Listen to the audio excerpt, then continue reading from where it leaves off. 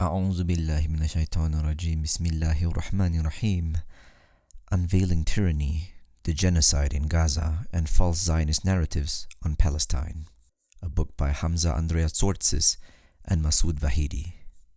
Section 1. Background Matter and Epistemic Foundations. Many individuals desire to develop a solid understanding of Palestine and its people's difficulties over the last 7 decades.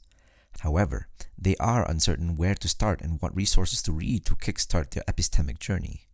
This comprehensive and well-cited work provides a series of arguments and counter-arguments that elucidate the underpinnings and root causes of the Palestinian crisis, both concerning the current 2023 Gaza genocide and the long-term cycles of oppression that have preceded it. The book has been organized logically and linearly, with its material divided into 4 sections. Section 1 constitutes a background study of the present Palestinian crisis and may be read as a standalone chapter. In sum, Section 1 incorporates the following topics and themes. Number 1. The provision of a concise and preliminary outline of the Palestinian crisis. Number 2.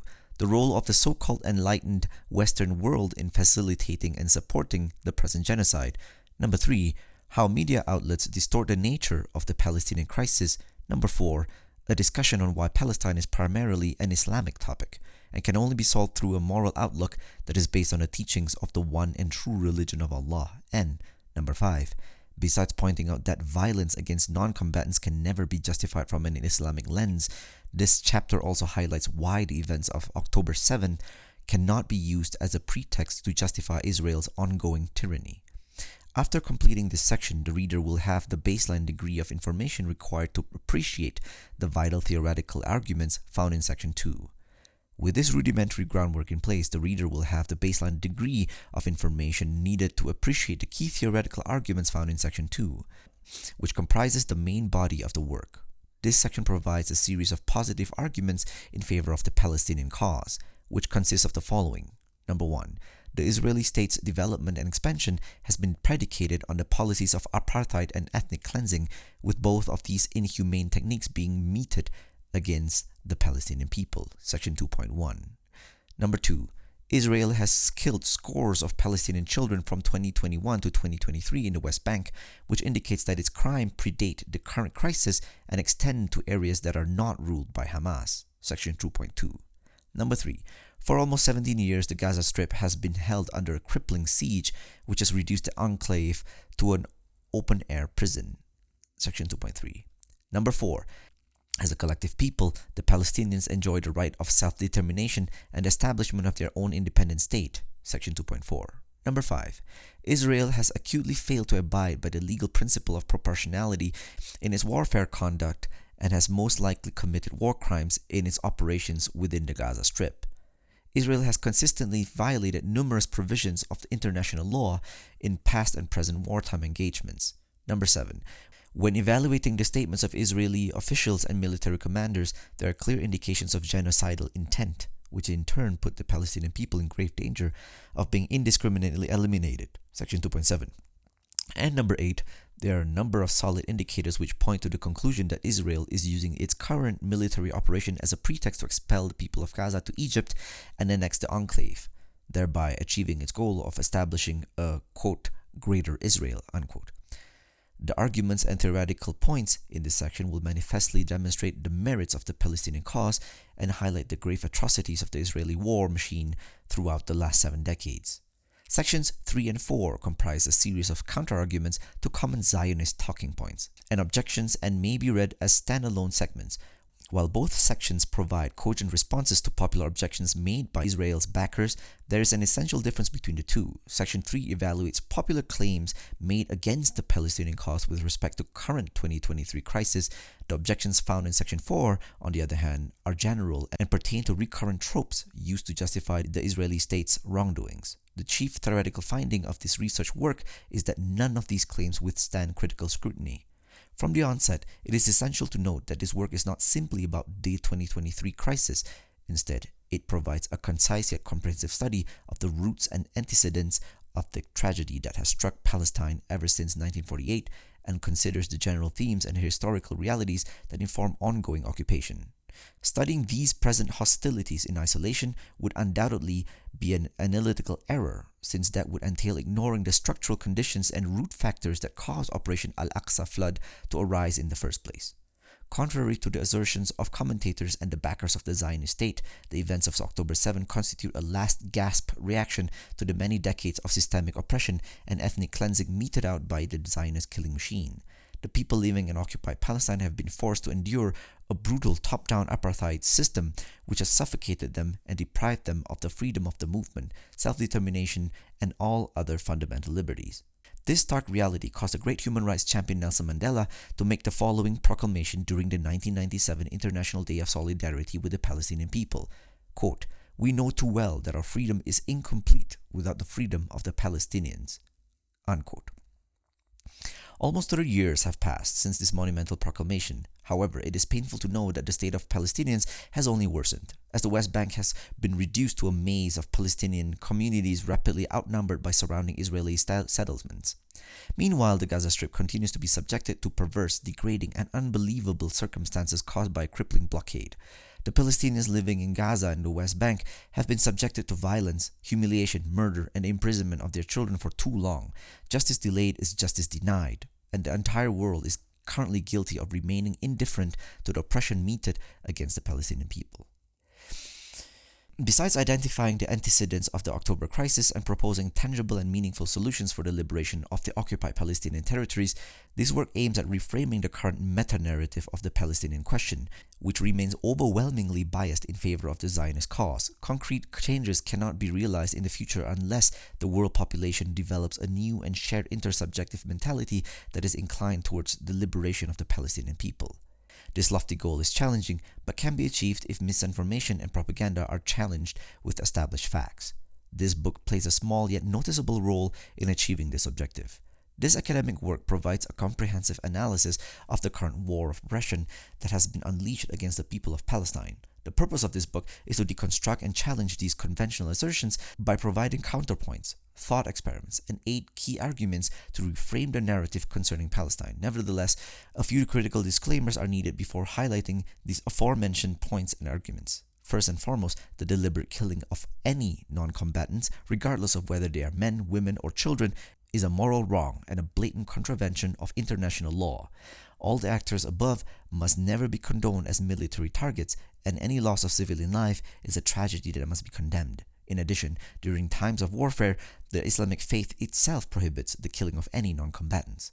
Several categorical statements from the Prophet and his noble companions confirm that this is an ironclad ruling in Islamic law that cannot be contravened. Considering this perspective, any group claiming to fight in the name of Islam cannot partake in such atrocities.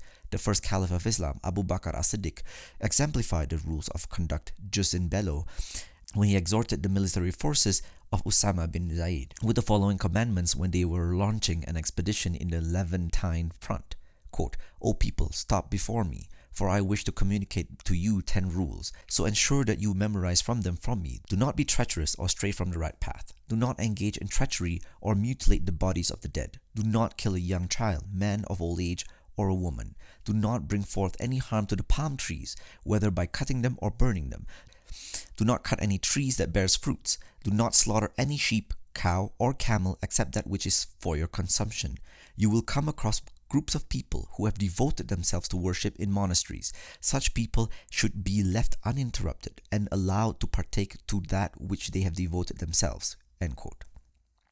After perusing this elaborate list of commandments, it will become readily apparent to any objective observer that Islam champions a stringent code of conduct in warfare, which military personnel are expected to observe during all times of military conduct. Notwithstanding, there is a need for balance when assessing these atrocities of the belligerents of any conflict. If confirmed, the wrongdoings of any fighters from the Palestinian side must never be used as a pretext to ignore far more glaring moral and legal wrongs that are being meted against the Palestinian people en masse, such as ethnic cleansing, apartheid policies, and, at the immediate moment, a full-blown genocide in the Gaza Strip via a relentless wave of indiscriminate aerial bombardment. Zionist propaganda outlets do not enjoy the right to exploit the events of October 7 as a pretext to justify even greater and monstrous wrongs being committed against the Palestinian people in the present moment. A point further explored in section 3.1. It is unfortunate to find that such arguments are being recycled on an hourly basis in all mainstream media channels. Such claims enjoy much currency due to their use of the deceptive premise that the history of the struggle began only on October 7. This viewpoint is seriously misguided and is informed by a skewed prism that fails to consider the roots of this crisis. This book sidesteps the problems in both extreme tendencies by adopting a balanced position. It does not justify or condone the killing of any combatants, regardless of their nationality or setting in the time of these hostilities. It thus aims to explain the events of October 7 with the underlying assumption in mind, as observed in section 3.3. Nor does it fall into an ahistorical fallacy of assuming that the current military engagement is simply a product of recent temporal factors. Instead, it offers essential counterpoints to these common talking points and critical corrections to the skewed dominant discourse. Section 1.1. The Gaza Genocide. The culpability of the West media Zionist axis of evil. For over 7 decades, the plight of the besieged and plundered Palestinians has not been given the consideration and urgency it deserves and needs by the international community. Unfortunately, many Western online channels and platforms have distorted the background and the nature of the crisis that began on October 7, 2023. They have attempted to erase the 7 decades of plight and oppression that the Palestinians have faced at the hands of Israel. However, partly due to the apparent Israeli propaganda and its barbaric and genocidal response to the Hamas attacks that occurred in October 7, the illegal occupation, apartheid, and tyranny in Palestine is finally penetrating and engulfing the public discourse, whether in conventional news outlets or social media, in an unprecedented manner. The purpose of this work is to correct many enduring misconceptions that provide a cohesive study of the antecedents and drivers of the devastation that has ridden Palestine, particularly the ethnic cleansing and genocide that is being meted out in the Gaza Strip. In a cruel twist, owing to the grave severity and viciousness in this latest month, an ideological breakthrough has finally been achieved, and the truth has become manifest for many. Notwithstanding, much work is needed. The entire world must wake up from its lack of action and ensure that a just solution is given to the Palestinian people. Humanity currently stands at a critical crossroads, and it cannot stand passively or ignore the long-standing atrocities committed against the Palestinian people.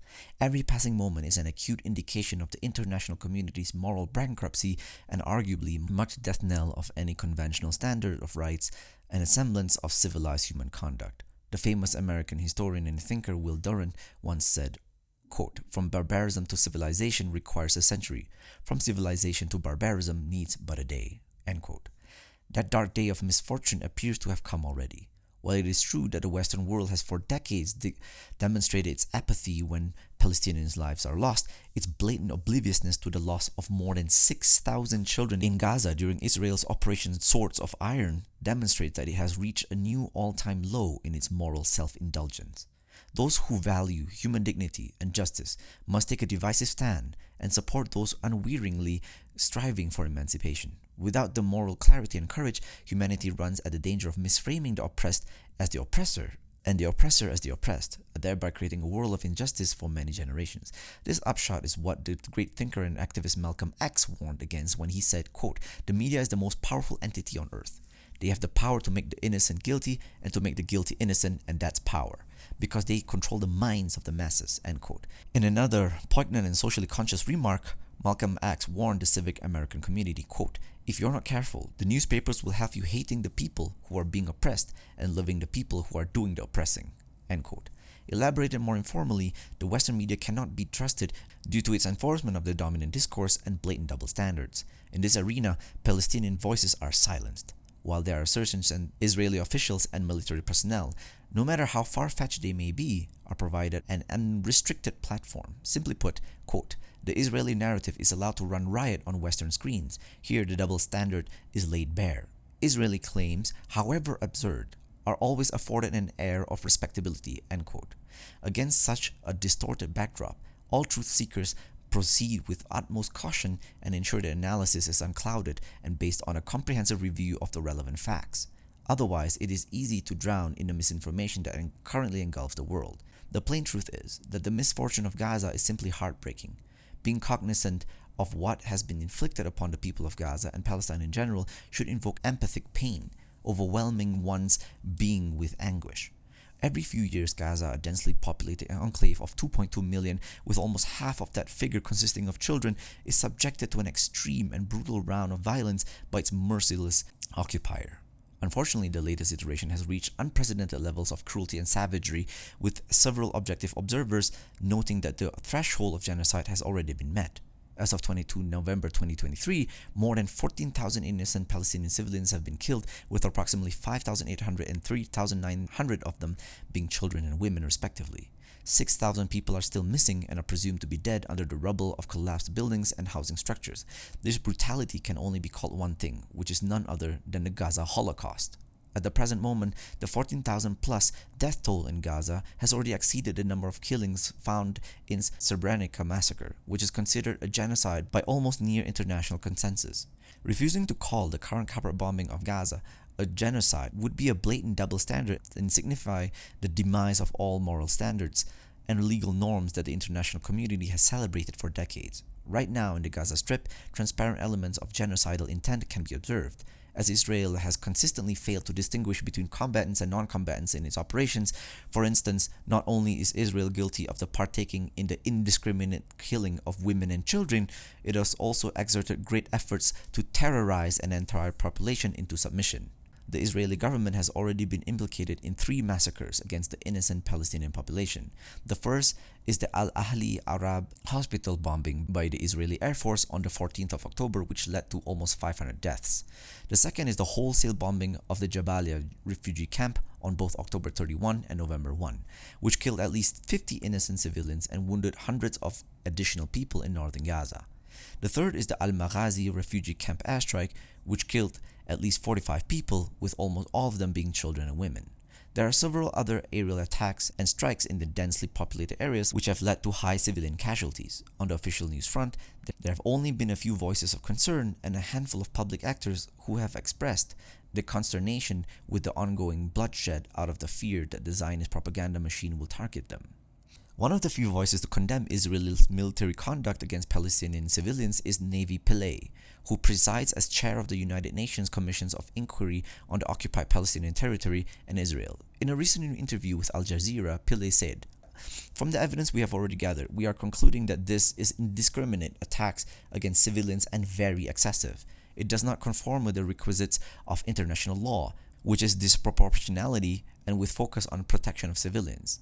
And therefore, we thought that this cannot be equated with self-defense. It amounts to collective punishment. How can children ever be deemed a threat so much that Israel has to defend itself against these babies and children?" End quote.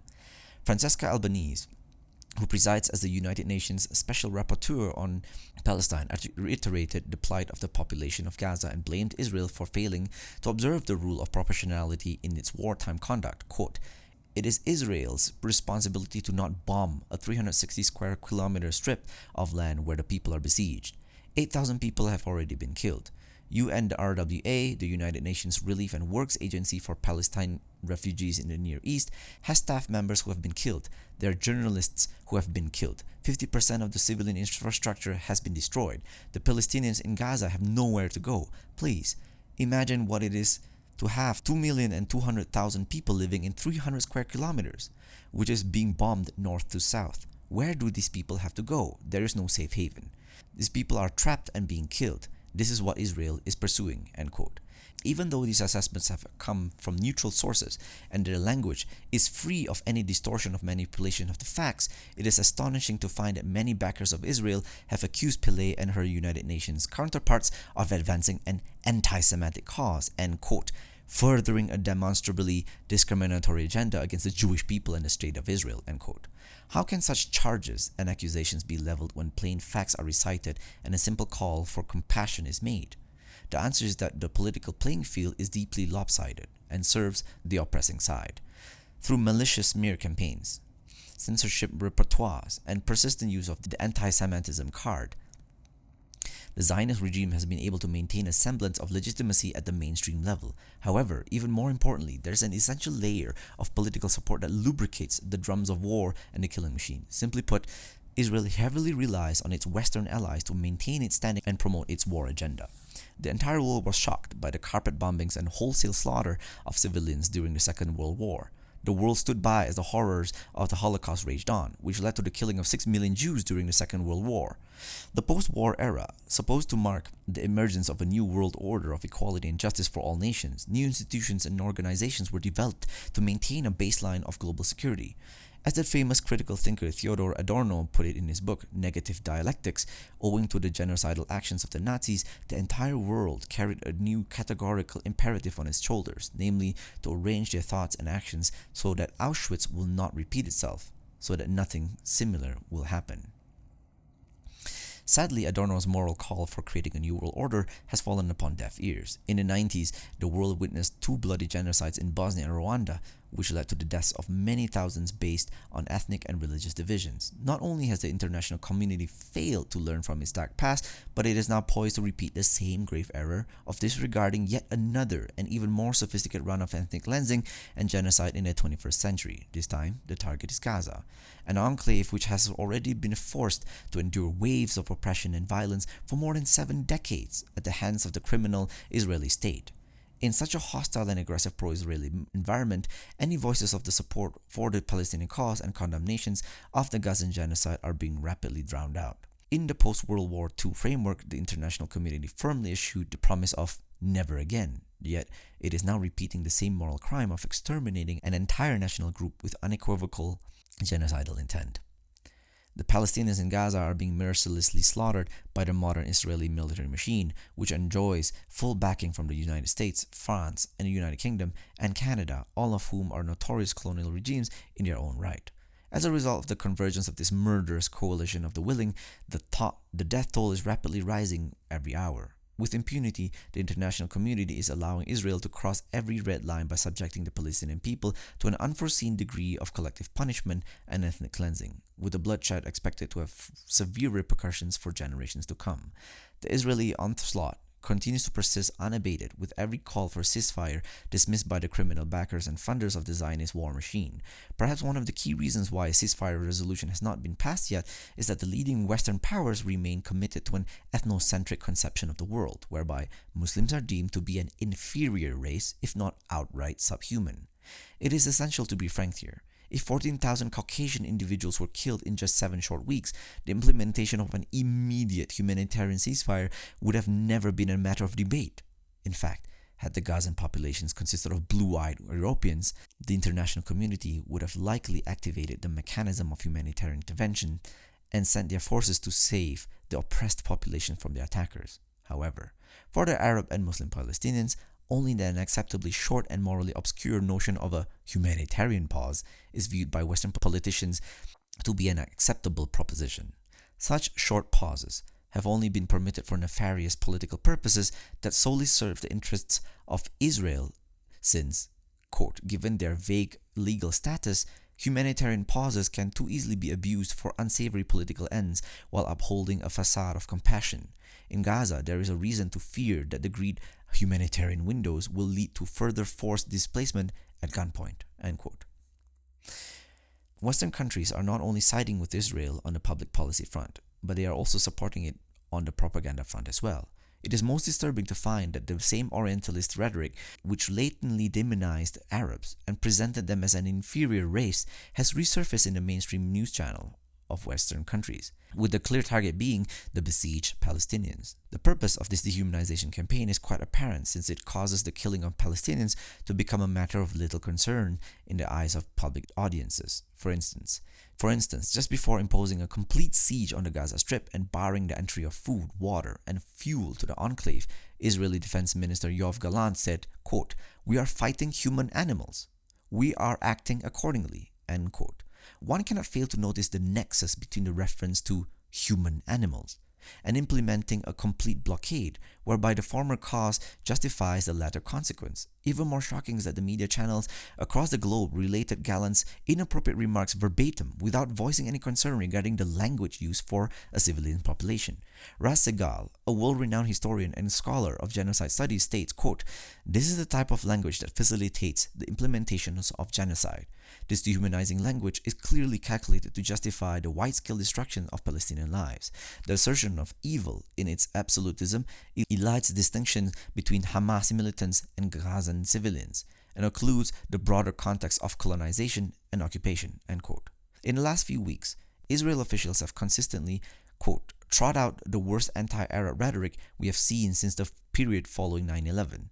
This racist rhetoric is intended to dehumanize the Palestinians in order to neutralize public outrage at what may amount to the worst ethnic cleansing since 1948 Nakba, and furthermore constitutes a genocide at the hands of one of the most advanced militaries in the world, all while world powers watch and do nothing, end quote.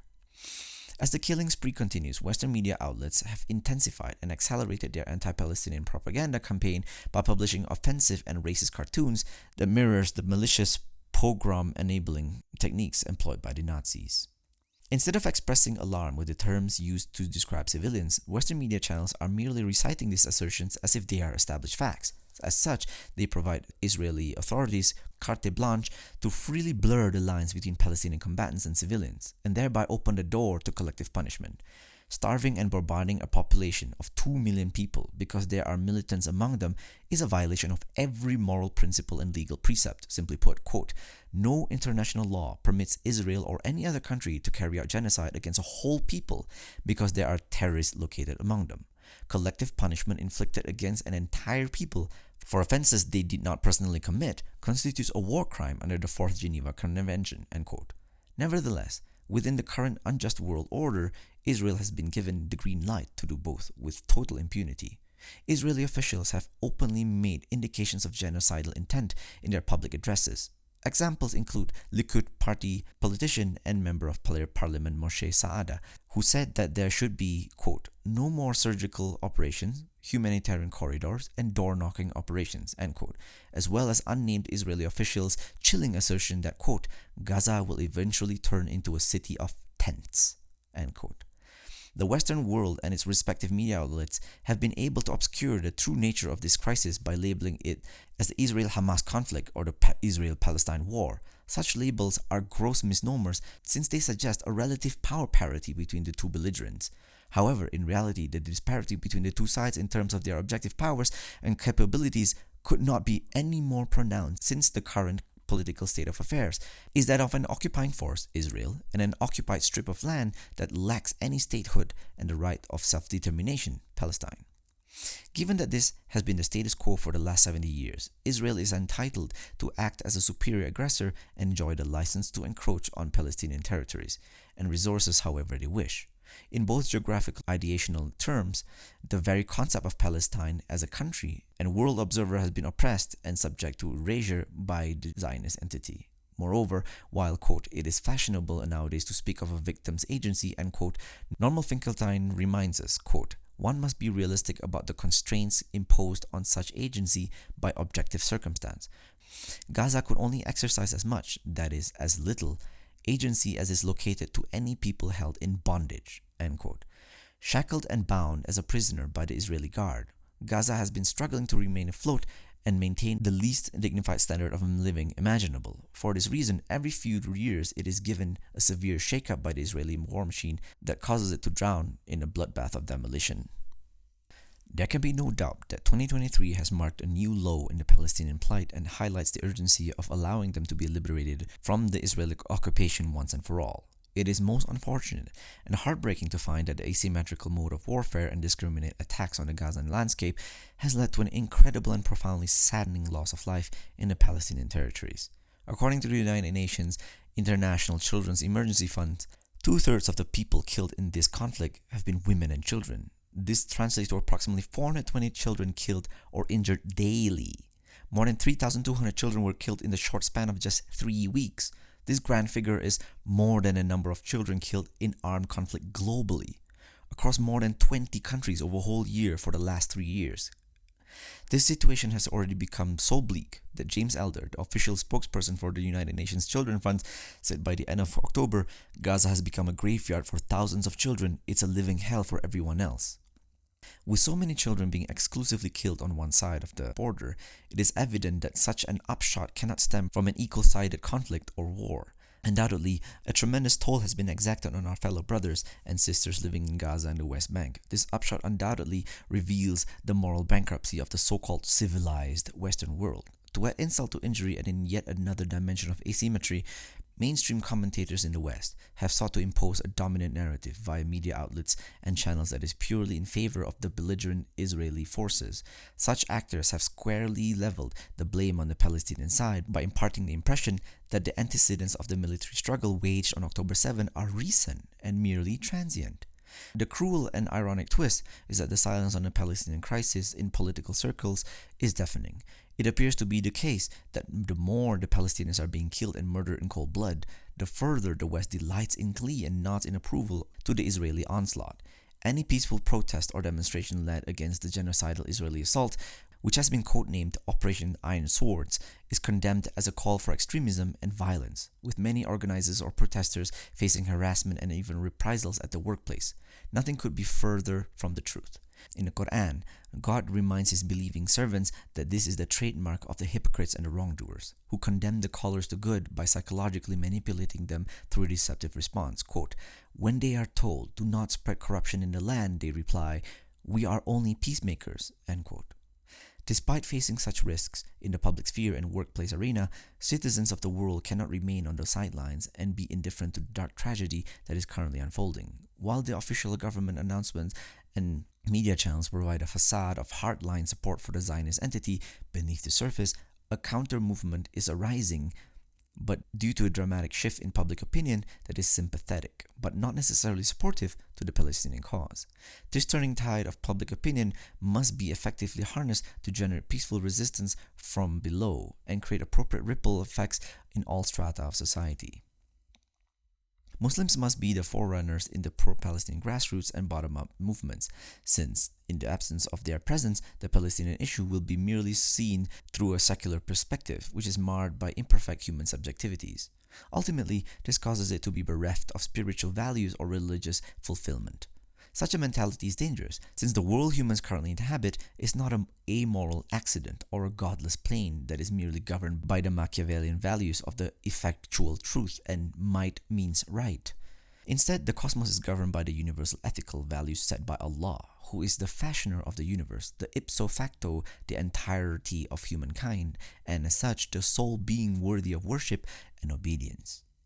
In order to govern the affairs of humankind, Allah prescribes for His servants the final and decisive religion of Islam, whose parameters are defined by His divine word known as the Quran, which is an inimitable text, and the Sunnah, tradition and path of the Prophet Muhammad ﷺ, who is the last messenger sent to the planet. Throughout his life, the Prophet strove and exerted his best efforts to establish and nurture a community of believers, culminating in Islam's spread and establishing throughout the Arabian Peninsula. After his death, the Islamic call was spread by his faithful followers, known as the Companions, which caused it to become a universal message in a short span of years.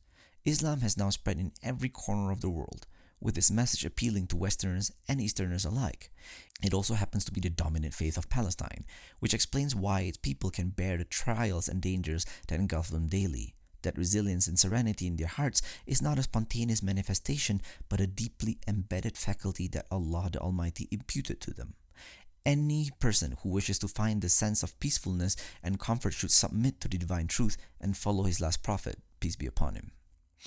Within the depths of their spiritual self, every human being realizes the folly of their nihilistic and hedonistic impulses and strives to fulfill the true purpose of their existence in this temporal world, which is none other than finding and recognizing the Divine One.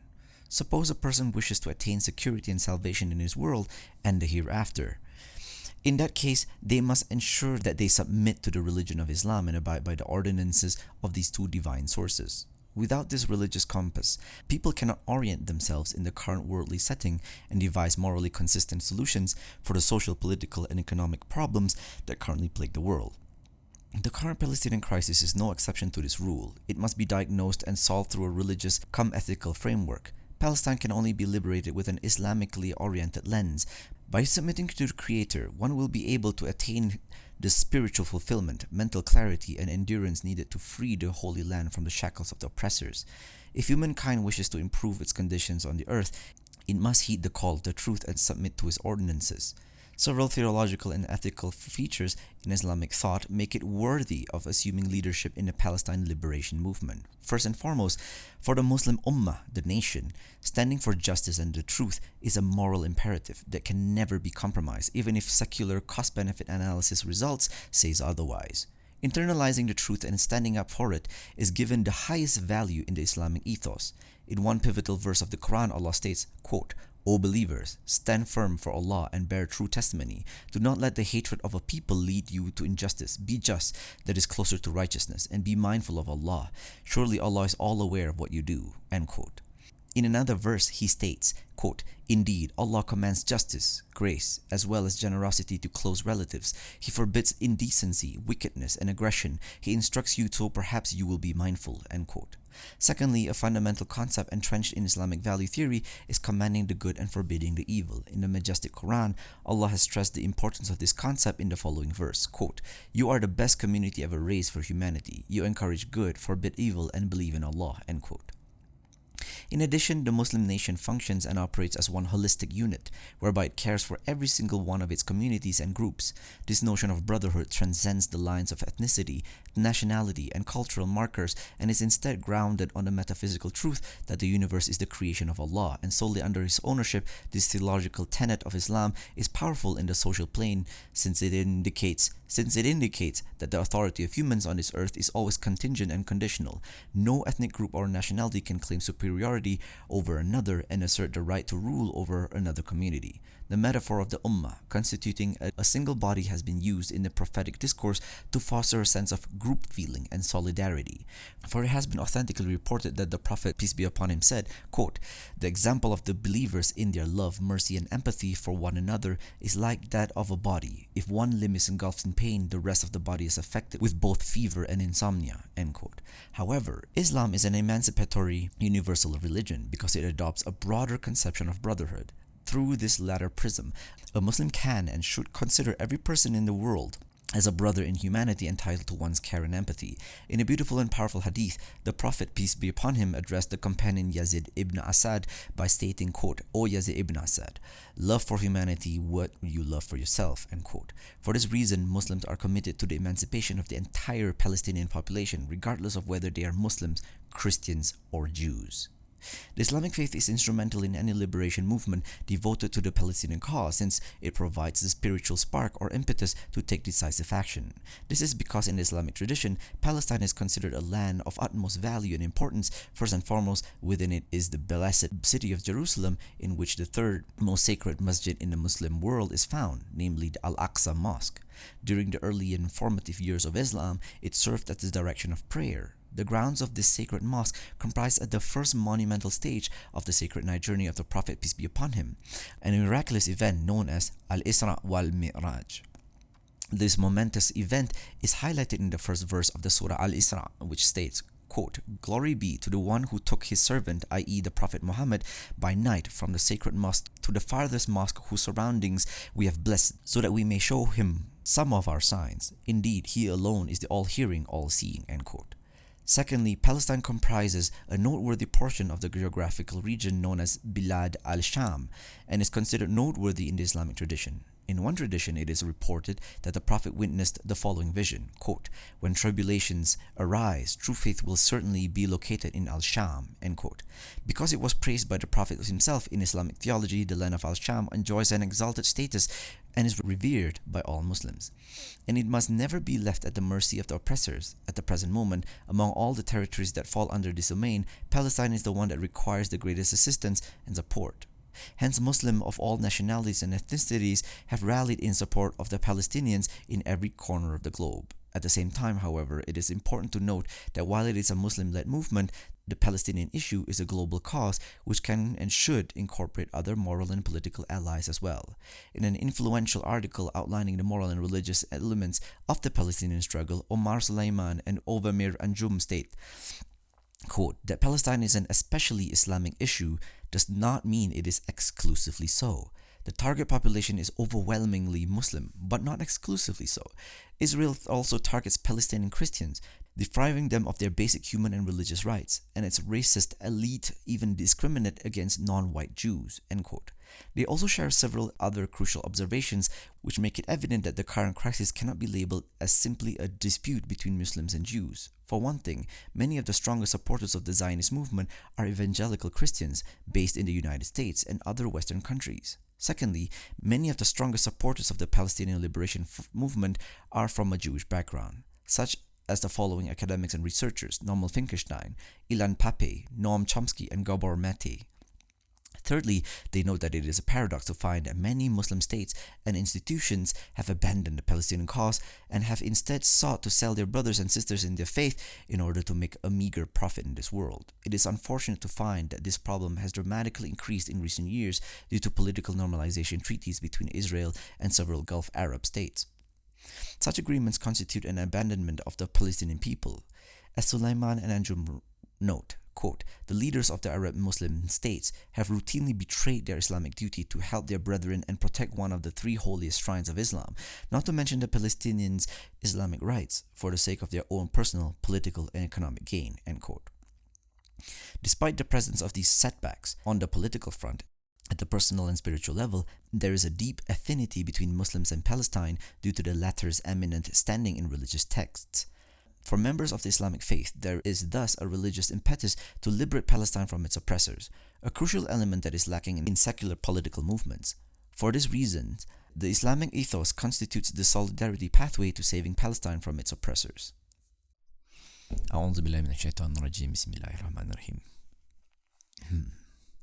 Section 2. Key positive arguments for the Palestinian cause. This section consists of the primary theoretical matter of the book.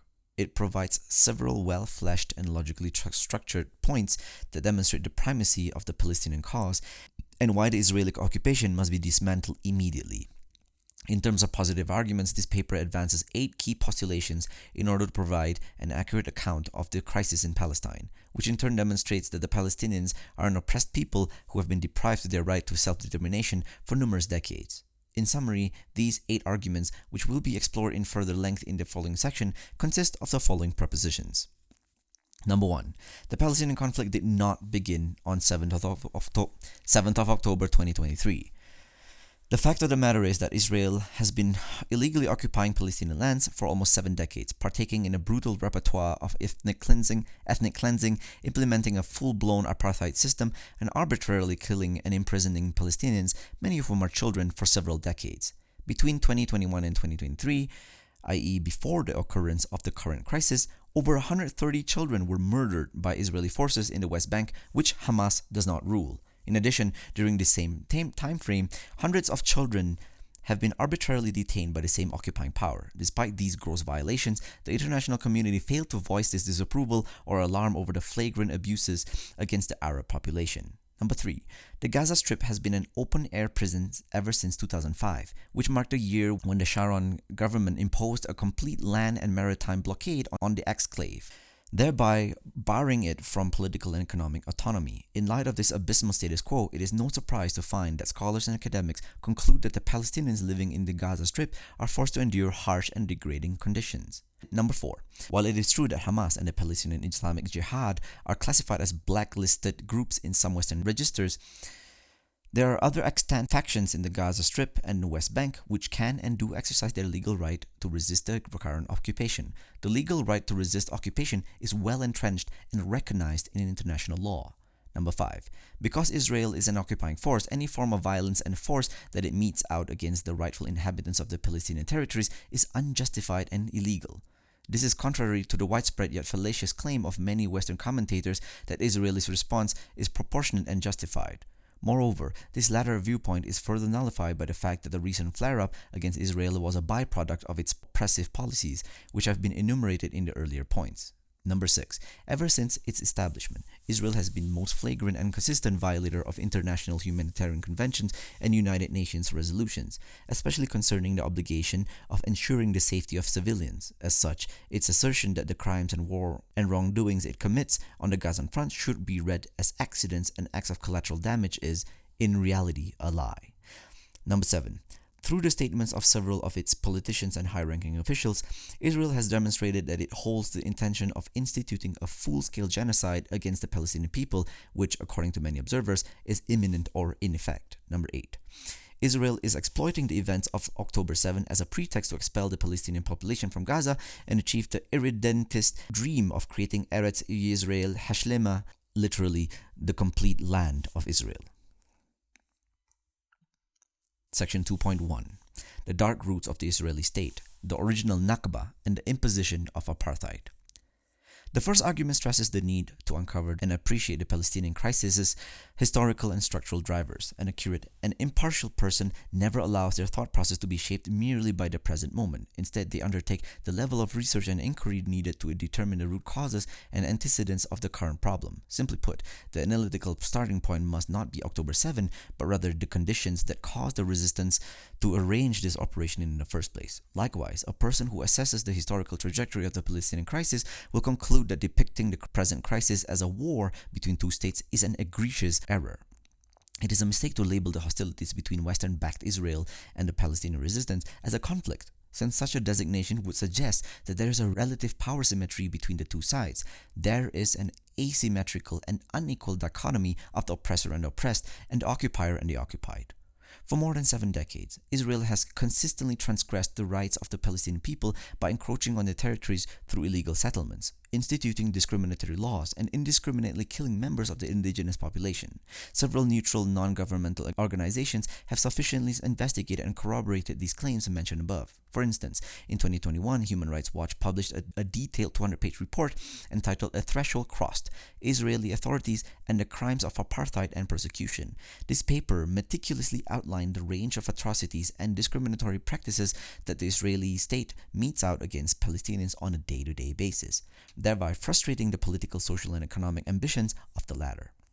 The critical and analytical observations of the report is encapsulated in the following passage. Quote, about 6.8 million Jewish Israelis and 6.8 million Palestinians live today between the Mediterranean Sea and the Jordan River, an area encompassing Israel and the occupied Palestinian territory, OPT, the latter made up of the West Bank, including East Jerusalem and the Gaza Strip. Throughout most of this area, Israel is the sole governing power. In the remainder, it exercises primary authority alongside limited Palestinian self-rule. Across these areas and in most aspects of life, Israeli authorities methodologically privilege Jewish Israelis and discriminate against Palestinians. Laws, policies, and statements by leading Israeli officials make plain that the objective of maintaining Jewish Israeli control over demographics, political power, and land has long guided government policy. In pursuit of this goal, authorities have dispossessed, confined, forcibly separated, and subjugated Palestinians by virtue of their identity to varying degrees of intensity. In certain areas, as described in this report, these deprivations are so severe that they amount to the crimes against humanity of apartheid and persecution. End quote. This all ultimately begs the following question.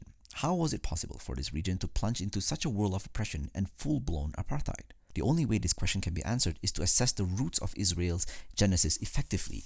In essence, there were 2 crucial variables which paved the way for Israel's formations as an apartheid state. The first was Great Britain's capitulations to the biddings of the World Zionist Organization and other politically oriented Jewish bodies that sought the establishment of a state for the Jewish people in particular. More specifically, the catalyst which facilitated the birth of Israel was the Balfour Declaration of 1917, which promised a, quote, national home for the Jewish people, end quote, in Palestine.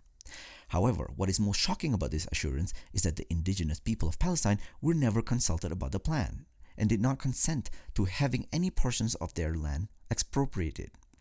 The eponymous issuer of the declaration, Foreign Secretary Lord Arthur James Balfour, was well aware of the majority Arab presence in the region, yet this did not prevent him from ignoring their interests or views with prejudice. Quote, in Palestine, we do not propose even to go through the form of consulting the wishes of the present inhabitants of the country. Zionism, be it right or wrong, is more important than the wishes of 700,000 Arabs. End quote. To curtail any potential backlash and to display a neutral aura, Balfour added the caveat that, quote, nothing shall be done which may prejudice the civil and religious rights of existing non-Jewish communities in Palestine, end quote. However, this latter provision would prove to be nothing but an empty promise, for the Balfour Declarations emboldened the Zionist movement to encourage the migration of Jews from all parts of Europe to settlements in mandatory Palestine. This latter move would disturb the peace of the region, as the demographic nature of the region was being artificially upset by external actors who conspired with the Zionists to enforce a one-sided partition deal. This point was eloquently expressed by the Israeli historian Ilan Pappé, who noted that the declaration, quote, erased Palestinians as a national movement and reduced them to the category of a non-Jewish group that should be tolerated by the Zionist newcomers, who had first arrived in 1882. Zionism, on the other hand, was treated as a proper and modern national movement, end quote. The second pivotal factor was the use of political violence on the part of Zionist militias to expel the indigenous Arab population from their native land, which ultimately reached its most intense threshold in 1948. Once again, this did not occur in a vacuum, for this process was also facilitated by the British colonial menace. During their occupation of Mandatory Palestine as a mandate from 1918 to 1948, the British rulers exerted their best efforts to weaken the military and political strength to be of the beleaguered Arab population while ignoring the terrorism meted out by Zionist gangs. The turning point could be found in 1937 when the British Army brutally suppressed the Arab revolt led by the Arab Higher Committee. In the aftermath of this failed popular struggle, the British exiled the Palestinian leadership and Palestinian military units were forced to disband. However, the pivotal defining moment that marked the violent dispossession of the Palestinian people is none other than the Nakba, an event so dark and sinister in the history of the region that it cannot be uttered in Israel. In the Arabic language, the word Nakba refers to a great catastrophe and disaster, and in conventional terms, it is used concerning the 1948 destruction of Palestinian societies and villages at the hands of Jewish settlers. During the cataclysmic event, more than 400 villages and towns were razed to the ground, and numerous wells were contaminated with poison to ensure Palestinians would be deterred indefinitely from returning. Notable atrocities that were committed by Jewish militias such as the Irgun and Lehi paramilitary groups that could be mentioned in this regard include the Deir Yassin, the Al-Dawayima, and the Ain al-Zaytun massacres.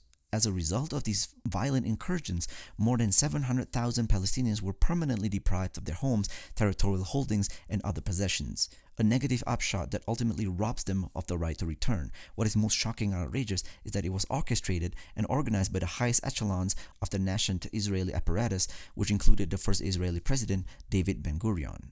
On 1st of January 1948, Ben-Gurion revealed how the establishment of the Israeli state was acutely linked with the dispossession and expulsion of the indigenous Arab population. Quote, there is a need now for strong and brutal reaction. We need to be accurate about timing, place, and those we hit. If we accuse a family, we need to harm them without mercy, women and children included. Otherwise, this is not an effective reaction. There is no need to distinguish between guilty and non-guilty. End quote. Several variables motivated Ben-Gurion and his colleagues to adopt such a modus operandi.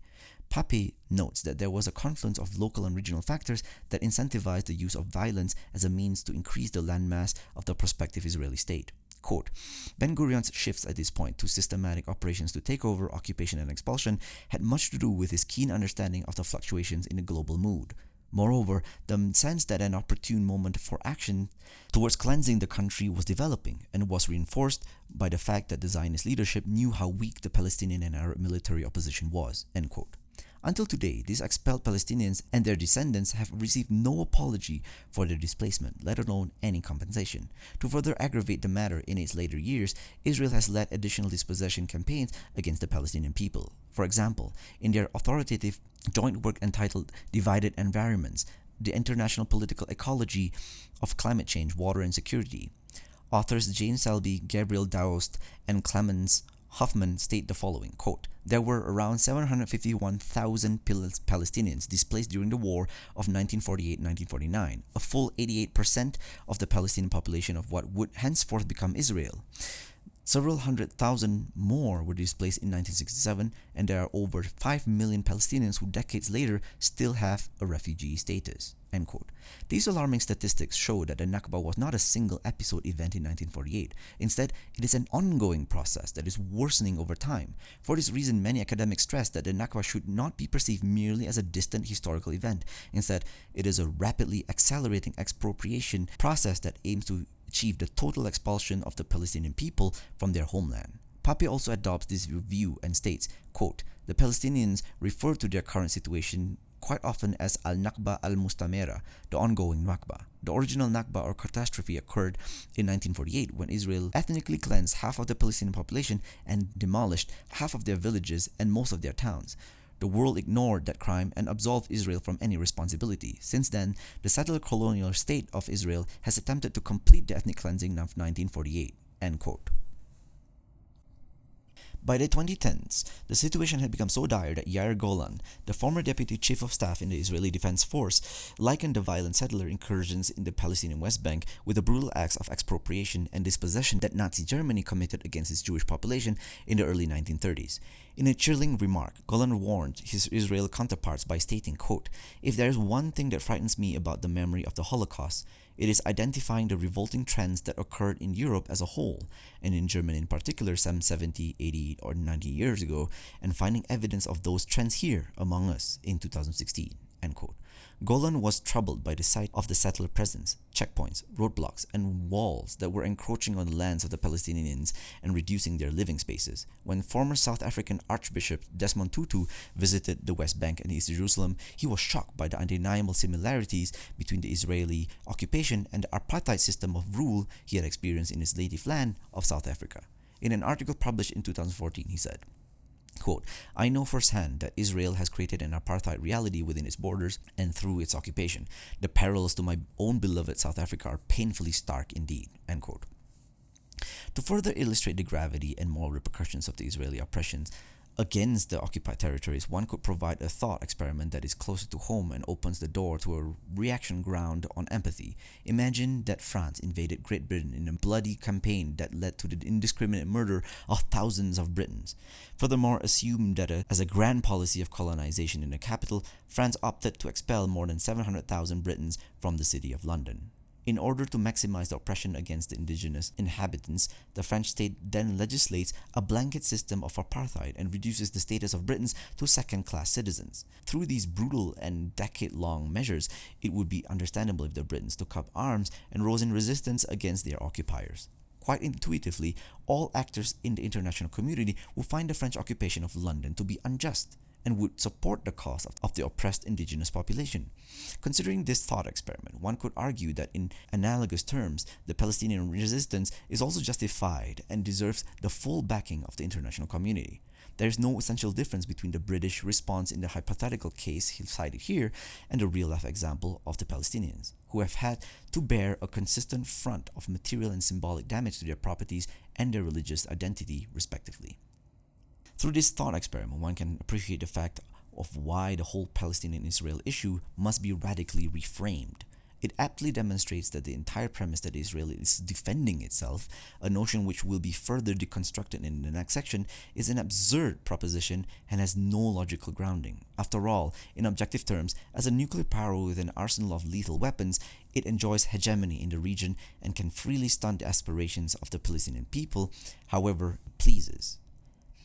An occupying force is already in an illegal and offensive position that removes it from any legal backing, as Muhammad Hijab, co-founder and senior lecturer at Sapiens Institute, put it during his discussion with the popular broadcaster and journalist Piers Morgan, quote, "The notion that Israel is defending itself is as absurd as the notion that the rapist is defending itself from the victim." End quote. Several ideologues and Western liberals argue that the charges of apartheid and ethnic cleansing leveled against Israelis are only recent ideological inventions that were created with the sole aim of hurting the country's public image.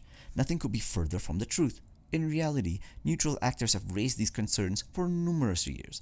To demonstrate this point, one may consider the findings of the former United Nations Special Rapporteur Richard A. Falk. In a special report presented before the UN General Assembly in 2010, Falk said, quote, "It is the opinion of the current Special Rapporteur that the nature of the occupation as of 2010 substantiates earlier allegations of colonialism and apartheid in evidence and law to a greater extent that was case even 3 years ago. The entrenching of colonialist and apartheid features of the Israeli occupation has been a cumulative process. The longer it continues, the more difficult it is to overcome, and the more serious it is the abridgment of fundamental Palestinian rights." End quote.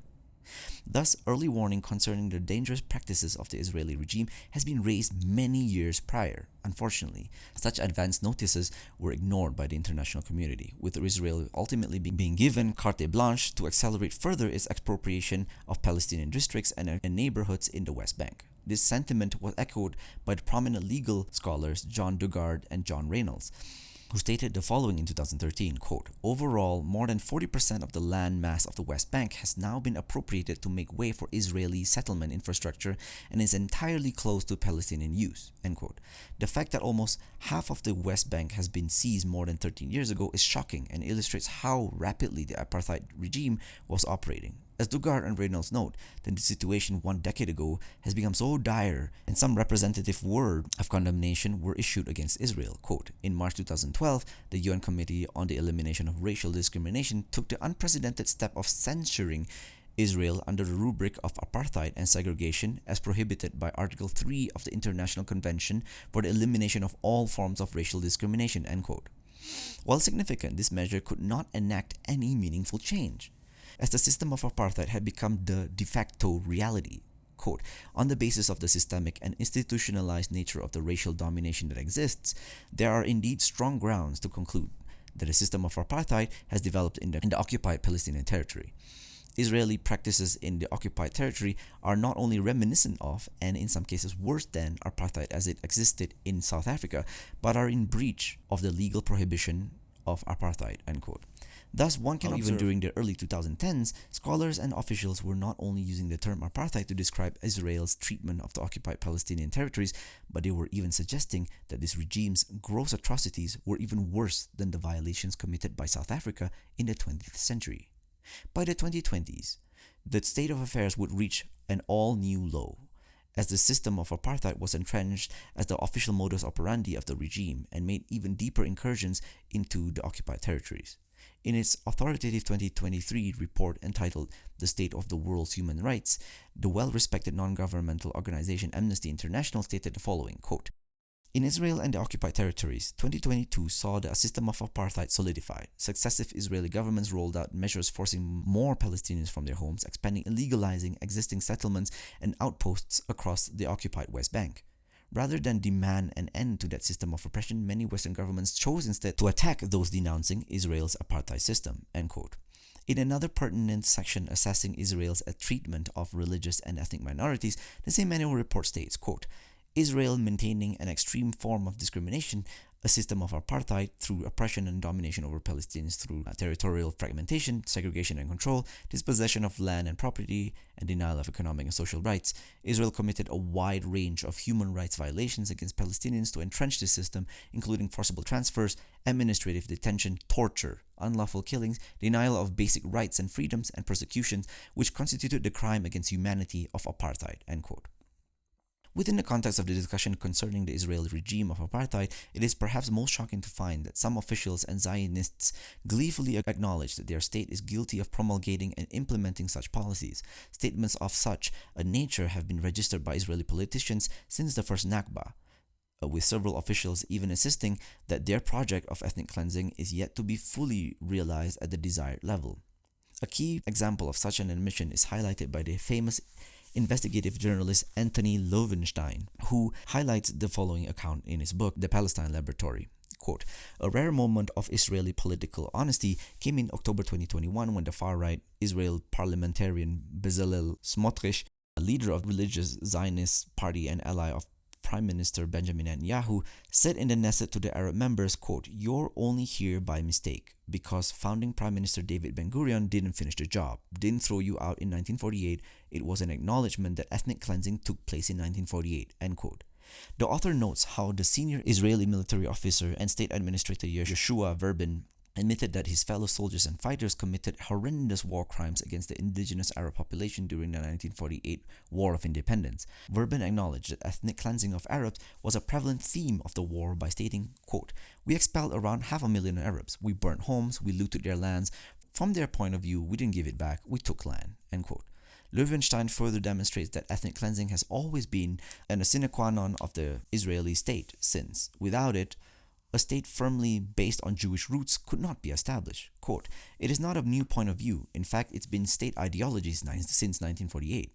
Declassified documents from the Israeli State Archives in 2021 revealed that attitudes toward the Palestinians have not changed much since the 1940s. It has been official policy, at least among some of the nation's senior military and political elites, to forcibly expel Arabs to neighboring countries for the entire period of the country's existence." End quote. The Israelis have always seen the Nakba as a progressive and linear process that ultimately culminates with the complete expulsion of Arabs from the Palestinian territories. This upshot would then allow the former to annex both the West Bank and the Gaza Strip in toto without the slightest level of opposition. Section 2.2. Killing the most vulnerable. Israeli crimes against Palestinian children. Israeli crimes have a long pedigree and have been particularly pronounced against children living in the occupied Palestinian territories.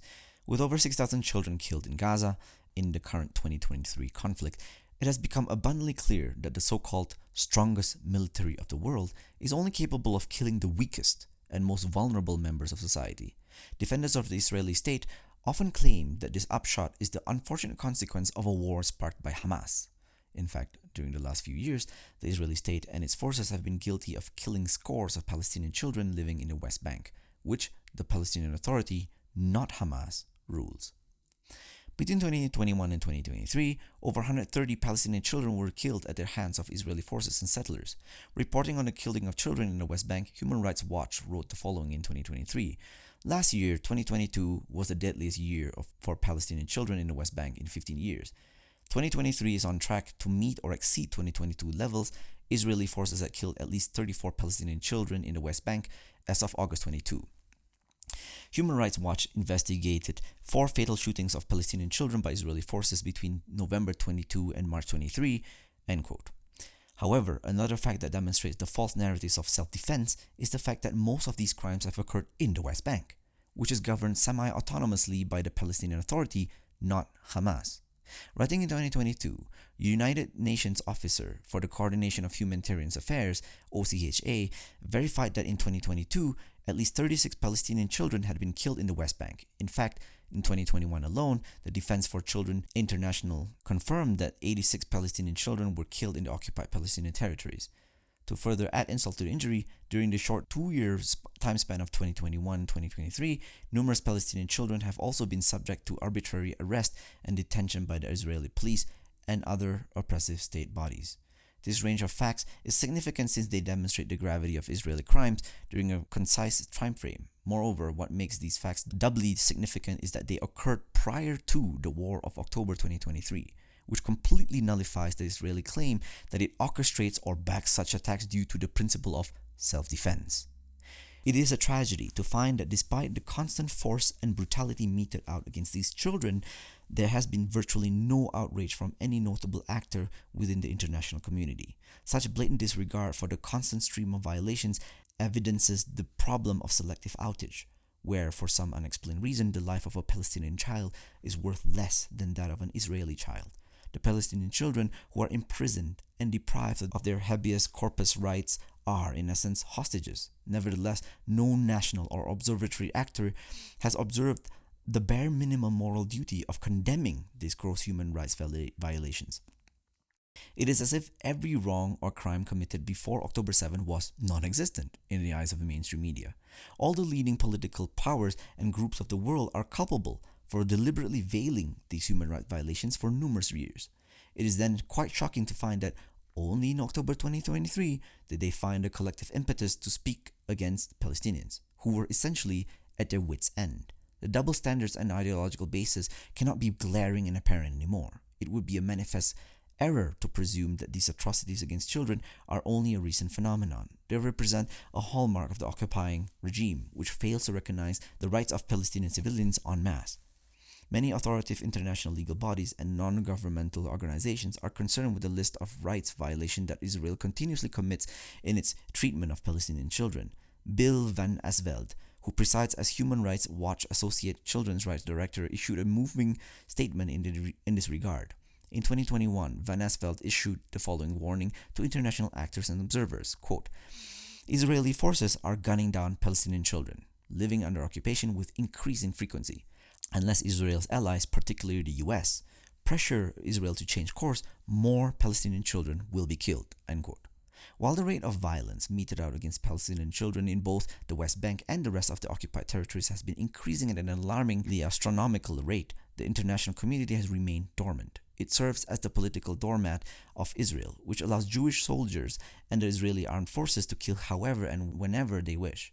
Even many years back, neutral political observers had warned that if the international community failed to take decisive action, the living condition for Palestinian children living in the occupied territories would deteriorate dramatically. In this regard, one may consider the ominous warning of forced migration and displaced youth researchers Claudia Lofort and Jason Hart, who wrote the following in 2010, quote, "The failure to protect Palestinian children over many years raises questions about the integrity of organizations that proclaim the principles of human and child rights and the primacy of children's protections over national interests, yet invest their energies in activities that appear largely ameliorative in nature, intended to increase the capacity of Palestinian children and their families to cope better and longer with Israeli violations.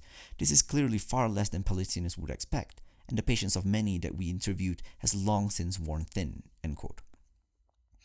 Considering these facts above and personal accounts, it becomes abundantly clear that the tragic killing of Palestinian children in Gaza is not a one-off incident that simply constitutes a response to Hamas action. Instead, it is the natural and years-long extension of the brutal Zionist killing machine's lack of mercy for all the occupied Palestinian territories, which includes the West Bank and East Jerusalem. Within the context of the 2023 offensive, the state on the ground has reached a breaking point, with children being deprived of their basic scholastic and medical needs owing to Israel's destructions of schools and hospitals in the Gaza Strip. Because of the constant heavy shelling in civilian areas, Gaza children are either being killed or becoming orphans. Every child that miraculously survives this present ordeal will face many psychological problems in the future, with the degree of mental harm rapidly increasing with every passing day. Once this dark war ends, there will be numerous thousands of Palestinian children who will require extensive assistance for their medical and livelihood needs. Considering the international community's abysmal track record, it is unlikely that these children will receive the care and need that they deserve.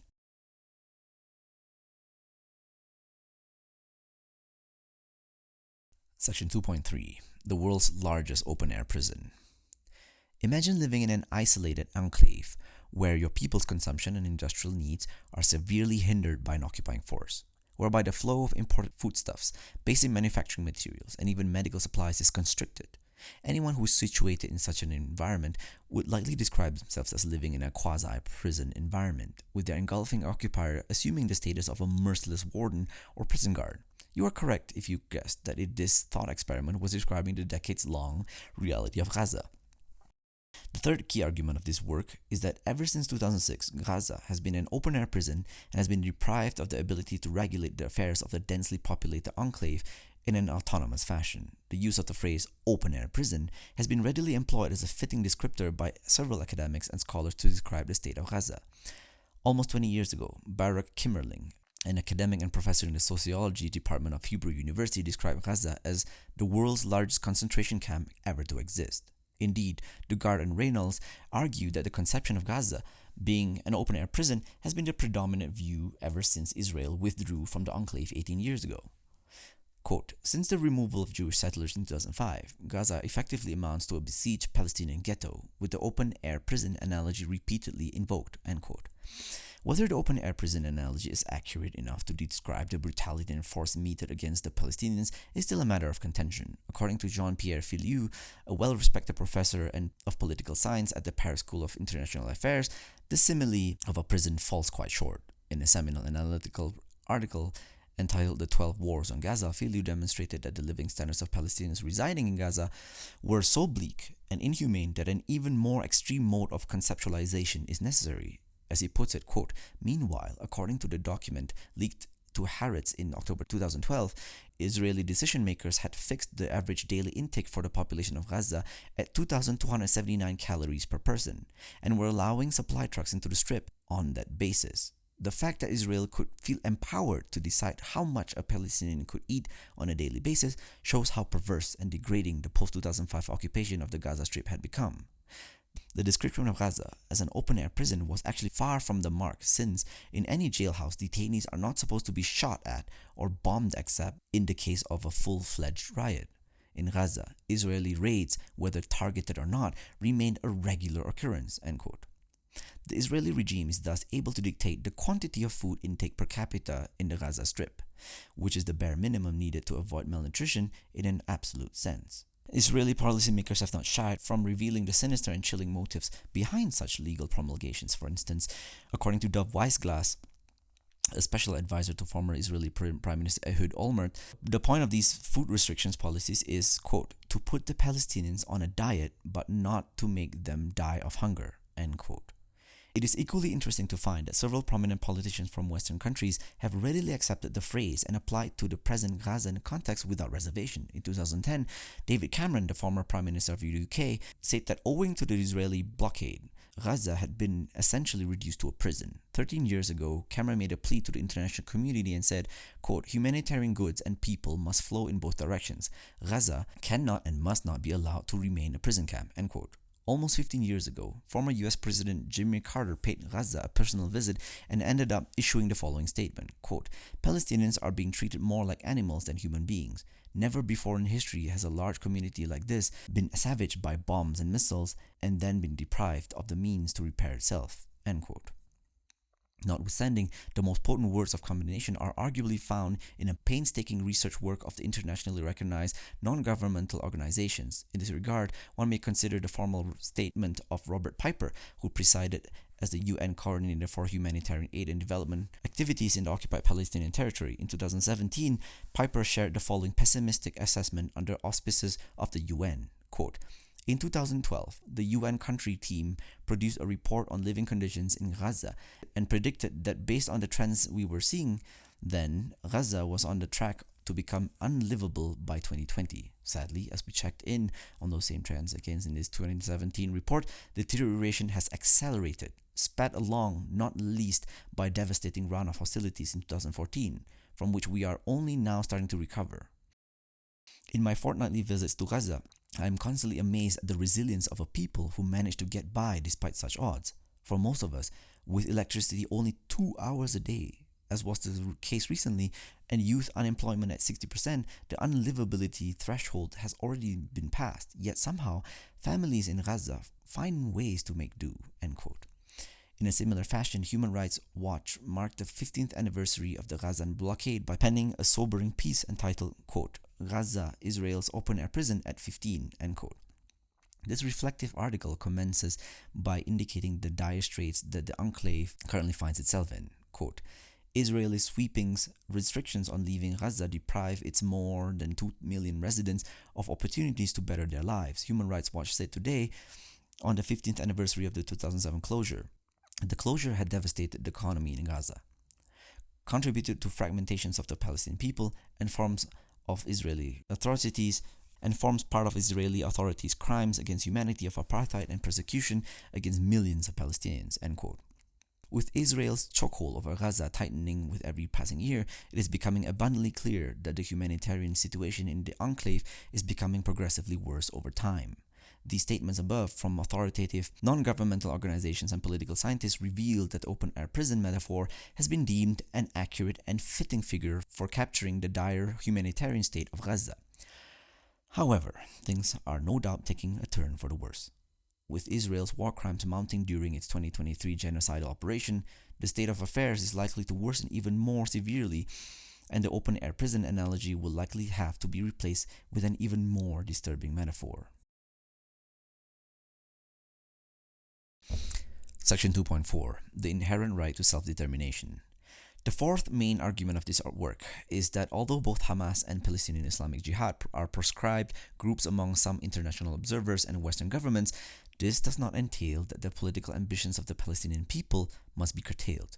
Denying the Palestinian right to statehood simply because Hamas rules them is without a doubt a short-sighted and hasty conclusion. The fact of the matter is that many of the other factions on the Palestinian front have exercised all political options available to them to achieve their right to self-determination. The indigenous inhabitants of a given land or territory enjoy the legal right to assert their independence and be freed from external interference.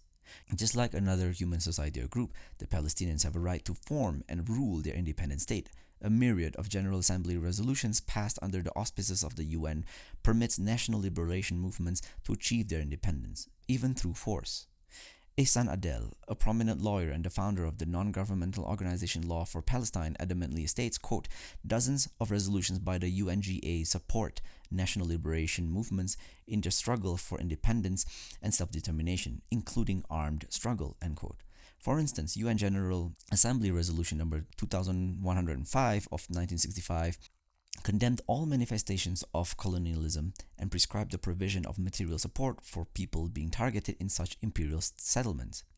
A significant 1970 General Assembly resolution similarly recognized the right of colonized people to determine their political destiny and have their self-determination unfettered from any foreign exploits. One key provision states, quote, "Every state has the duty to refrain from any forcible action which deprives people referred to above in the elaboration of the present principle of their right to self-determination and freedom and independence. In their action against and resistance to such forcible action in pursuit of exercising their right to self-determination, such peoples are entitled to seek and receive support in accordance with the purposes and principles of the Charter," end quote. The same fundamental concept is found and reiterated in the first additional protocol to the Geneva Conventions, ratified and adopted in 1977. According to Stanley Cohen, a prominent lawyer, human rights activist, and champion of the Palestinian cause, quote, "In accordance with the international humanitarian law, wars of national liberation have been expressly embraced through the adoption of Additional Protocol 1 to the Geneva Conventions of 1949 as a protected and essential right of occupied people everywhere," end quote. However, perhaps the most explicit international legal instrument that affords the Palestinians the right to self-determination and national liberation is General Assembly Resolution 3817 of 1983. The latter was passed against the backdrop of the Israeli invasion of Lebanon, which culminated with several massacres against Palestinian refugees. Besides condemning these atrocities, the resolution in question acknowledges the denial of inalienable rights of the Palestinian people to self-determination, sovereignty, independence, and return to Palestine, and the repeated acts of aggression by Israel against the people of the region constitute a serious threat to international peace and security, end quote. As a suitable remedy, it, quote, "reaffirms the legitimacy of the struggle of peoples for their independence, territorial integrity, national unity, and liberation from colonial domination, apartheid, and foreign occupation by all available means, including armed struggle," end quote. Taking the resolutions above into consideration, it becomes evident that the Palestinian people deserve the collective right to enjoy equal rights and privileges just like any other civic or ethnic nation and establish their independent political state. The chief theoretical finding that is derived from these aforementioned legal resolutions and international instruments is that framing the current crisis as a conflict squarely between Hamas and Israel is a manifest error that silences the legitimate political aspirations of the Palestinian people and ignores their collective will to freedom. Equating Hamas with the Palestinian side as a whole is a gross conflation and a logical fallacy that can never be accepted, regardless of how much mainstream media outlets recite it. This is because, besides Hamas, there are a myriad of other political Palestinian entities and factions of varying political demarcations resisting the occupation through their respective efforts. As a political nation in its own right, Palestinian people en masse enjoy the right to resist the oppressive state of physical occupation that they face and pursue their political and economic ambitions by having their independent state.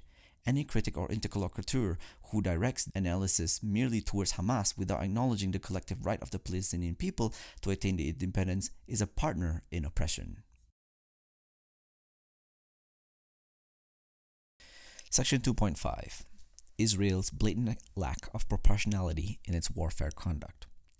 The fifth argument of this book is that the force and violence that the Israeli military machine has unleashed upon Gaza in all its military operation is neither justified nor proportionate. Considering this book's previous arguments and points, one will likely find this point intuitive. However, it is important to evaluate this claim separately on its term to demonstrate Israel's cruel targeting of civilians in its military conduct. Even before presenting statistical data and official statements demonstrating Israel's wrongful conduct in bello, the following thought experiment may be sufficient to justify this chapter's conclusion. Imagine your neighbor armed himself and his family. Through a wave of well-organized violence, seizes your home and the other residences in the district, kills your children, and arbitrarily detains your wife. This unjust status quo not only remained for 75 years, but it steadily worsened due to the neighbor committing further human rights violations against the dispossessed survivors and their children. A countless number of individuals suffer and face immense physiological and psychological harm due to their raw brutality, with many children being killed or becoming orphans. The level of abuse meted against you and your peers is horrifying and shocks the conscience. Throughout this period, the neighbor stockpiles weapons and develops his contingent of troops to ensure no revolt can be executed. After facing 75 years of oppression, however, alongside your oppressed neighbors, you decide to take a decisive stand to end this brutality once and for all. Out of anger and frustration, you end up adopting the initiative to attack and kill this neighbor's family through a surprise mission. However, it does not take long for the neighbor to mobilize his forces and weaponry. He quickly gains the upper hand in the military contest and proceeds to kill more members of your own family as well as members of other households. During this violent counterattack, he also manages to destroy many of the dwellings and houses of the rebel movement, ultimately incinerating all elements of resistance. An observer who looks at your violent response in isolation will likely condemn you for your actions and claim that the neighbor's counterattack is justified and proportionate. However, such a judgment would be grossly inaccurate since it fails to appreciate the effective cause of the crisis. For this reason, the entire blame for the problems lies on the shoulders of the violent and land-grabbing neighbor. The purpose of this thought experiment is not to justify the targeting of innocent civilians. Instead, its underlying purpose is to reorient readers' conceptions and allow them to reframe the narrative. Through this analytical exercise, one can appreciate the fact that the current Israeli attack on Palestine is illegal and lacks many moral or legal impetus. Israel cannot claim that its response to the October 7 mission is justified, since it is squarely responsible for dispossessing the Palestinians from their lands and subjugating them to the most brutal cycles of violence. Upon looking at the broader context and longue durée of the Palestinian issue, it becomes abundantly clear that the Israeli response to Operation Al-Aqsa Flood cannot be justified. This is because the Arab attack was nothing more than a byproduct of decades of de-enfranchisement, depossession, and indiscriminate killing and police brutality. A force or power that causes a crisis to erupt in the first place through its oppressive measures cannot proceed to invoke the principle of proportionality when it attempts to quell the subsequent fire of resistance that engulfs it. The common claim that Israel exercises restraint or proportionality in its military operations is also belied by the fact that it often targets Gaza and civilian sites in its assault. For instance, concerning Israel's current aerial, naval, and ground bombardment of Gaza, Agnes Callamard, who presides as the Secretary General of Amnesty International, has stated, in quote, in their stated intent to use all means to destroy Hamas, Israeli forces have shown a shocking disregard for civilian lives. They have pulverized street after street of residential buildings, killing civilians on a mass scale and destroying essential infrastructure. At the same time, new restrictions mean Gaza is fast running out of water, medicine, and fuel and electricity. Testimonies from eyewitnesses and survivors highlighted again and again how Israeli attacks decimated Palestinian families, causing such destruction that surviving relatives have little but rubble to remember their loved ones by, end quote. In order to justify their merciless bombings in densely populated areas, the Israeli army often states that the intended target was a Hamas soldier who happened to be present in the same surrounding area. Besides such claims being devoid of evidence, they tolerate an extreme civilian-militant ratio that defies any reasonable person's basic intuition. Take the example of the October 31st strike of the Jabalia refugee camp, which was full of innocent civilians. This bombing was so catastrophic that it likely killed hundreds of Gazans, as many people were buried under a heap of suffocating rubble. Israel justified this brazen act based on the questionable claim that there was a single Hamas commander in the area. During a live interview with CNN, Israeli Defense Forces spokesperson Richard Hecht attempted to justify this shocking incident while merely brushing aside the high civilian death toll as being collateral damage. However, veteran CNN anchor Wolf Blitzer was shocked by Hecht's lack of emotion and empathy and proceeded to intensely interrogate the Israeli colonel at least 3 different times on each occasion, highlighting the fact that the area had many innocent civilians. Unimpressed with the colonel's answers, Blitzer stated the obvious, burning moral problem that seemed invisible for the Israeli killing machine. Quote, you knew there were civilians there. You knew there were refugees, all sorts of refugees, but you decided to still drop a bomb on that refugee camp, attempting to kill this one Hamas commander. End quote. There's no moral or legal principle which can justify the wide net killing approach of the Israeli army. As the Australian academic and thinker Uthman Badar put it, the quote, "The idea that you can kill hundreds of innocent people because there's one person there who is militarily targeted is ridiculous. According to which moral calculus is that right?" End quote. By all means and all measures, such an attack is disproportionate since the degree of civilian harm caused by the strike exponentially outweighed the supposed military gain. According to the precautionary measures provisions of the Additional Protocol 1 of 1977, all member states must, quote, "refrain from deciding to launch any attack which may be expected to cause incidental loss of civilian life, injury to civilians, damage to civilian objects, or a combination thereof, which would be excessive in relation to the concrete and direct military advantage anticipated." When the advantage to harm ratio runs somewhere along the lines of 1 to 50 in the case of the Jabalia strike, there can be no doubt that Israel has violated this article and is likely guilty of a serious war crime. However, this appalling targeting of innocent civilians did not simply occur in 2023. Instead, it has been a recurring dark theme in several past military operations and incursions led by Israel in the Gaza Strip. For instance, one may consider 2008-2009 Israeli assault known as Operation Kasled, which killed at least 1,400 Palestinian civilians, including 300 children. Regarding the brutality of the Israeli operation, Belen Fernandez, an academic and an editor of the political magazine Jacobin, writes, quote, "The Israeli fatality count from the Kasled totaled 3 civilians and 10 soldiers, 4 of them from friendly fire, which put the ratio of Palestinian civilian to Israeli civilian deaths at 400 to 1. However, Israel unfurled its signature brand of criminal illogic to claim the role of victim, predictably portraying itself as under attack from Hamas rockets despite the negligible damage inflicted." End quote. The same disproportionate use of force can be disturbing observed in the 2014 Israel assault in Gaza known as Operation Protective Edge, which killed almost 1,500 civilians, which approximately 500 of them being children. The sheer brutality found in this military assault against children is well expressed in the following passage, quote, "DCIP's investigation into all Palestinian child fatalities during Operation Protective Edge found overwhelming and repeated evidence that Israeli forces committed grave violations against children amounting to war crimes. This included direct targeting of children by Israeli drone-fired missiles and attack carried against schools. Israel, the world's largest exporter of aerial drones, killed 164 children in the drone strikes during this conflict." End quote.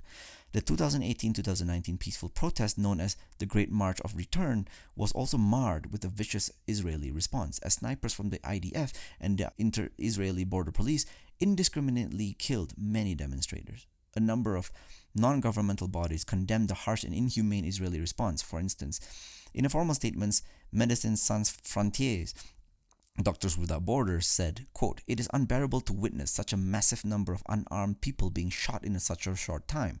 This bloodbath is the continuation of the Israeli army's policy during the last 7 weeks, shooting with live ammunition at demonstrators on the assumption that anyone approaching the separation fence is a legitimate target.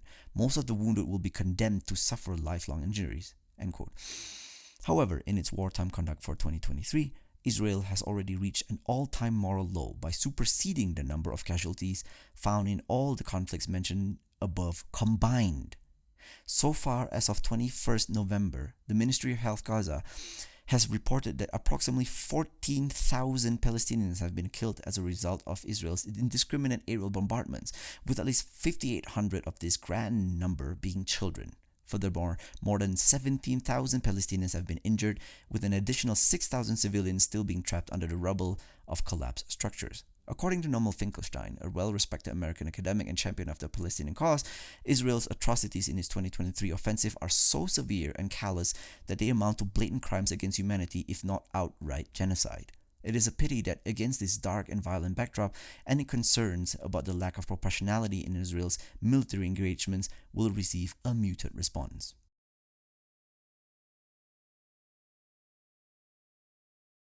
Section 2.6. Israel, a flagrant violator of international law on the battlefield. Supporters of Israel often argue that their country is, for the most part, a responsible and moral actor that is committed to the model of global governance carved by the United Nations. They adamantly contend that in its interstate affairs, Israel exerts genuine efforts to follow international law to the best of its ability.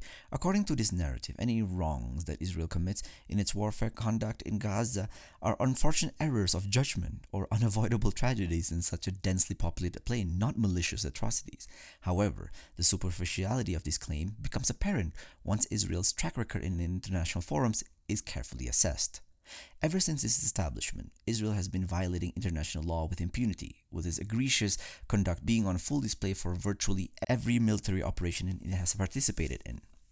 Notably, Israeli crimes which constitute blatant violations of international law in wartime conduct include the ethnic cleansing of the indigenous population of Palestine and the denial of their right to return, the 1948 War of Independence, illegally launching a war in tandem with the colonial powers of France and Britain, the 1956 Suez Crisis, illegally annexing and occupying territories from Jordan, Syria, and Egypt, the 1967 Six-Day War, and illegally occupying southern Lebanon from 1985 to 2000, the South Lebanon conflict. This hefty list of violations is succinctly outlined by the Palestinian legal expert Henry Kattan. Quote, Israel's actions after its admission to UN membership have been at variance with the declarations and explanations it gave to the UN as a condition of its admission.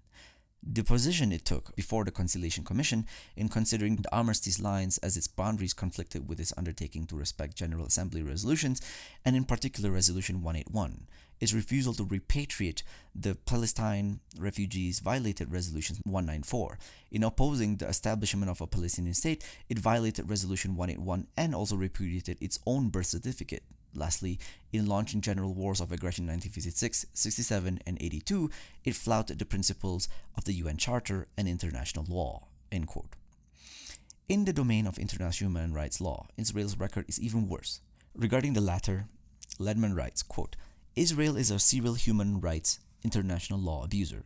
The UN Human Rights Commission affirms that it violates nearly all 149 articles of the Fourth Geneva Convention, which governs the treatments of civilians in war and under occupation, and is guilty of grievous war crimes. End quote. Israel's track record on the battlefield during the time of hostilities is equally horrific and repugnant. During its intervention and attempted occupation of southern Lebanon during Hezbollah War of 2006, the Israeli war machine failed to pay heed to any of the norms of just conduct dictated by the principles of jus in bello. In effect, the Israeli army pursued a classic punishment campaign. It sought to inflict massive pain on Lebanon's civilian population by destroying residences and infrastructure and forcing hundreds of thousands of people to flee their homes. However, the most egregious crime that Israel committed in this theater was the widespread use of cluster bombs in the final days of the conflict, despite it being aware that a ceasefire was imminent. What made this act even more appalling was that these bombs were fired at civilian areas situated in southern Lebanon. Cluster munitions are a notorious choice of weaponry since they release hundreds of bomblets on the site perimeter. Many of these submunitions fail to explode when dropped and can be activated many months or years later when an unsuspecting person steps on them. As a result of Israel's severe bombardment, many civilians lost their lives after the war had concluded.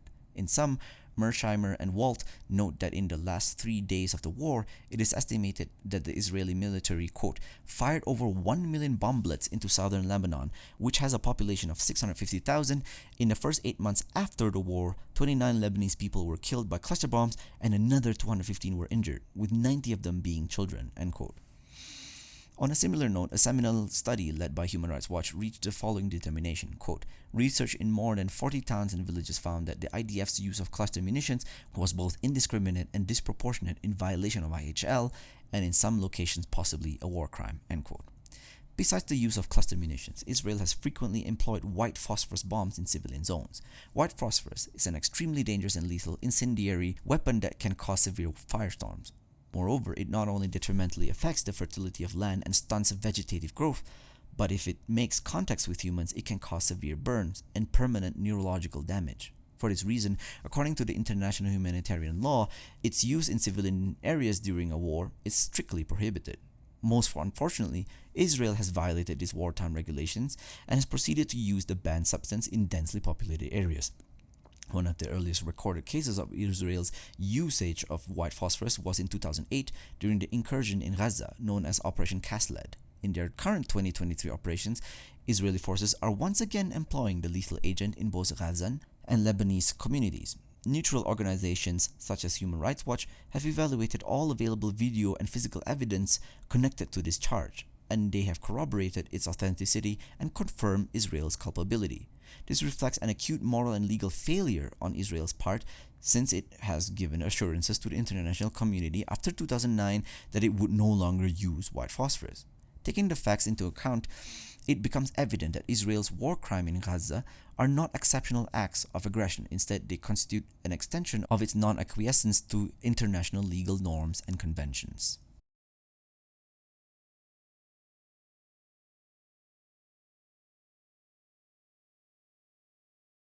Section 2.7. A New Amalek, Israel's Ultimate Plan for Genocide.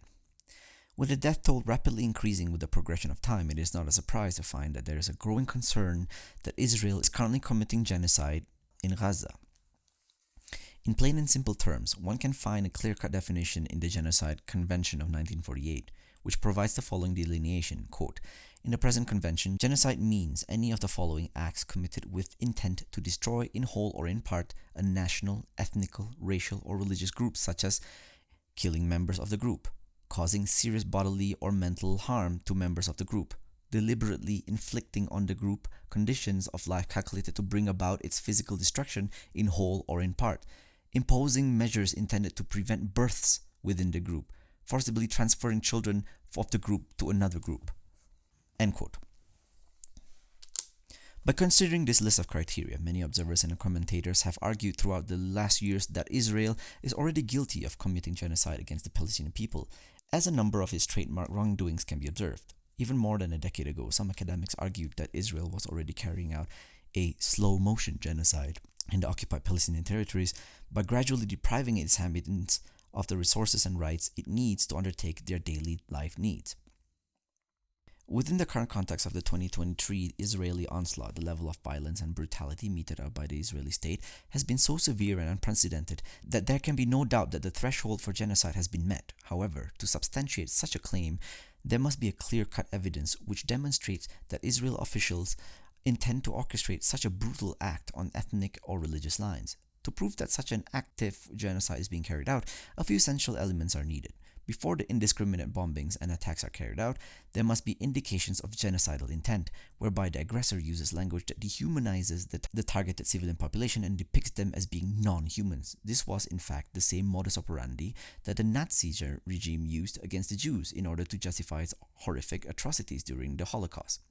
The researcher Stuart Gable meticulously examined the process of dehumanization and noted that the Nazis employed, quote, dehumanizing tactics to engage in various types of behaviors that enslaved other people and justified the killing of other human beings, often by arguing that these enslaved or murdered other people were not actually people at all. Not surprisingly, the group considered subhuman usually has less power, making it weaker than the larger, stronger individual or group that argues it has been forced to defend itself against what is considered to be a subhuman monster, end quote.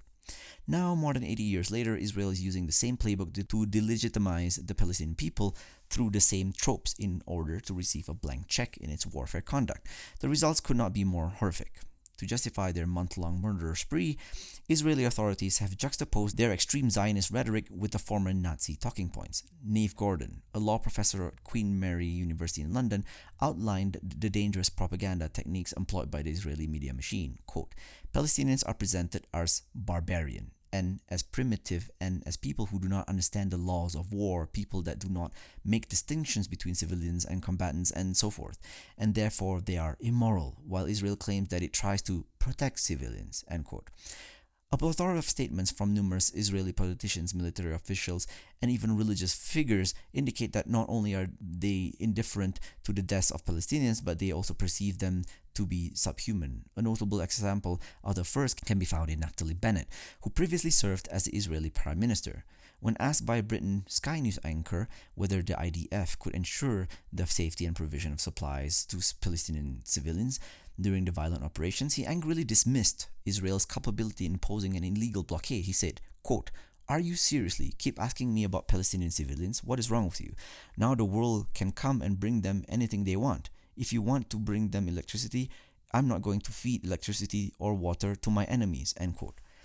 Rabbi Meir Maroz, a prominent religious authority in Israel, had the following to say about the currently besieged Palestinians when speaking on Israeli Channel 7, quote, "If they, the people of Gaza, were humans, we would have sent them humanitarian aid. But this is about animals," end quote. And the most chilling and disturbing statement comes from none other than Israeli Prime Minister Benjamin Netanyahu. Unlike the dehumanizing rhetoric found in the earlier statements, Netanyahu's comments are particularly troubling since they constitute a clear indication of genocidal intent. In a speech delivered on the 28th of October, Netanyahu exhorted the Israeli military to exert the fullest force possible against Gaza. To make his rhetoric as venomous as possible, he cited a verse from the Jewish Bible regarding the divine order to destroy the idolatrous town of Amalek and all of its inhabitants. Quote, "You must remember what Amalek has done to you," says our Holy Bible. "Now go, attack the Amalekites and totally destroy all that belongs to them. Do not spare them. Put to death men and women, children and infants, cattle and sheep, camels and donkeys," end quote. As some commentators note, the, quote, "invocation of this biblical passage serves not only as a historical reference, but also as a genocidal lens through which the Prime Minister views the current conflict," end quote. The statement also provides the Israeli military license for killing combatants and non-combatants alike, since, quote, "Netanyahu blurred the distinction between Hamas and Palestinians more generally, implicitly justifying attacks not just on the terrorist organization, but on all the residents of Gaza." While defenders of the Prime Minister may deny this, the consequences of Israeli actions on Gaza belie those denials, end quote. By weaponizing and instrumentalizing the Bible, Netanyahu can enlist the backing of far-right and extremist religious forces to activate his genocidal project. Other members of the Israeli coalition have uttered similar depraving remarks that denigrate and dehumanize the Palestinian people, with genocidal intent also being evident. Galit Distel Atbarian, a member of the leading Likud party, made the following horrific remark in a tweet, quote, "Erase all Gaza from the face of the earth, that the Gazan monsters will fly to the southern fence and try to enter Egyptian territory, or they will die, and their death will be evil. Gaza will be erased. Gaza should be erased," end quote. Ezra Yachin, a 95-year-old Israeli war veteran, was brought as a reservist to exhort his younger counterparts on the battlefield by sharing motivational words and giving reminders. During the early days of the Israeli operation, Yachin shared the following advice with the younger soldiers, quote, "Be triumphant and finish them off, and don't leave anyone behind. Erase the memory of them. Erase them, their families, mothers, and children. These animals can no longer live. Every Jew with a weapon should go out and kill them. If you have an Arab neighbor, don't wait. Go to his home and shoot him. We will witness things we've never dreamed of. Let them drop bombs on them and erase them. All of these prophecies sent by the prophets are about to occur," end quote. For the Israeli public, the current onslaught is unfortunately presented as a holy war to give the army carte blanche to kill whoever and however they wish. As Netanyahu puts it, the present Israeli operation is, quote, "a struggle between the children of light and the children of darkness, between humanity and the law of the jungle," end quote. With the Israeli army being steered through such genocidal rhetoric, it is regrettably expected that the occupiers will commit many more atrocities in the weeks ahead. In light of these explicit proclamations, at least 7 experts from the United Nations have warned that a genocide in Gaza is imminent or currently underway. These officials note that the entire population is at risk unless decisive action is taken. In a joint statement, that 7 high-ranking figures from the body said, quote, "We remain convinced that the Palestinian people are at grave risk of genocide. The time for action is now. Israel's allies also bear responsibility and must act now to prevent its disastrous course of action," end quote. To underscore the gravity of the matter, Craig Mochiber, a high-ranking human rights official in the UN, tendered his resignation from the organization due to the international community's failure to take action against Israel, which he accused of committing genocide. Mochiber said that there could be no shred of doubt that the Israeli army was committing a wholesale extermination of the Palestinian people, since the country's officials have not concealed their sinister intentions towards civilian populations living in the enclave. In an important interview prepared with Al Jazeera, Mochiber shared his observation on this matter by stating, quote, "Usually the most difficult part of proving genocide is intent, because there has to be an intention to destroy in whole or part a particular group. In this case, the intent by Israeli leaders has been so explicitly stated and publicly stated by the Prime Minister, by the President, by senior cabinet ministers, by military leaders, that is an easy case to make. It's on the public record, end quote. Put in simpler terms, Mohiber believes that the smoking gun for identifying a genocide is present, and there can be no room for doubting its present occurrence. On this topic, the experts have issued a unanimous verdict and concluded that the current bloody events in Gaza bear strong parallels with past genocides committed in other theaters, such as Bosnia.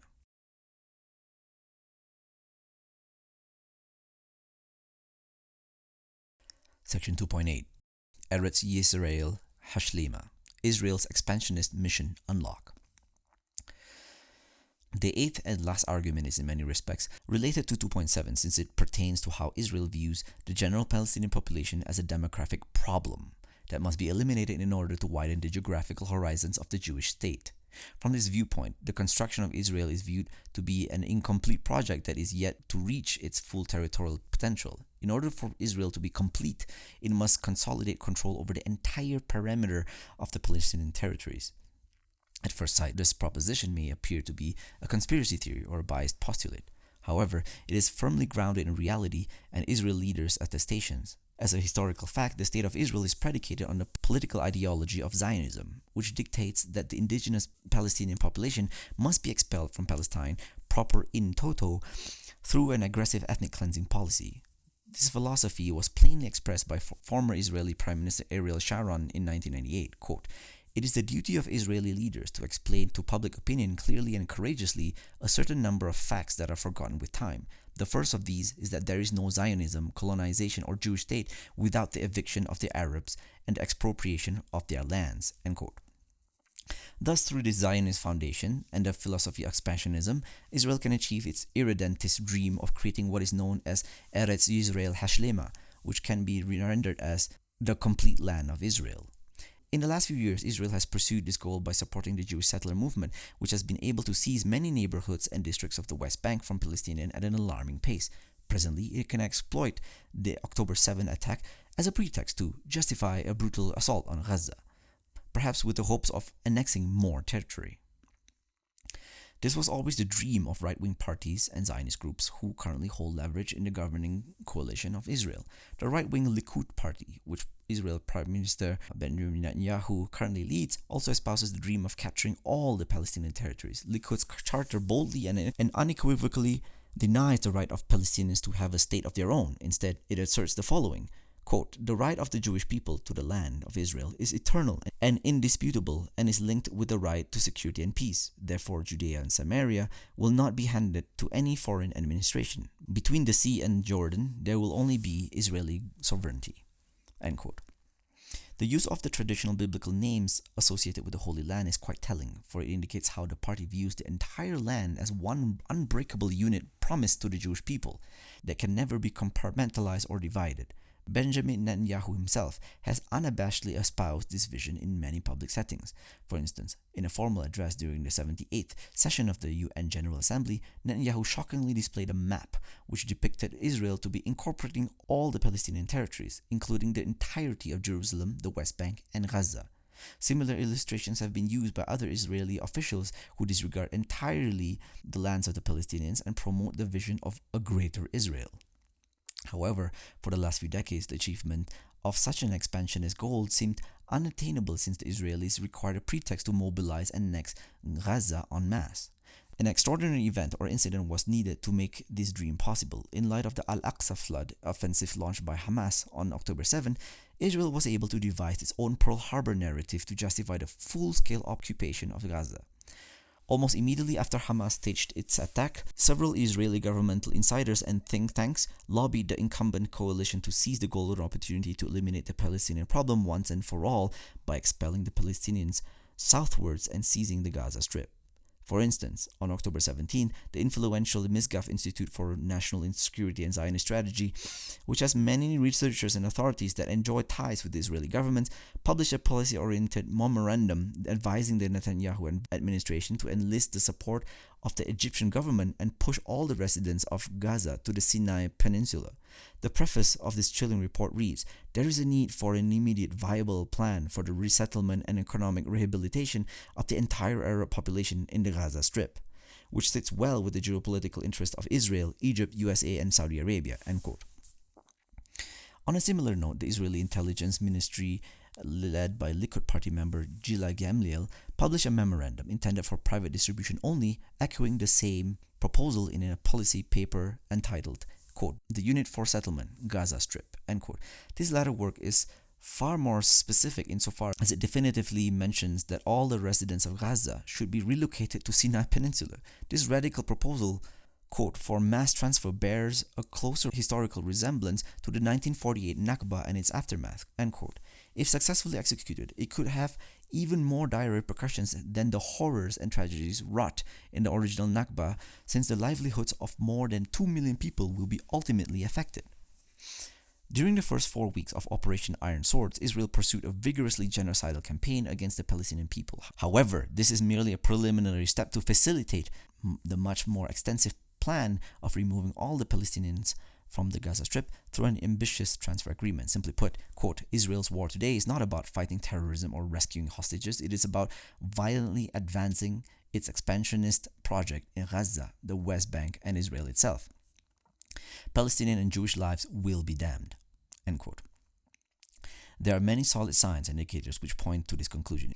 Israel has been very aggressively ordering the inhabitants of northern Gaza, who number more than 1 million, to move to the south. Not only is this evacuation order inhumane and unrealistic, but it also raises fears that a bigger overarching plan is in place, whereby the Palestinians will be then further pushed to the Rafah border crossing and ultimately forced to settle in the Sinai Peninsula. In order to ensure the exodus of the Palestinians is achieved, Israel must continue its indiscriminate shock and awe bombing campaign and cause the Palestinians to leave out of sheer desperation. As Cook puts it, quote, "The aim appears to be to squeeze Palestinians into the tiny space of Gaza's south, next to the border with Sinai, destroy all civilian infrastructure, and bomb and terrorize Palestinians in the south too," end quote. By expelling the Palestinians to Egypt, Israel will be able to effectively insulate itself from the Palestinian resistance movement and also be able to expand its borders with relative ease.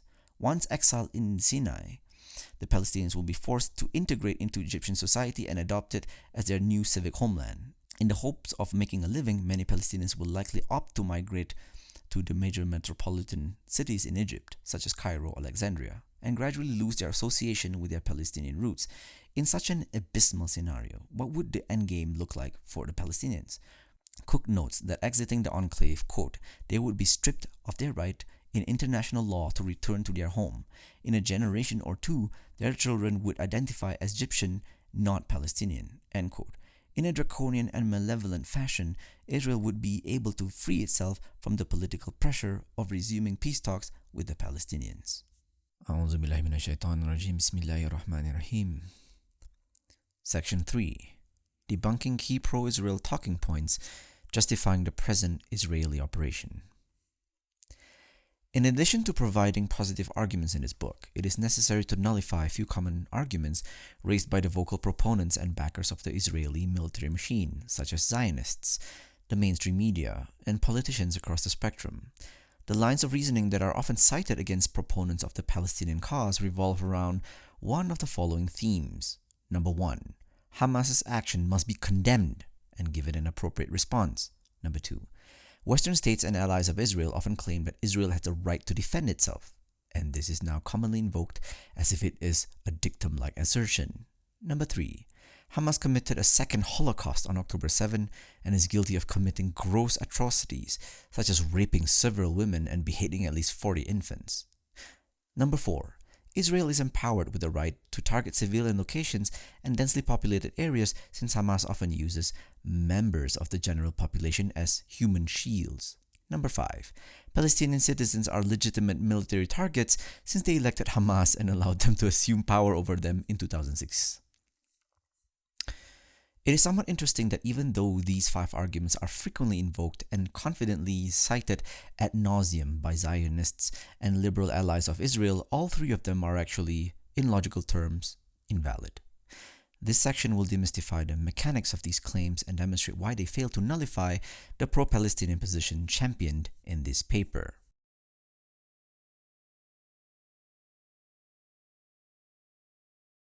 Section 3.1. The claim that the actions of Hamas must be condemned and given an appropriate response. The weakness and illogical invalidity of the first argument can be appreciated through the following response. If someone believes that it is necessary to condemn the October 7 Hamas attacks due to their brutality and lack of respect for human life, then a fortiori, they are required to condemn the wave of offensive attacks meted against the people of Gaza and Palestine as a whole in the last 3 weeks, specifically, and the last 7 decades in general. Put in another way, the critics who condemn the crimes committed by the Hamas resistance movement on the 7th of October are the same individuals who ignore the violent Israeli counter-response, which has killed more than 14,000 civilians. And they ignore decades of murder, illegal occupations, apartheid, and oppression. In essence, these critics fail to maintain a morally consistent position. Arguably, the reasonable and correct mode of reasoning is this. Anyone who insists on condemning Hamas for the death of 1,200 people must also issue their condemnation of Israel due to the latter's hefty list of war crimes, crimes against humanity, and violation of jus cogens norms. Any individual who begins their analytical starting point with a condemnation of the events of October 7 while ignoring all prior events and incidents is biased and ideologically slanted. Namely, if they wish to adopt a morally consistent position, they would have to be more perturbed and angered by the immense loss of Palestinian lives during the last 7 decades. Spelled out in more basic terms, the legal and moral wrongs that Israel has committed against the Palestinian people include the following categories. Number 1, 75 years of illegal occupation. Number 2, decades of legally enforced apartheid. Number 3, decades of ethnic cleansing. Number 4, tens of thousands of Palestinians murdered in cold blood. Number 5, thousands of Palestinians were arbitrarily imprisoned without any recognition of their habeas corpus rights.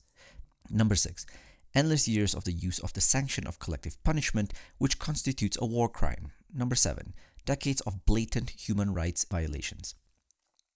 Without any doubt, at a basic intuitive level, any reasonable person would fully agree that the list of crimes above, in terms of its oppressive effects and loss of human life, far supersedes anything that was committed on October 7, and it requires far more robust and vocal condemnation. Indeed, anyone who even dares to suggest that the two are amenable to comparison would be dismissed and accused of bringing forth an absurd proposition. However, what conventional media outlets are doing currently on the ideological front is far worse, for they are erasing the oppression that Palestinians have experienced for more than half a century and merely present the events of October 7 as an insulated event that was not shaped or determined by any past Israeli atrocities. Such a viewpoint is nothing more than a manifest stated that Operation Al-Aqsa flood, quote, did not happen in a vacuum, end quote, and urged the international community to identify the root systematic causes of this recent flare-up, which is the occupation of the Palestinian territories and the encroachment of illegal settlements in the West Bank. Considering these structural factors, the Israeli response can and must be condemned as being immoral and a flagrant violation of international humanitarian law. Any objective observer of the present round of hostilities cannot deny the sheer breadth of human loss that has been sustained on the Palestinian side, with the most shocking statistic currently being the murder of more than 5,800 Palestinian children at the hands of the Israeli Air Force since the commencement of hostilities in early October. This tragic loss of life can never be ignored or downplayed as a mere byproduct of war. Such a massive figure reflects the callous disregard of the international community to hold Israel to account for its mammoth atrocities. Nevertheless, even news forums and bulletins read this horrific tragedy as if it were a neutral event requiring no emotional response. This begs the following question. Are Palestinian children of a lower value than the children of other nationalities or ethnicities? Do their deaths matter at all to the international community? What appears to be the case as a prima facie judgment is that their deaths do not matter and have no bearing. Irrespective of the context, if a political group or a state murdered 6,000 children in a Western country, there would be international outrage and significant political and military action would take place. Thus, regarding the facts mentioned above, any person who fails to take a consistent moral position and spares Israel of any criticism is undoubtedly ideologically biased. People can and should refuse to engage in a ritualistic condemnation of Hamas, since it means ignoring the decades of atrocities committed by the Zionist entity.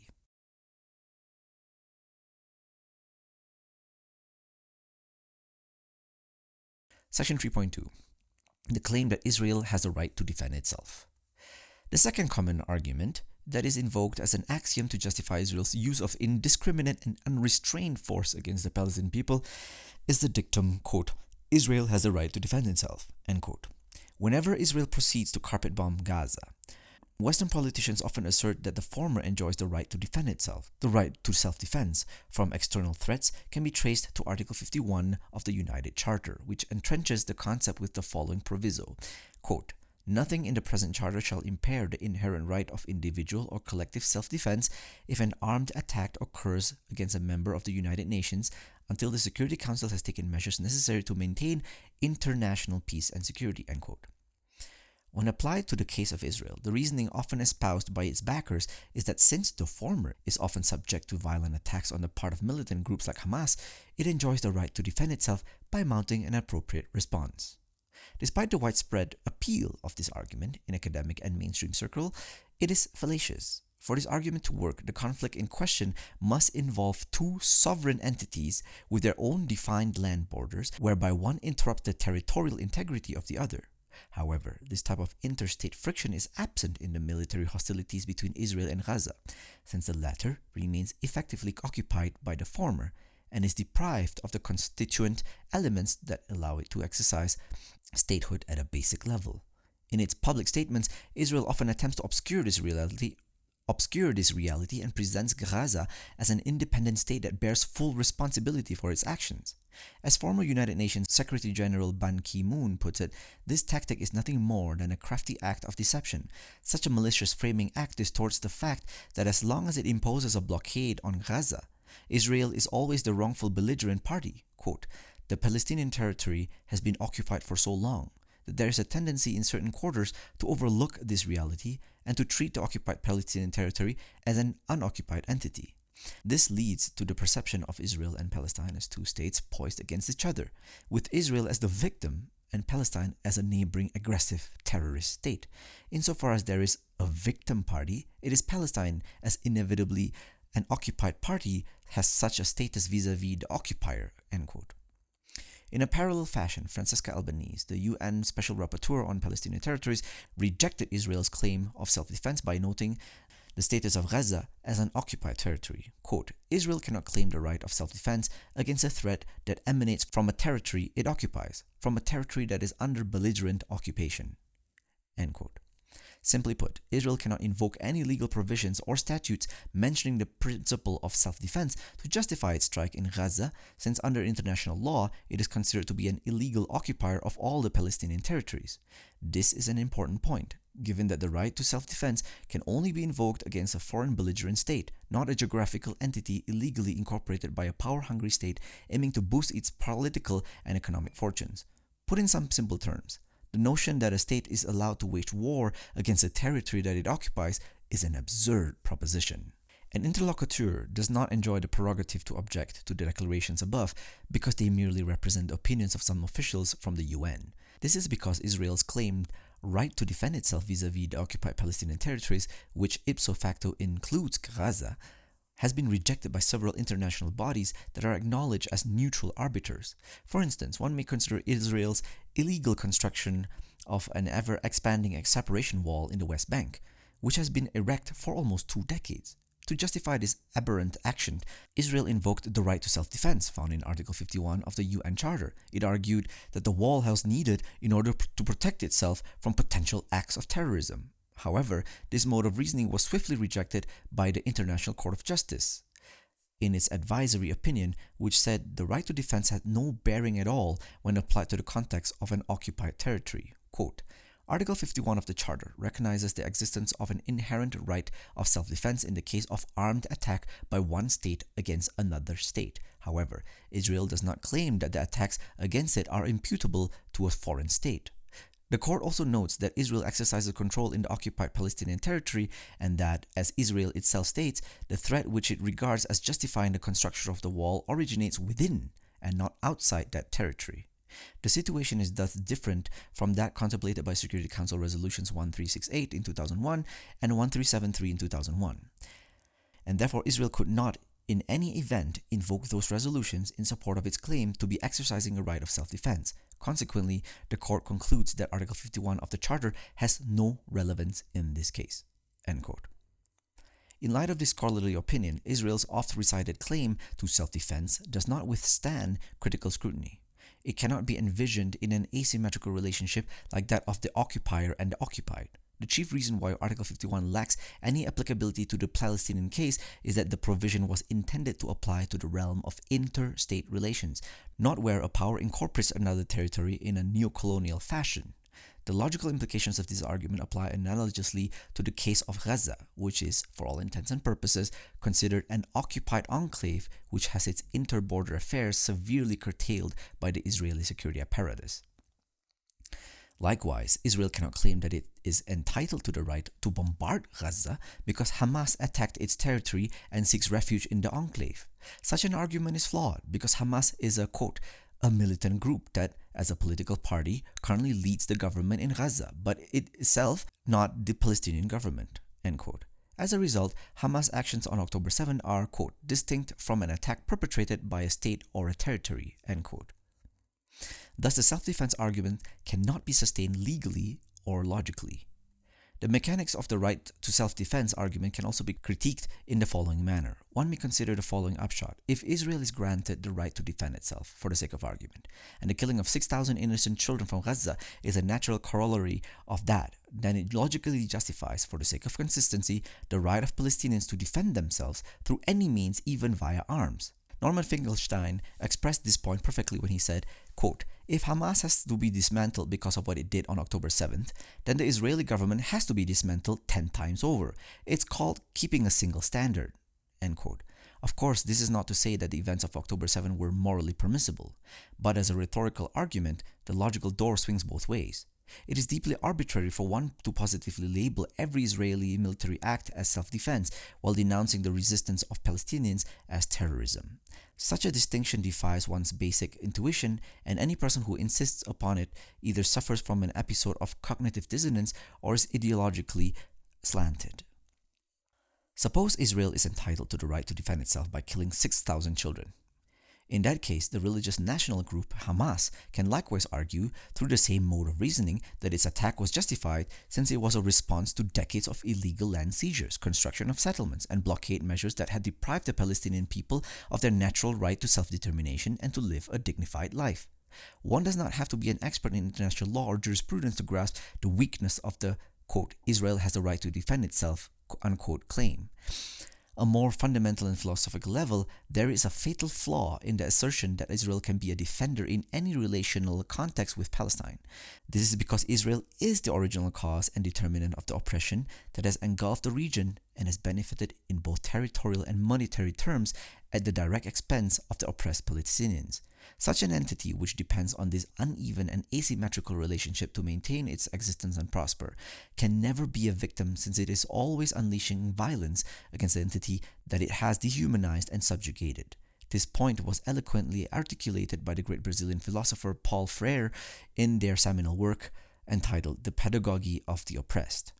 Quote, with the establishment of a relationship of oppression, violence has already begun. Never in history has violence been initiated by the oppressed. How could they be the initiators if they themselves are the result of violence? How could they be the sponsors of something whose objective inauguration called forth their existence as oppressed?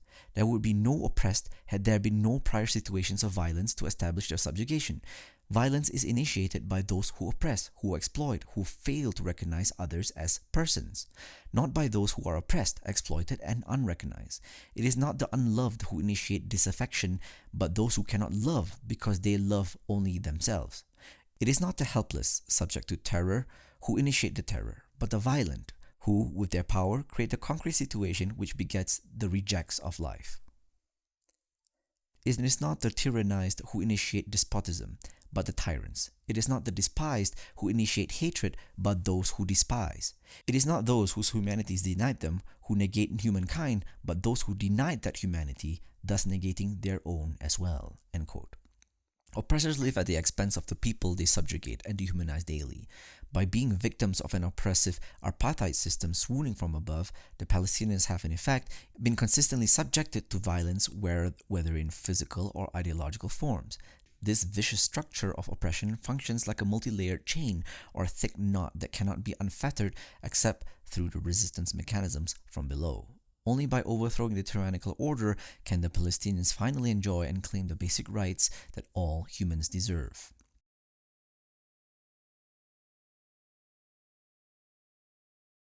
Section 3.3 Beheading Babies and Raping Women, the egregious lies of the Zionist propaganda machine. The claim that Israel enjoys the right to deliver a forceful response to the events of October 7 can only be accepted if the mainstream rendition of the events proves to be accurate. Israeli and Western media outlets have depicted the Hamas military operations as being a second Holocaust, with mounting accusations of rape and beheaded Jewish babies feeding into the digital frenzy. According to conventional media claims, Hamas fighters stormed the kibbutz that were adjacent to the Gaza Strip and killed at least 1,200 people, initially claimed to be 1,400, the majority of whom were civilians. The mainstream narrative is that the Hamas operation culminated in a genocidal bloodbath, as the militant fighters killed every civilian they saw, destroyed houses, and set entire kibbutzes ablaze into an engulfing inferno. This was the meta-narrative that Israel constructed in order to attain the support of the international community and wage a full-blown genocidal campaign in the Gaza Strip. Objective observers should be skeptical of the prevailing Israeli account for many solid and compelling reasons.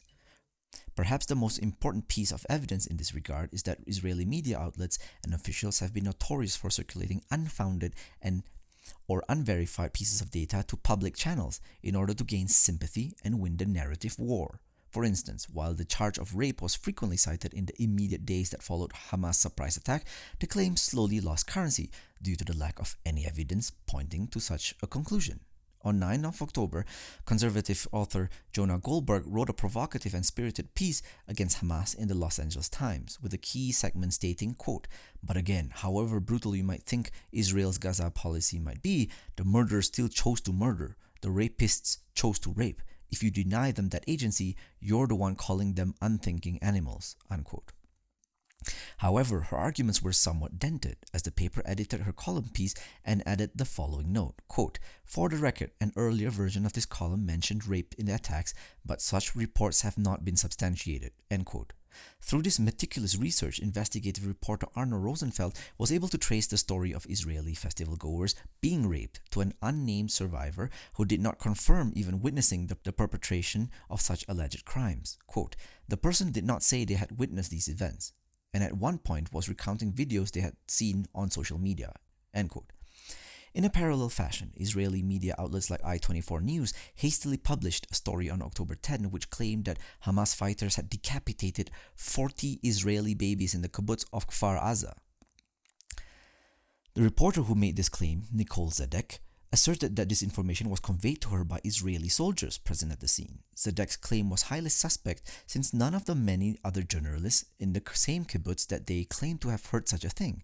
Nonetheless, Zedek's report spread like wildfire and caused many Western observers and political leaders to voice their support for Israel. However, as Ten Barge and Chan wrote, due to the absence of evidence, quote, "the reports are still unconfirmed and in some cases have been retracted," end quote. A spokesperson from the Israeli army itself would eventually go on to say, quote, "We have seen the news, but we do not have any details or confirmation about that," end quote. The well-regarded and veteran journalist Rami Khoury deemed the reporting of such a suspect story during a highly sensitive period to be an insult against journalism and the high standards expected from members of the field.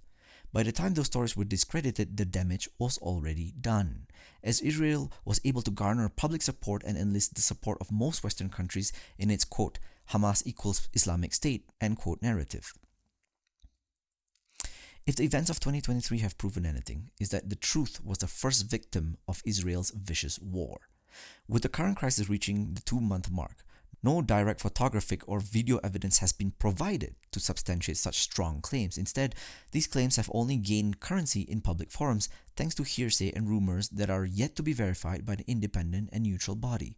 It is interesting to note that during the same time frame, Palestinian journalists have been able to share hundreds of videos and photographs that display limbless or decapitated Gazan children who were killed due to the indiscriminate airstrikes and artillery shelling by the Israeli army. Why the Israeli authorities cannot do the same raises serious questions and casts doubt on their assertions. Mark Owen Jones, a scholar and professor of media studies at Qatar's Hamad bin Khalifa University, succinctly outlined the obvious and glaring problems found in this account. Quote, Regardless of how you frame this, there is clearly misleading information around two things. Number one, ages killed, Zedek said babies/children. Number two, how they were killed, some or all beheaded. The lack of clarity and consistency, singular sourcing, is enough to indicate caution with the story, end quote. Another vital piece of evidence challenging the Israeli account comes from captives who were freed or rescued from the adjacent kibbutzes. Virtually all of them have confirmed that Hamas fighters did not harm them when they were confined. Such an explanation appears unsurprising, since harming or killing the hostages would be a counterproductive measure, as it would run contrary to the objective of being able to secure a prisoner swap. As a militant group, Hamas planned this attack with a strategic objective in mind, namely to ensure that high-ranking military personnel were taken as a bargaining chip for future negotiations. Arranging a major mission to cross the Gaza Strip perimeter simply to kill as many civilians confers no objective tactical or military gains. This ultimately leads to the question of why the number of casualties was so unusually high. There are testimonials and circumstantial factors which both lend credence to the view that it was the Israeli forces themselves who killed many of their own fellow citizens on October 7. A telling account in this regard comes from Yasmin Parat, a resident of Kibbutz Be'eri, who was held captive on that fateful day. In her, she related in an Israeli radio program that Hamas militants took her as a hostage from a house she sought refuge in and moved her to a nearby domicile with other captured individuals. Regarding her ordeal, she states, quote, "They treated us very humanely. By that I mean they guarded us. They gave us a drink here and there. When they saw that we were nervous, they calmed us down. It was very frightening, but no one treated us violently," end quote. In her account, she also noted that the captors did not wish to kill them and instead sought to secure their transfer to Gaza. When asked to explain how many of her fellow counterparts were killed, she noted that the Israeli police forces who arrived in the residence began a fierce firing battle, even going as far as using tank shells to destroy the residence in its entirety. In the midst of the intense crossfires, she added that it was the Israeli forces who, quote, "eliminated everyone, including the hostages," end quote. When the radio host asked Parat whether she was sure that it was her own nation's police forces that killed the hostages, she said, quote, "Undoubtedly, that's what I believe," end quote. The other key factor which assigns preponderance to the view that the killings were a result of Israeli forces shelling the premises is the substantial damage done to the houses and structures situated in the kibbutzes. This is a most curious fact, since concrete and mortar structures cannot be destroyed by the rifles and grenades that Hamas fighters possess. Writing for The Guardian, the Jerusalem-based journalist Kiki Kirzenbaum scanned the grounds in the aftermath of the devastation and made the following observation, quote, "Building after building has been destroyed. Whether in the Hamas assault or in the fighting that followed, nearby trees splintered and walls reduced to concrete rubble from where Israeli tanks blasted the Hamas militants where they were hiding. Floors collapsed on floors, roof beams were tangled and exposed like rib cages," end quote. Indeed, in a further setback against the Israeli narrative, Tuval Eskapa, the security head of one of the kibbutz complexes, confirmed that Israeli commanders made, quote, "difficult decisions," including shelling houses on their occupants in order to eliminate the terrorists along with the hostages, end quote. Furthermore, there is a concrete evidence from Israeli military personnel which demonstrates that units deployed to the kibbutzes on October 7 fired in an indiscriminate fashion which led to the death of Hamas militants and civilians alike. For instance, one may consider the recent testimony of Israeli Lieutenant Mishal, who was part of the tank unit deployed on October 7 to eliminate the fighters that had infiltrated the Gaza envelope. In his account, Mishal states, quote, "We arrived at the entrance of the Hulit compound and the gate was closed. We entered the compound, broke the gate with a tank, and followed the directions pointed out by the soldier. Then the soldier told me, 'Fire over there. The terrorists are there.' I asked him, 'Are there any civilians, Israelis there?' His response was, 'I don't know, just fire.'" End quote. On a similar note, Israeli Lieutenant Colonel Nof Erez assessed harrowing events of October 7 by stating, quote, "What we've seen here is mass Hannibal. There were many gaps in the fences. There were thousands of people in many different vehicles, both with and without hostages. It was an impossible task to identify and do what was allowed." End quote. Such a fact may at first sight seem perplexing and even counterintuitive. Why would Israel ever undertake the decision to shell its citizens? The answer to this lies in a highly controversial Israeli policy known as the Hannibal Directive, which is used to remain immune from the pressure of foreign opponents. Essentially, the Hannibal Directive, quote, compels the Israeli army to kill Israelis rather than let them be taken hostage. It usually applies to military personnel, but has been used against Israeli civilians too, end quote. In short, the directive functions as a coal, but strategic wartime calculus, with the critical underlying theme being that a dead Israeli is better than a captured Israeli. According to several observers, it is likely that the Israelis calculated that destroying many of the residential areas of the kibbutzes was a necessary sacrifice to prevent any additional hostages from being taken, which would increase the leverage of Hamas in any prospective negotiations. In order to avoid such a suboptimal outcome, the Israeli army came to the determination that having all parties killed would be better than having them all left alive, which would have likely led to the hostages being led to Gaza. TRT journalist Paul Salvatore leans to the conclusion that Israeli troops themselves killed the hostages and even calls for an investigation to hold the perpetrators to justice. He added, quote, if enough concrete evidence surfaces to show that Israel employed the directive, Israel will be further exposed as a fraudulent democracy, woefully failing to recognize human life if doing so advances its impersonal interests, end quote. The standard Israeli narrative concerning the events of October 7 is also belied by the statements of Hamas officials themselves, who argue that the Western media is guilty of being hypocritical, circulating lies, and is displaying selective outrage.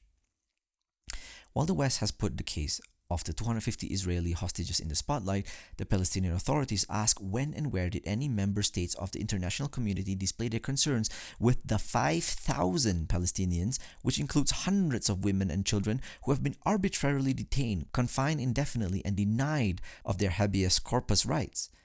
This far greater sum of individuals, they point out, are also without any doubt hostages. In a few public forums and conference sessions, Hamas and Palestinian Islamic Jihad officials asked the world to listen to their side of the story and to at least empathize with their cause. They stressed many essential facts which belie the mainstream Western narrative. First, they noted that this operation was not a spur-of-the-moment attack, but had been meticulously planned for over a year. A critical spiritual impetus for the fighters was the constant desecration of the Al-Aqsa Mosque over the last few years, which is why they named the operation after the sacred space. Secondly, they highlighted the fact that the situation in the occupied territories was rapidly deteriorating in the last few years due to the increased aggressions of the Israeli army.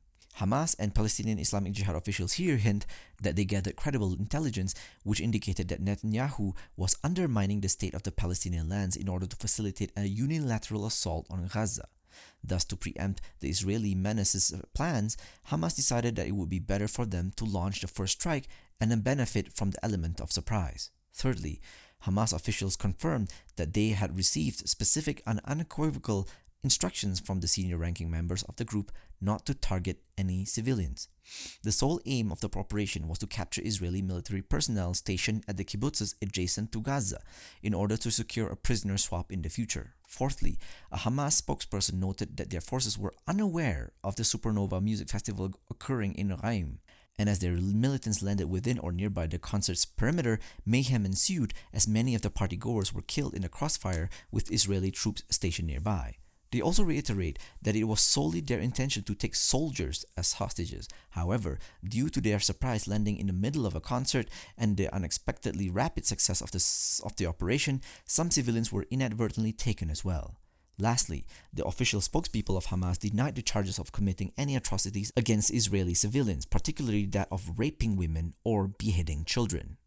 After assessing the two narratives through a balance of probabilities outlook, the account offered by Hamas appears far more compelling. First and foremost, in a military state like Israel, soldiers are relatively more valuable than civilians for the purposes of arranging prisoner swaps, as they offer a higher ratio of return. For this reason, it would not make sense for Hamas to intentionally seize so many civilians to have their own civilians returned through an exchange process, as the strategic gains would be less. Secondly, Israeli officials and military personnel have failed to explain how many houses in the kibbutz complexes have been heavily damaged or reduced to ashes despite Hamas lacking the weaponry to inflict such damage. The Israeli army must have used such heavy weapons in its panicked counter-response. The Israelis have already implicitly admitted to this fact when they officially downgraded the casualty count from 1,400 to 1,200. They noted that the overestimate stemmed from the latter apprehension that 200 of the bodies that they had taken into consideration in the original count belonged to Hamas soldiers.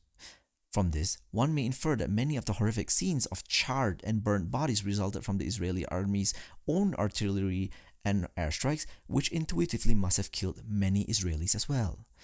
Thirdly, the Israeli state has remained tight-lipped about the potential activation of the Hannibal Directive on 7th of October. An official statement denying its usage could be issued in minutes. Nevertheless, government officials and military leaders refuse to add any comment, perhaps due to the recognition that their narrative is progressively becoming more challenging to believe.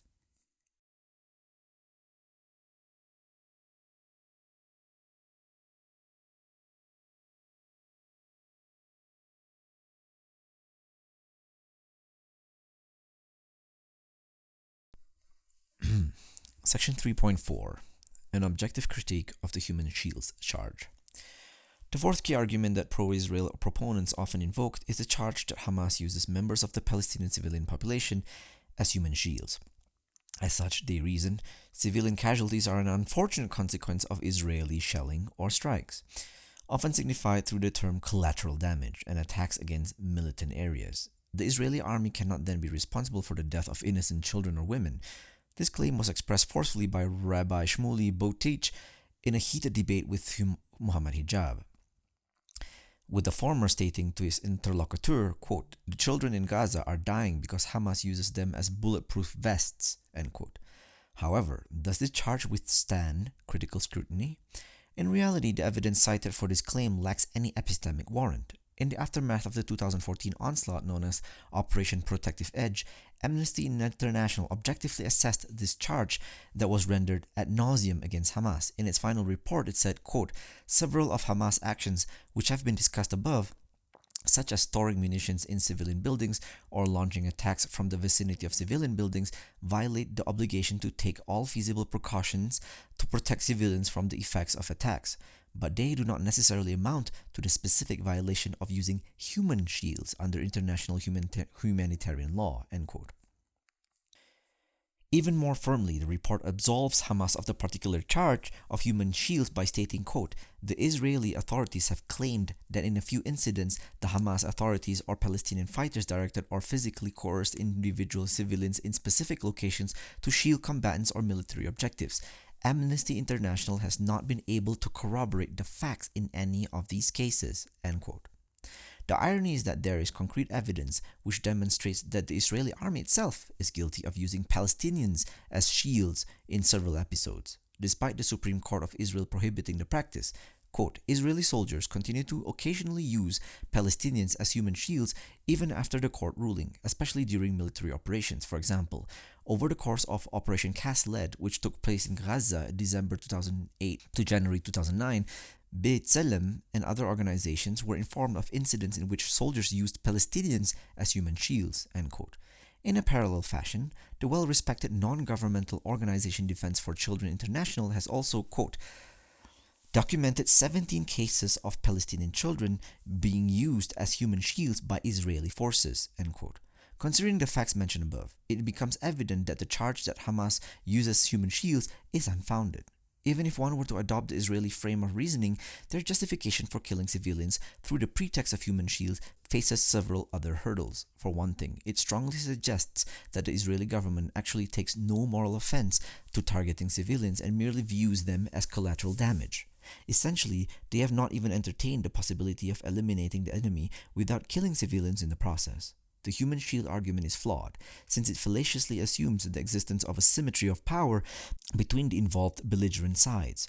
In objective terms, the Israeli side enjoys military and strategic superiority, but it uses this absolute power edge to bombard civilian areas and neighborhoods in Gaza indiscriminately. Such an act is not only egregious and immoral, but it also amounts to collective punishment, which is illegal under international law. As a counter, Israel often claims that it must employ such heavy-handed tactics to subdue Hamas and rescue the remaining hostages currently detained in their underground networks. However, this claim does not withstand critical scrutiny. For one thing, Israel possesses the resources and special units, such as the Sayeret Matkal, to surreptitiously launch a special operation to save the hostages from the tunnels that they are currently confined in. However, such special forces have not been marshaled or used on the battlefront. Secondly, at the present moment, much to the anger of its citizens, the Israeli government is undertaking aerial and ground shelling operations that have indiscriminately killed the people situated in Gaza, including many of the hostages taken on October 7. The blanket carpet bombing of Gaza suggested that the Israelis might be unconcerned with the safety or release of the hostages. Indeed, several preliminary and unconfirmed reports suggest that a substantial number of the hostages have been killed as a result of the Israeli bombardment, which has rained at least 20,000 bombs on the Gazan enclave in the short span of 6 short weeks. At first, this might appear to be counterintuitive thesis, but it appears to be the current stance of the Netanyahu government. According to a number of sources, Netanyahu is facing severe crisis of confidence on a political front, has no objective in launching a full-blown war against Hamas except to prolong his grip on power and keep his political opponents at bay. For the family members and citizens who want these hostages returned, the Israeli military response has been counterproductive from a strategic standpoint and has only further raised the stakes of the war. The fact that Israel has not mobilized any special units to rescue the hostages surgically and instead has opted to exert ham-handed force suggested that it is less interested in freeing the hostages and instead is more concerned with implementing a shock-and-awe operation. This strategy is very likely one that Netanyahu has authorized for its political ends, but geopolitical considerations may also be in mind. Some recent leaked memorandums and statements from Dutch attaches based in Tel Aviv suggest that Israel is striking innocent civilians not because they are near militant areas, but simply to exact revenge, exact political gains, and demonstrate their brute force to their regional rivals. More specifically, the reputable leak states that Israel's military objective entails, quote, showcasing credible military force to show Iran and its proxies such as Hezbollah that they will stop at nothing, end quote. This explains why Israel Defense Minister Yoav Gallant threatened Hezbollah that any escalation of their border area strikes would cause Lebanon to meet the same fate as Gaza. In an official statement, Gallant chillingly marked, quote, what we can do in Gaza, we can also do in Beirut, end quote. Once again, such a modus operandi demonstrates that the high civilian casualty count has nothing to do with Hamas using Gazans as human shields, but instead reflects Israel's unilateral decision to target civilian areas, which is a flagrant violation of the international law. The Israeli war machinery has adopted the flawed and immoral strategy of indiscriminately bombing civilian areas simply out of the pretext of killing alleged Hamas targets. Zionist leaders and supporters from Israel and the West have applauded this strategy, and they believe that destroying the entire Gaza Strip and its citizens would be an acceptable price to pay as long as it leads to the decimation of Hamas and the elimination of any Palestinian political movements. Several high-ranking Israeli officials and military leaders have admitted that the underlying strategy of their 2023 Operation Iron Swords is to inflict maximum damage on the Gaza Strip, which ipso facto includes high civilian casualties. For instance, in a speech issued just 3 weeks ago, Israeli President Isaac Herzog dangerously invoked the principle of collective punishment as a guiding military instrument against the people of Gaza. Quote, it is an entire nation out there that is responsible. It is not true. This rhetoric about civilians not being aware, not involved, it's absolutely not true, end quote. Such a proclamation represents a clear departure from the most basic of legal and moral standards, since it constitutes collective punishment of a group of people, which is a war crime. There are not the words of political leaders who are expressing concern and alarm that a militant group is using its civilians as human shields. Instead, these are the utterances of individuals who wish to harm civilians even if they are geographically distant from Hamas. The wholesale and inhumane maximum destruction technique adopted by Israel is also telling from other perspective insofar as it disqualifies the human shields argument. Israel's own proclaimed military strategy of indiscriminate carpet bombing the entire Gaza Strip bars any utility that may be found in using a human shield strategy, which ironically nullifies its accusation. Put it another way, Hamas cannot logically use any Palestinian civilians as shields since Israel views all areas and districts to be legitimate targets. That is because in every conflict it engages in, and especially in the case of the 2023 invasion of Gaza, Israel's range of fire is entirely unrestricted. It targets hospitals, mosques, press offices, bakeries, and even ambulances. Against this violent and genocidal backdrop, even if it wanted to, it would be futile for Hamas militants to adopt any form of human shield strategy to protect their forces. Even if one were to assume, for sake of argument, that the human shield argument has some bearing on the 2023 crisis and Hamas is gathering its forces and tunnels near civilian areas, it could be refuted through a thought experiment. Suppose a violent shooter on the run enters a store, barricades themselves in the building, and takes the shopkeeper as hostage. In response to this crisis, the police contingent and special forces proceed to bomb the entire building and kill everyone in the structure through the pretext that the shopkeeper was a human shield. Such a course of action would be deemed both disproportionate and violation of the most basic code of ethics. However, the logic of the Israeli military would dictate that destroying the whole structure is the right thing to do, since it would eliminate the threat. The death of all innocent civilians would be dismissed as collateral damage. An even more concrete and relevant thought experiment can be raised about Israel itself.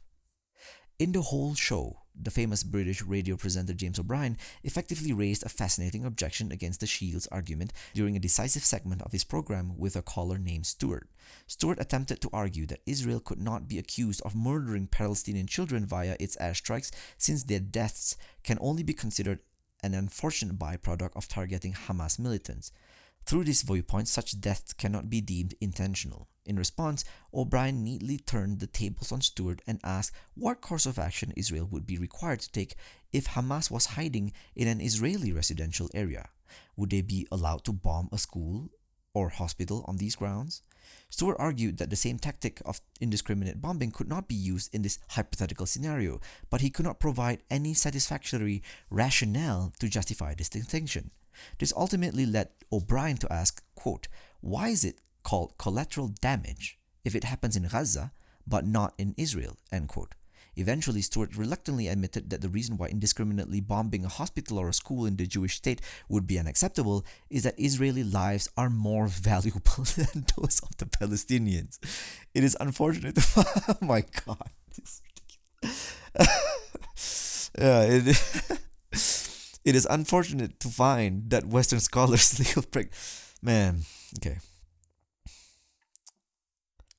It is unfortunate to find that Western scholars, legal practitioners, and politicians are adopting the same ethnocentric view espoused by Stuart, which deems the deaths of Palestinians to be nothing more than a minor inconvenience.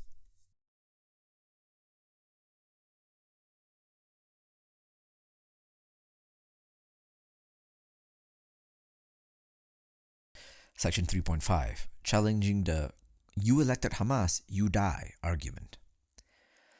To justify their bloody and indiscriminate attacks against the civilian population of Gaza, some Israelis have raised the bold argument that the entire citizenry bears some level of responsibility for the conflict, since they opted to elect Hamas through a free and fair election held in 2006. Ever since that point, Hamas has presided as the official government of Gaza.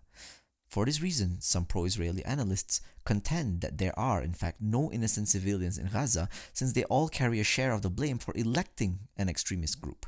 Israeli President Isaac Herzog alluded to this line of reasoning when he assigned blame upon the entire Gazan population by stating, quote, "It is not true, this rhetoric about civilians not being aware, not involved. It's absolutely not true.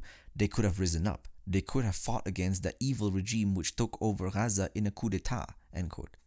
Because the Gazans elected Hamas and maintained the status quo for more than a decade, they are all culpable for the actions that the latter carried out on October 7. This mode of reasoning is undoubtedly fallacious and can be refuted by presenting several basic statistical realities that shed light on the present demographic setting in Gaza. First and foremost, Hamas was elected almost 17 years ago.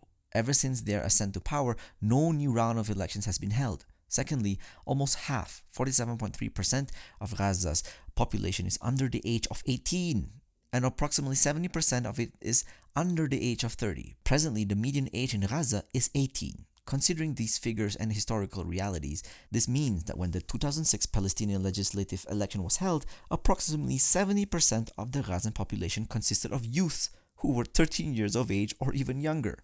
According to UNICEF, in 2006, out of the aggregate population of 1.4 million in Gaza, approximately 840,000 were children. Due to their status as minors, this large proportion of the population could not possibly participate in the 2006 legislative process, since, on average, they would have only been a few years old. To then suggest that these individuals are somehow accountable for the political ascension of Hamas is an absurd proposition. Secondly, the suggestions that the entire civilian Palestinian population should bear direct responsibility for electing their government whitewashes the egregious act of collective punishment, which constitutes a war crime in international humanitarian law. A definitive and clear-cut section, Article 33 of the Fourth Geneva Convention, prescribes the employment of collective punishment as a wartime tactic to punish the general population of a nation. Quote, "No protected person may be punished for an offense he or she has not personally committed. Collective penalties and all measures of intimidation or terrorism are prohibited. Pillage is prohibited. Reprisals against protected persons and their property are prohibited." End quote. Israel's actions in the Gaza Strip indicate a callous disregard for actions that are prohibited in this article. It is thus no surprise to find that the officials of many recognized international agencies and non-governmental organizations are currently accusing Israel of committing collective punishment. Felipe Lazzarini, who presides as the head of the UN Agency for Palestine Refugees, UNRWA, charged Israel with the crime in its current military operation. In addition to making an urgent appeal for humanitarian ceasefire, Lazzarini outlined the various inhumane modes of punishment that the Israeli war machine had put in place against the general population of Gaza. Quote, "More than 700,000 displaced people live in similar degrading conditions in 150 UNRWA schools and buildings across the Gaza Strip. Our shelters are overcrowded, with little food, water, or privacy. The appalling sanitary conditions represent a looming public health hazard. Outside the shelters, entire neighborhoods have been leveled, extinguishing countless lives, hopes, and dreams. Hospitals, churches, mosques, bakeries, and UNRWA schools have not been spared. Thousands of children killed cannot be collateral damage. Pushing 1 million people from their homes and concentrating them in areas without adequate infrastructure is forced displacement. Severely limiting food, water, and medicine is collective punishment.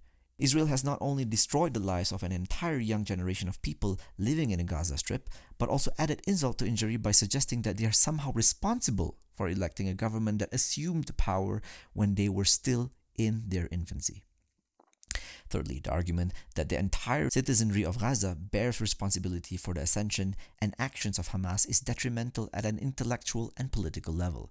What is most shocking and egregious about Israel's carpet bombing in 2023 is that it had inadvertently served the extremist narrative of terrorist groups like Al-Qaeda and its splinter cells. For decades, Al-Qaeda has justified its attacks against the civilian areas of Western countries because their voters elected their leaders, who in turn used their mandates as representatives of the people to bomb Muslim lands. Al-Qaeda's frame of reasoning is that every citizen of these Western countries is a legitimate target since they have legitimized their rulers through the ballot box and deferred to their executive decisions, which include waging wars against Muslim-majority countries. Of course, no one would accept this reasoning and justify the targeting of innocent civilians living in the West on these grounds. It is for these reasons that Al-Qaeda's actions have been consistently condemned by both Muslims and non-Muslims alike. It is then disturbing to find that Israeli authorities and military leaders are borrowing the same myopic logic of Al-Qaeda and applying it to the Palestinian citizenry to justify their indiscriminate targeting of civilian areas. By employing such dangerous reasoning, the Israeli army has ended up mirroring the modus operandi of terrorist groups, which opine that ordinary civilians enjoy no political rights. And by doing so, they have departed from the most basic standards of morality and ironically become what they claim to hate. Bismillahirrahmanirrahim. Nullifying miscellaneous pro-Israel talking points. The final section of this book assesses several false underpinnings and notions that informed the creation and persistence of Israel as a colonial entity. There are a number of ever-ready talking points that are invoked by Zionist figures to justify the ongoing occupation and to delegitimize the existing resistance forces. While it is true that many of these arguments are not directly related to the current 2023 hostilities, they are nevertheless worthy of analysis. Indeed, they are comprised of dominant theoretical assumptions that inform the pro-Zionist movement and its viewpoint vis-a-vis the Palestinian people. The key arguments that will be critiqued and deconstructed in this section are the following. Number 1. Before Jewish settlers entered and inhabited the region, Palestine was a barren and empty land that had no indigenous population. Number 2. Ever since Israel's withdrawal from Gaza in 2005, the enclave has never been occupied. As such, Gaza was afforded the freedom to develop into an economically prosperous state, but it squandered this opportunity and became a bastion for terrorism. For this reason, all fault lies squarely on Hamas and the Palestinian citizenry who elected them. Number 3. Hamas is a terrorist group, and the Israeli government cannot and should not enter into peace negotiations with, regardless of the circumstances. Number 4. If Hamas is destroyed or removed from power, all obstacles to peace will be removed, and the door to negotiations can be opened. Number 5. Israel has always been committed to solving the Palestinian crisis and has offered many generous peace proposals. Nevertheless, the Palestinian leadership has refused to accept such offers or sit at the negotiation table.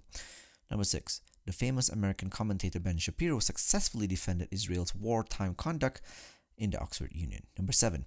Most of the Israeli population, which believes in the values of democracy and human rights, is pleased with or indifferent to its government's occupation of the Palestinian people, which implies that the situation in Gaza, the West Bank, and East Jerusalem may not be as bleak as commonly portrayed. Number 8.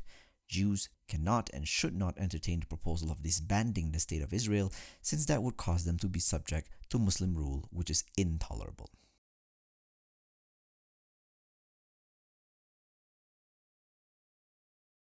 Section 4.1. The Myth of the Barren Land Thesis.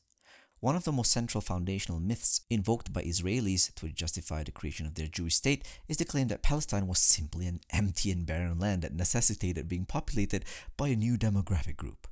They then proceed to state that no group could be a worthier candidate for living in this unpopulated terrain than the Jewish people, who had been exiled and stateless for millennia from the Holy Land. To encapsulate these 2 points effectively in a terse maxim, Zionists fighting for a Jewish homeland in Palestine often employed the catchy phrase, quote, "a land without a people and a people without a land," end quote. A key figure who persistently employed this phrase to justify the creation of Israel in the Palestine territories was Israel Zangwill, a prominent member of the Zionist movement.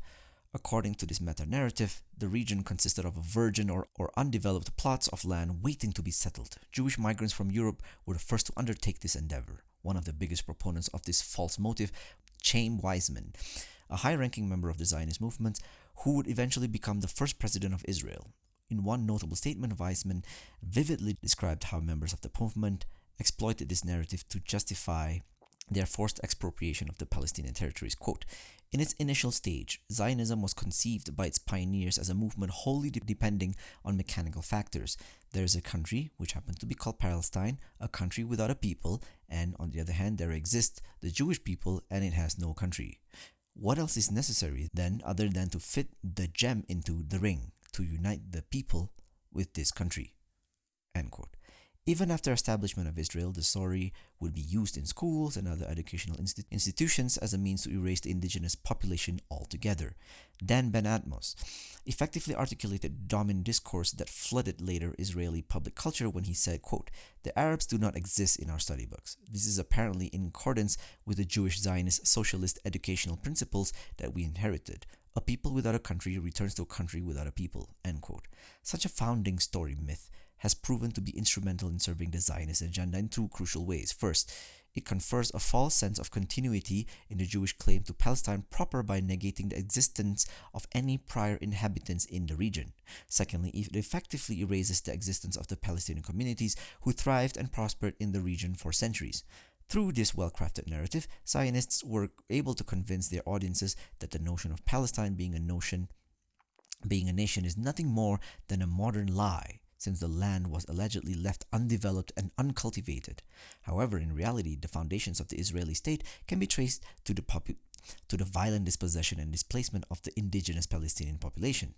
To further add insult to injury, these innocent Arab civilians were then deprived of their right to return, an injustice which endures until the present day. In some crucial contexts, Zionist authorities have been ready to admit that this land without a people narrative was nothing more than a well-concocted fabrication. For instance, in a 1969 speech delivered before the Israel Institute of Technology, Technion in Haifa, the former Israeli Minister of Defense Moshe Dayan said, quote, "Jewish villages were built in the place of Arab villages. You do not even know the names of these Arab villages, and I do not blame you because geography books no longer exist. Not only do the books not exist, the Arab villagers are not there either. Nalal arose in the place of Mahlul, Kibbutz Gvat in the place of Jipta, Kibbutz Sarid in the place of Hunayfis, and Kefar Yeshua in the place of Tal al-Shuman. There is not a single place built in this country that did not have a former Arab population," end quote. Besides Dayan, one can also find a similar admission from the prominent British Lord and Foreign Secretary Arthur Balfour, a staunch Zionist. Balfour, who would be most famously known for promising the Jewish people a homeland in Palestine through a declaration named after him, actually affirmed that the bulk of the indigenous population in Palestine consisted of Arabs. Even Israel Zangwill, who was a champion of the cultural Zionist movement, realized that Palestine already had an indigenous Arab population after he personally visited the region in 1897. In 1905, in a speech delivered in Manchester, Zangwill addressed his audience by stating, quote, "Palestine proper had already its inhabitants. The Pashalik district of Jerusalem is already twice as thickly populated as the US, having 52 souls to the square mile, and not 25% of them Jews," end quote. In the face of such glaring facts, Zionists could deny that Palestine had an overwhelmingly Arab population. To that end, they proceeded to concoct another sinister thesis to disqualify the indigenous population's claim to the land. In this new claim, members of the Zionist movement invented the myth that Palestine only assumed its name and ethnic character due to the Arab conquests in the 7th century CE, which were spurred by the nascent Islamic region. However, this claim is false and belied by many historical references, which indicate that even prior to the famous Muslim-led conquests, the region had a predominantly Arab population. In reality, the Arabization of Palestine was facilitated by Christian Arabs who lived, settled, and prospered in their area centuries prior to the advent of Islam. This later fact has been documented and authenticated by several neutral observers. For instance, one may consider the account of the pre-modern chronicler Herodotus, a contemporary of Socrates. Referred to by Cicero as the father of history, Herodotus penned the work between 450 to 420 BC entitled Histories, which documented the wonders and peculiarities he witnessed in various parts of the world. Within this work, Herodotus outlines his sojourn at a land he refers to as Palestine, with its description vividly matching the characteristics found in the geographical region bearing the same name today. An important detail which he shared in his account was a monopoly that the Arabs enjoyed over the incense trade. This economic hegemony was a factor that allowed them to exercise a control over the seaports of Palestine as well. On a similar note, contemporary scholars echo many of the assessments shared by Herodotus, particularly his assertions that Arabs were living in a Palestinian region before the Common Era. For instance, David Asheri, a leading professor of classical history at the Hebrew University of Jerusalem, argues that during Herodotus' time, the bulk of the Palestinian population consisted of Arabs, with only a minor of them consisting of Jews. Most interestingly, one cannot find any statement from Herodotus where he uses the terms Canaan or Israelites within the context of Palestine. In the face of such facts and statements from reputable figures, the suggestion that Palestine only attained its name and identity as a distinct geographical unit in the 7th century is unfounded. In addition, some ancient scholars and historians identify Palestine as a distinct region. The figures mentioned in this regard included Aristotle, Strabo, Pliny the Elder, Pomponius Mela, Ammianus Marcellinus, and many others. Nevertheless, there are even strong archaeological indicators pointing to the existence of Palestine during ancient times. For instance, one may consider the mortuary temple of Ramses III at the Medinet Habu temple in Luxor, which is considered one of Egypt's best preserved ancient religious structures. Within the bowels of this structure, an inscription dating back to 1150 BC refers to Palestine. Moreover, an ancient tablet registered back in 717 BC referred to the land of Palestine and notes that the Assyrian Empire incorporated it. The field area of numismatics, concerned with the study of coins in the past nations, also provides crucial clues concerning the ancient roots of Palestine. This discipline has also played a crucial role in uncovering the economic status and self-sufficiency of bygone empires and societies such as Palestine. Scholars specializing in this field reveal that during the 6th to 4th century BC, the land of Palestine functioned as an independent political region, and its coinage and currency, which were known as Philisto-Arabian coins. Such a finding demonstrates that Palestine was a fertile and economically prosperous land and enjoyed significant autonomy in its socio-political affairs. Even before the Islamic call emerged and penetrated the Levantine region, Arabs presented the dominant demographic group in Palestine. A key historical event that can be cited to demonstrate this point is the famous Council of Chalcedon, held in 451 CE. This was a decisive meeting between Christian clergymen that established a fundamental Christian tenet, namely the twin nature of Jesus as both man and God. It so happens that the city of Gaza, which is situated in Palestine, was also represented in this council through the attendance of an Arab bishop. Similarly, on the political front, it was often the custom that the Byzantine emperors of the Eastern Roman Empire would assign the rulership post of Palestine to Arab kings. For instance, the 6th century Roman Emperor Justinian appointed Abu Qarib ibn Ajabala as the ruling authority over the land of Palestine. In light of these established facts, there can be no doubt that a territorial entity bearing the name of Palestine has existed for millennia, with its population predominantly consisting of Arabs. These historical truths fly in the face of the so-called barren land thesis, which gives the false impression that the land of Palestine was bereft of an indigenous community that has subsisted and settled there since antiquity. Notwithstanding their most vigorous and unethical efforts, Zionist pseudo-historians will not be able to erase the rich and vibrant history of the Palestinian people.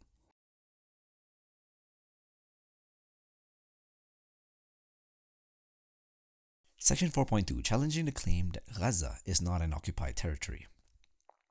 Defenders of the Israeli state often claim that Palestine is, for all intents and purposes, a free state, and as such it alone bears responsibility for its decades-long problems with political turmoil and economic stagnation. Proponents of this view often cite the fact that former Israeli President Ariel Sharon unilaterally opted to withdraw all forces and settlers from the Gaza Strip in 2005, which allegedly allowed the inhabitants of Gaza to enjoy the full autonomy and determine their own political path. According to this narrative, the present plight of the Palestinians is squarely their responsibility, since they opted to trek a path of violence by electing radical political leaders and parties that lack the know-how to spark genuine political and economic development. Hamas was elected in 2006, which displaced the Palestinian authorities and marked a dark spiral towards radicalism. In fact, it is not hard to find many supporters of this position stating that Gaza had the potential to become a flourishing, trade-oriented, and economically prosperous city like Singapore. However, it turned away from that opportunity to become, quote, a terrorist dystopia like the benighted lands formerly under ISIS, end quote. However, this argument is fallacious and ignores several realities on the ground. The claim that Israel's withdrawal from Gaza marks an end to the occupation is a hasty conclusion. Almost every authoritative international body that enjoys standing in global affairs affirms that the Gaza Strip has been under Israeli occupation ever since 1967. It would be taxing to enumerate the names of all the bodies and non-governmental organizations that uphold such a view. However, some of the most vocal backers of this position include the International Committee of Red Cross ICRC, the United Nations, Amnesty International, the Human Rights Watch. Several official agencies, such as the United States Department of State, express the same view. While it is true that Israel ended its settler and military presence in Gaza in 2005, it still exercises effective control over the enclave through its choking land and naval blockade. Countless border checkpoints and almost Orwellian surveillance techniques used against the Palestinians. Against the odds, Palestinians have very little economic and political freedom, with their mobility rights also being severely limited. In its socio-political study of how Israel has interfered with the day-to-day operations of the Gaza Strip, the Geneva Academy of International Humanitarian Law and Human Rights concluded that notwithstanding its military withdrawal and eviction of Jewish settlers, Israel still met the effective control threshold needed for being an occupying power. Quote, an occupation may continue after the withdrawal of troops from the territory under certain conditions. If the occupying power continues to exercise effective control, the law of occupation will still apply.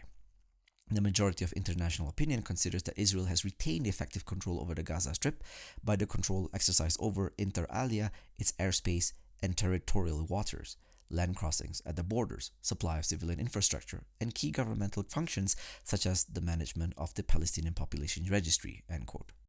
Under such circumstances, the suggestion that Gaza enjoys any significant degree of autonomy in its day-to-day affairs is frankly absurd. For this reason, John Dugard, who presided as the UN Special Rapporteur on the situation of human rights in the Palestinian territories, vehemently denied Israel's claim that its occupation of Gaza had effectively ended in 2005 by stating, quote, "In August 2005, Israel withdrew its settlers and armed forces from Gaza. Statements by the government of Israel that the withdrawal ended the occupation of Gaza are grossly inaccurate. Israel retained control over Gaza's airspace, sea space, and external borders, and the border crossings of Rafah for persons and Karni for goods were ultimately under Israeli control and remained closed for lengthy periods. In effect, following Israel's withdrawal, Gaza became a sealed-off, imprisoned, and occupied territory." UN Secretary General Ban Ki-moon echoed this assessment in 2007 when he said, quote, "Israel remains an occupying power in respect of Gaza. Arguments that Israel ceased its occupation of Gaza in 2005 following the evacuation of its settlements and in the withdrawal of its troops take no account of the fact that Israel retains effective control over Gaza by means of its control over Gaza's external borders, airspace, territorial waters, population registry, tax revenues, and governmental functions." End quote. This section establishes that Gaza has been considered occupied territory from 1967 until the present. However, the present crisis suggests that the status quo might shift from its already deplorable state to an even greater low. The greatest danger is that the scale of Israel's administration of the Gaza Strip will reach the level of full-blown annexation in the aftermath of the 2023 operation. Owing to the deep incursions in the 2023 operation, it appears that the occupation will only further intensify and assume, just as it did from 1967 to 2005, a military character. This was an option that the Israelis had always put on the table. In 2006, then Israeli Prime Minister Ehud Olmert threatened that the country's forces were always ready to reoccupy Gaza if needed or desired. Quote, "We will operate, enter, and pull out as needed." End quote. The Israeli army has not only seized the majority of northern Gaza, but its ongoing activities in the enclave signified that it has no intention of withdrawing anytime soon, and this will only further underscore the fact that Israel has never had the intention to free Gaza from the shackles of political and economic dependency.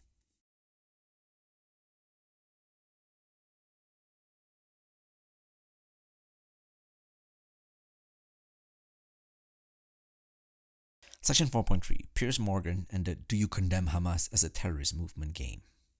Piers Morgan, a famous English television broadcaster and the host of Piers Morgan Uncensored, has developed a notorious reputation for inviting commentators and public figures to appear on his show and discuss the present Palestinian crisis. Unfortunately, it is abundantly clear that Morgan has a strong bias against the Palestinian resistance, since he almost always commences his interview by asking his guests the prejudiced question of, "Do you condemn what happened on October 6th?" or "Do you condemn Hamas?" This hideous slant took a new extreme when Morgan aggressively attacked his guest Jeremy Corbyn, a British Member of Parliament and the former leader of the Labour Party. While Corbyn tried his best to advance a contextual approach, Morgan would have none of it and pressed the former to condemn Hamas. In rapid succession, Morgan asked Corbyn at least 15 times whether he thought Hamas was a terror group. Are Hamas a terror group? Are they a terror group? Answer the question. Are they a terror group? Are they a terror group? Are they a terror group? Are they a terror group? Why can't you say it? Are Hamas a terror group? Are Hamas a terror group? End quote.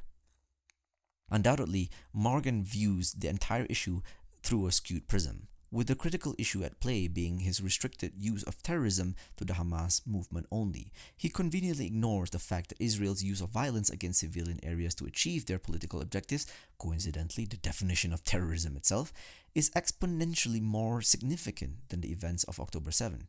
Section 3.1 already explored and tackled this claim. The purpose of this section is somewhat different, as it aims to deconstruct the epistemic assumptions that inform Morgan's line of questioning. More specifically, this section reveals the slanted underpinnings behind using the term terrorism in a dominant discourse. It also presents a historical study of Hamas, the roots of its emergence, and how it has attempted to broker peace with Israel on several occasions.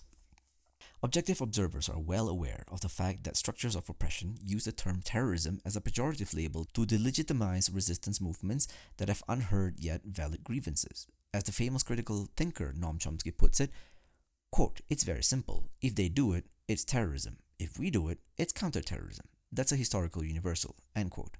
The fact that it is in their external interactions, state and non-actors are equally prone to wield violence. However, due to the state-dominated landscape we currently live in, it is expected to find international lawyers and political scientists reduce terrorism as solely being the product of non-state actors. Chomsky stated it best when he noted that the, quote, term terrorism is used by the great powers simply to refer to forms of violence of which they disapprove, end quote.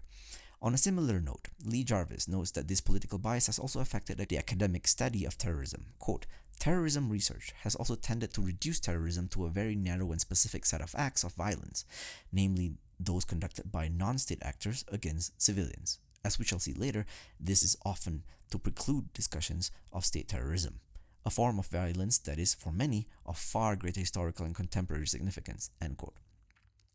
Because the international community has failed to develop a comprehensive definition of terrorism that incorporates state belligerence as well, this causes Hamas to be put under the microscope of scrutiny. Yet, in reality, the violent crimes of Israel supersede any of the atrocities that Hamas commits. This point was succinctly expressed by the American lawyer Stanley Cohen when he said, quote, there's no difference between suicide bombers blowing up buses or Israeli jets killing 50 children in a densely populated building. Death is death. We like to romanticize the Israeli army, end quote. Piers Morgan's lines of argumentation falls on its head, since any condemnation of Hamas logically requires a fortiori the censure of the State of Israel. The latter is the only entity in this theater that has used genocidal rhetoric against civilians and has carried out this threat against an entire territory. The key upshot of the analysis above is that there are no logical grounds to direct the condemnation card on Hamas or to disqualify its existence as a political actor on the Gaza front. Nevertheless, for argument's sake, let us entertain Piers Morgan's argument that Hamas is the only subversive entity in this conflict. Does such a claim necessarily preclude the option of engaging in negotiations with it? The answer is a firm no. A cursory look at historical conflicts demonstrate that governments have negotiated with militant groups to solve their internal conflicts.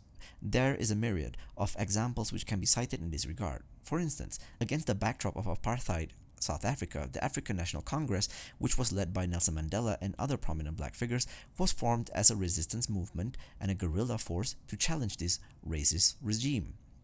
Although the ANC labeled itself as a liberation movement, it was classified as a terrorist organization in the US, the UK, and even the apartheid government ruling South Africa. Yet, despite having this hostile standpoint, the ruling apartheid government eventually entered into negotiations with the ANC and signed a compact that ended white minority rule in South Africa and paved the way for free and fair elections. What is remarkable about this positive political transformation is that it occurred rapidly, such that the once notorious and blacklisted ANC became a legitimate political leader in a post-apartheid era. Nelson Mandela, who led the ANC, would become the first president of South Africa in its new republic era. Once famously said, quote, I was called a terrorist yesterday, but when I came out of jail, many people embraced me, including my enemies, and that is what I normally tell other people who say those who are struggling for liberation in their country are terrorists. I tell them that I was also a terrorist yesterday, but today I am admired by the very people who said I was one, end quote. The same rapid shift from a terrorist entity to a legitimate political player could be observed in the UK. In this context, the scrutinized group in the question was none other than the Provisional Irish Republican Army, the IRA, which fought for the liberation of Ireland, specifically the northern region of the island, from British rule. To achieve this goal, the IRA was notorious for organizing many attacks and bombings in both Ireland and England, which led to the deaths of hundreds of civilians. Perhaps the most notorious attack that the IRA ordered was the 1984 Brighton hotel bombing, whose ultimate aim was the elimination of senior members of the British government, including Prime Minister Margaret Thatcher and the Conservative Party cabinet. Despite taking such an extreme belligerent posture, the IRA was not simply dismissed as a terrorist organization. The British government eventually recognized the validity of its political grievances and entered into peace negotiations with it, culminating with the 1998 Good Friday Agreement. Moreover, within this context, one cannot forget to mention the example of the Palestinian Liberation Organization, the PLO. Unbeknownst to many, during its formative and early years, the PLO was known for staging several violent attacks against Israeli centers and assets. The PLO explicitly stated that it did not recognize the existence of Israel and even sought its total dissolution. However, as Stanley Cohen notes, despite the harsh truths, the Israelis still, quote, negotiated with the PLO, which had a charter that called for the destruction of Israel. They still negotiated. They negotiated out of reality, end quote. Despite viewing the Israelis as an occupying force, the PLO entered into negotiations with the former via the mediating efforts of the US, which eventually culminated in the Oslo Accords. Over time, the PLO softened their political positions and removed a provision calling for Israel's destruction from their charter. What can be derived from these past historical realities? The fundamental point is that labeling a group or organization as being a terrorist entity is a subjective determination that is determined by the political agenda of a given context or circumstance. In the short span of a few years, if a change suits the interests of the West, such a label are removed, and the pariah entity becomes a welcome political partner. This fact makes it evident that the designation of Hamas as a terrorist organization does not enjoy any objective significance. Piers Morgan's simplistic use of the terrorist card and dismissal of Hamas is not only a naive move, but is also belied by past historical episodes where oppressive governments recognized their wrongs and entered into the bargaining table. Morgan may believe that he is taking a principled stance. However, in reality, he is siding against the oppressed and legitimizing far more violent forms of state terrorism exercised by the Israeli killing machine.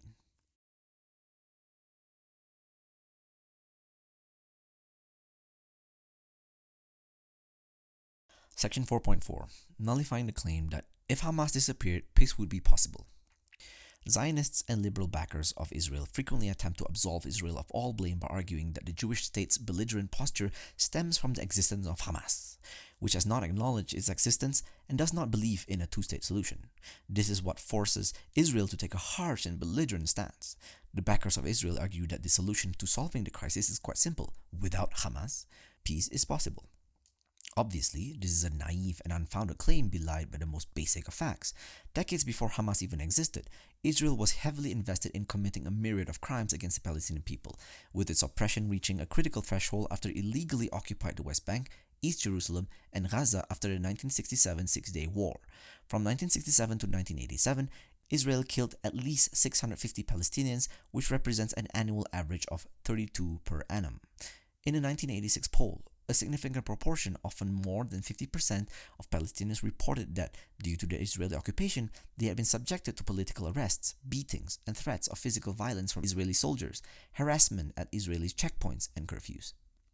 These shocking figures are significant since during the entire 20-year time frame, Hamas never existed as an entity, as it would only be formed in 1988. This all points to the fact that the actual cause of violence is not Hamas, but rather the occupying force of Israel. Even when considering the post-1988 era, it becomes evident that Hamas is not the effective cause or driver of Israeli crimes. For one thing, Hamas was established and remains a political force in Gaza and does not rule the West Bank.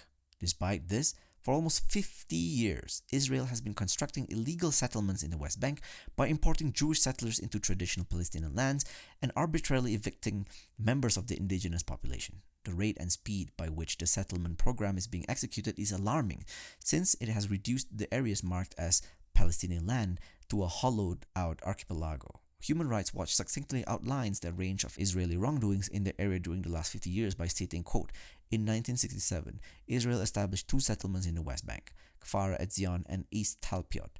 By 2017, Israel had established 237 settlements there, housing approximately 580,000 settlers. Israel applies Israeli civil law to settlers, affording them legal protections, rights, and benefits that are not extended to the Palestinians living in the same territory, who are subjected to Israeli military law. Israel provides settlers with infrastructure, services, and subsidies that it denies to Palestinians, creating and sustaining a separate and unequal system of law, rules, and services, end quote. In the last year, the rate of settler violence in the West Bank has reached record high levels. It jeopardizes the lives of thousands of Palestinians, with many Arabs already being killed or evicted from their properties. Secondly, even when it's laid its foundation in the Gazan frontier, Hamas did not begin as a militant movement. Instead, it positioned itself as an organization in the charity sector and provided necessary welfare assistance and social services for the Gaza population. Hamas only attained the militant character against the backdrop of the First Intifada in 1987, which was sparked after an Israeli soldier killed several civilians in Gaza with their military truck. This traumatic event had a ripple effect on the entire Gaza Strip, and the Hamas movement was no exception to this. Members of the movement began to adopt a far more belligerent tone and sought to represent the security interests of the Gaza Strip. This was cemented with the development of a charter formerly known as the Covenant of the Islamic Resistance Movement. The charter did not recognize Israel and called for full resistance against the plundering Israeli government. However, it is interesting to note that while the Hamas leadership adopted harsh and uncompromising rhetoric, in reality they were open to reaching a pragmatic compromise with Israel as long as the latter ended its rule of tyranny. For instance, in 1988, Mahmoud al-Azhar, who is one of the co-founders of Hamas, penned a formal peace resolution process and had it submitted to the Israeli authorities. According to the plan, a peace deal could be reached if Israel withdrew from the territories it had occupied in 1967, granted a general amnesty to all political prisoners, and provided the Palestinians the right to self-determination without any interference. Despite the deal, quote, reflecting moderation, end quote, it was rejected by the Israeli authorities. Similar long-term deals, even relatively temporary ones lasting for 10 years, were proposed by the Hamas leadership, but the Israelis always rejected them. In its foreign policy outlook and attempted engagement with Israel, Hamas has adopted an open and accommodating approach. It has stressed that it seeks to develop a durable peace agreement with Israel. However, it is adamant that there can be no peace without having justice first, which entails the permanent end of the occupation and political freedom for the Palestinians. Israel had flatly refused to accede these demands, since it would have to forfeit all the Palestinian territories that it has illegally annexed. In his thoughtful analysis of Hamas development and evolution, Zachary Forster argues that Israel is to blame for the failure of any meaningful peace process, not the militant group. Quote, Israel's leadership would have the world believe that Hamas has committed itself to unrelenting terror since its founding, a narrative soothing for the grieving Israeli public, but also one at odds with Hamas's complex evolution. A closer look at Hamas history suggests that it saw the truth with Israel in 1988, 2006, 2008, 2012, and 2017. Alas, Israel has preferred war to peace if peace means a challenge to Jewish demographic domination in Israel or a full withdrawal from the occupied Palestinian territories. End quote. Everyone desires peace, but such an aspiration is meaningless if one side is an unrepentant usurper that fails to realize its lengthy trail of wrongdoings against an occupied population. Put it in another way, there can be no peace without the guarantee of justice. This golden principle can and must be implemented within the Palestinian context. In its false narrative and misplaced public relations agenda, Israel would want the world to believe that if Hamas simply lay down its weapons, peace would be possible. Such a claim is entirely absurd and is belied by basic historical facts which confirm that Israel is pursuing its neo-colonial and expansionist state project in an unabated fashion. If Hamas were to disappear today, Israel would continue expanding the sphere of its occupation, which is the effective cause that spurred the development of the militant group in the first place. Even if Hamas were to be removed from power, with the occupation still in place, other Palestinian militant groups would emerge to challenge the Zionist usurper.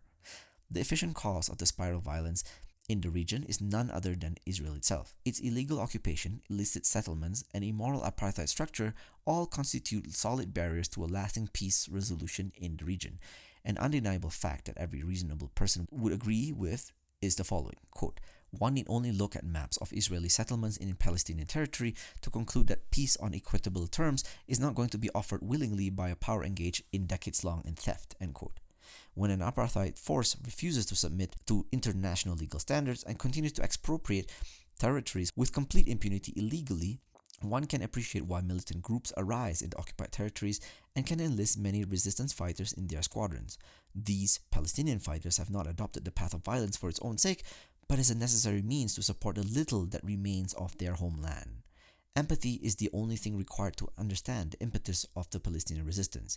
It was this inner equality that caused former Israeli Prime Minister Ehud Barak to issue the following remark in 1998 during the live interview with journalist Gideon Levy, quote, if I was a Palestinian at the right age at some stage, I would have entered one of the terror organizations and fought from there, and later would have certainly tried to influence from within the political system, end quote. The resistance will continue as long as this unjust status quo remains in place. The door to peace can only be opened once the illegal occupation and its constituent elements, which include the unjust apartheid regime and illegal settlement structure, are removed.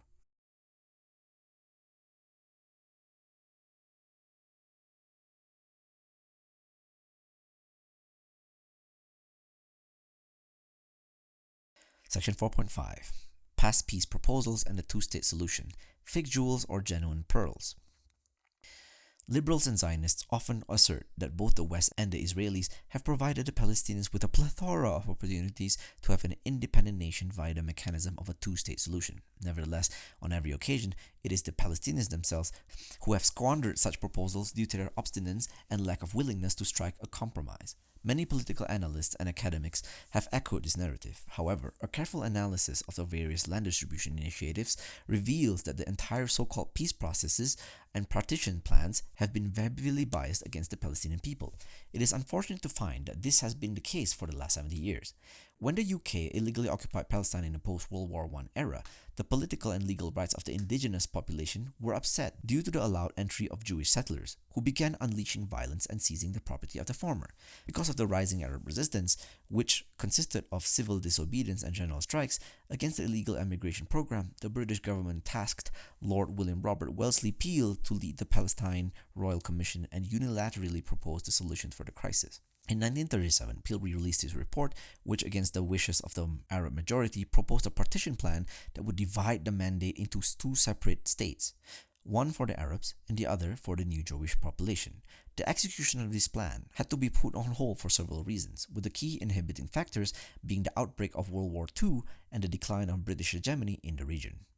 Sensing its grip on the region waning due to its increasing weakness, the British government shifted the issue to the newly formed UN, which was extremely weak and entirely dependent on the US, which was open to a partition proposal. In 1947, the UN proposed an extremely skewed partition plan that acutely failed to account for the demographic realities of the region. Despite the Jewish settler population only consisting of roughly one-third of the total number of inhabitants, the UN allocated 56% of the total landmass of Palestine for a Jewish state. The plan was not just unjust, but it also offered the Zionist movement the power edge it needed to implement the Nakba, destroy hundreds of Palestinian towns and cities, and usurp even further land. By the end of the 1948 war, the UN realized the error of its original plan. They proposed a new land distribution model and that divided the landmass of Palestine proper into two relatively equal halves for the Arabs and the Jews. However, the Israelis, who had managed to seize and administer more than 80% of the territory of Palestine, flatly rejected the proposal. The status quo would hit a new abysmal low in the aftermath of the 1967 Six-Day War, when Israel emerged victorious and seized all the Palestinian territories, which included Gaza, the West Bank, and Jerusalem, with the remaining Palestinian lands within their reach. The Israelis began entering the prospect of developing Jewish settlements in what would be known as the occupied territories. Against this devastating backdrop, where the Israelis were expropriating more and more land, the Palestinians had almost no bargaining power. By the 70s and 80s, many of the Arab countries such as Egypt and Jordan were gradually developing ties with Israel, which in turn caused them to abandon the Palestinian cause altogether. With the playing field extremely uneven, the Palestinian Authority led by Yasser Arafat was forced to accept an unjust deal in 1993, which is often known as the Oslo Accords. Despite being widely heralded as a massive diplomatic achievement in the US, the interim agreement was highly one-sided, since it forced the Palestinian Authority to relinquish its claim to almost all of historical Palestine, whereby it would be forced to be content with a mere fifth of the total territory.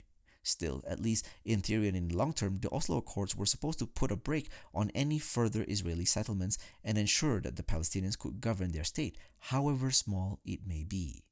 The price for this concession was steep, however.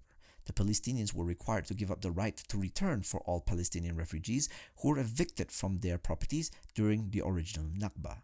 For many Palestinian observers, the agreement was humiliating and a complete disgrace. In his review of the deal, Edward Said famously said that it was, quote, an instrument of Palestinian surrender, a Palestinian Versailles. The Palestinians have in effect discounted their unilateral and internationally acknowledged claim to the West Bank and Gaza. These have now become disputed territories. Thus, with Palestinian assistance, Israel has been awarded at least an equal claim to them. End quote. However, it would not take long for the already skewed Oslo process to be dealt with a quick and decisive coup de grace. The assassination of the Israeli Prime Minister and leader of the Labour Party, Yitzhak Rabin, at the hands of a Jewish extremist in 1995 marked the death knell of the Oslo Accords, since from that point onwards, Israel would be led by far-right political forces. Rabin's successor would be none other than Likud leader Benjamin Netanyahu, who has dominated the Israeli political landscape for the last 3 decades.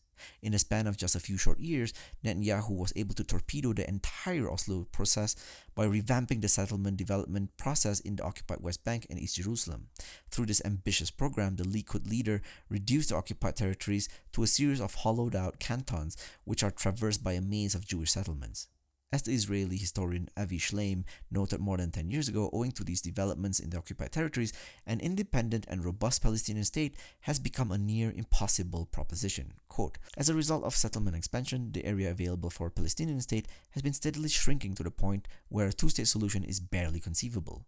The so-called security barrier that Israel has been building on the West Bank since 2002 further encroaches on the Palestinian land. Land grabbing and peacemaking do not go together. It is one or the other, end quote. In Shleim's view, the fault for the breakdown of the Oslo Accords lies solely in Netanyahu's hands, since, for almost 3 decades, he has been able to publicly feign a desire for a just peace process while privately speeding up the construction of settlements. As he put it, quote, Netanyahu is the procrastinator par excellence, the double-faced prime minister who pretends to negotiate the partition of the pizza while continuing to gobble it up. The same sentiment was echoed in 2023 by Craig Mochiber, a former human rights official at the UN. In a recent interview with Al Jazeera, Mochiber explained that the ship for having a two-state solution has already sailed, and any present suggestion by a Western state leader that they wish to reactivate the process is an absurdity and an open joke. As he notes, quote, there's nothing left for a Palestinian state that would be sustainable or just or possible in any respect, and everyone knows that, end quote. What makes the problem sobering is the fact that even the remaining slim slivers of land found in the West Bank and East Jerusalem, which can and should be strictly reserved to the Palestinians in a de jure sense, are being unrelentingly expropriated by the Israeli settler menace at an alarming pace. Regarding this abysmal state of affairs, the Palestinian political analyst Rehem Oda wrote, quote, by building settlements and outposts on what is geographically recognized as Palestinian lands, Israel undermines Palestinian sovereignty and preemptively bifurcates any future Palestinian state by limiting its urban development, end quote. The question of whether Israel ever genuinely wanted peace remains an open issue of contention. According to some analysts and scholars, the fact that Israel never withdrew from the West Bank and East Jerusalem and prescribed the development of illegal settlements in the occupied territories since the 1970s is a strong indication that the formation of a fair and equitable peace project was never an option on the table. This is the very conclusion championed by Glenn Robinson, a resident fellow at the Middlebury Institute of International Studies. Writing about the Likud party's complicity in the settlement enterprise, Robin states the following, quote, the most important reason for the defeat of the Palestinian national state-building project has been Israel's settlement in the West Bank and East Jerusalem, which has been strongly promoted by Netanyahu since 2009. The preclusion of any serious future withdrawal from the West Bank was the reason why the Likud party put the settlement on steroids after its 1977 election victory. The Likud settlement drive was designed to keep the West Bank under permanent Israeli control and had both political and strategic dimensions. End quote. Israel never wished to relinquish its control over the West Bank, a crucial fact that signifies its unwillingness to give up the territories it had illegally seized in 1967.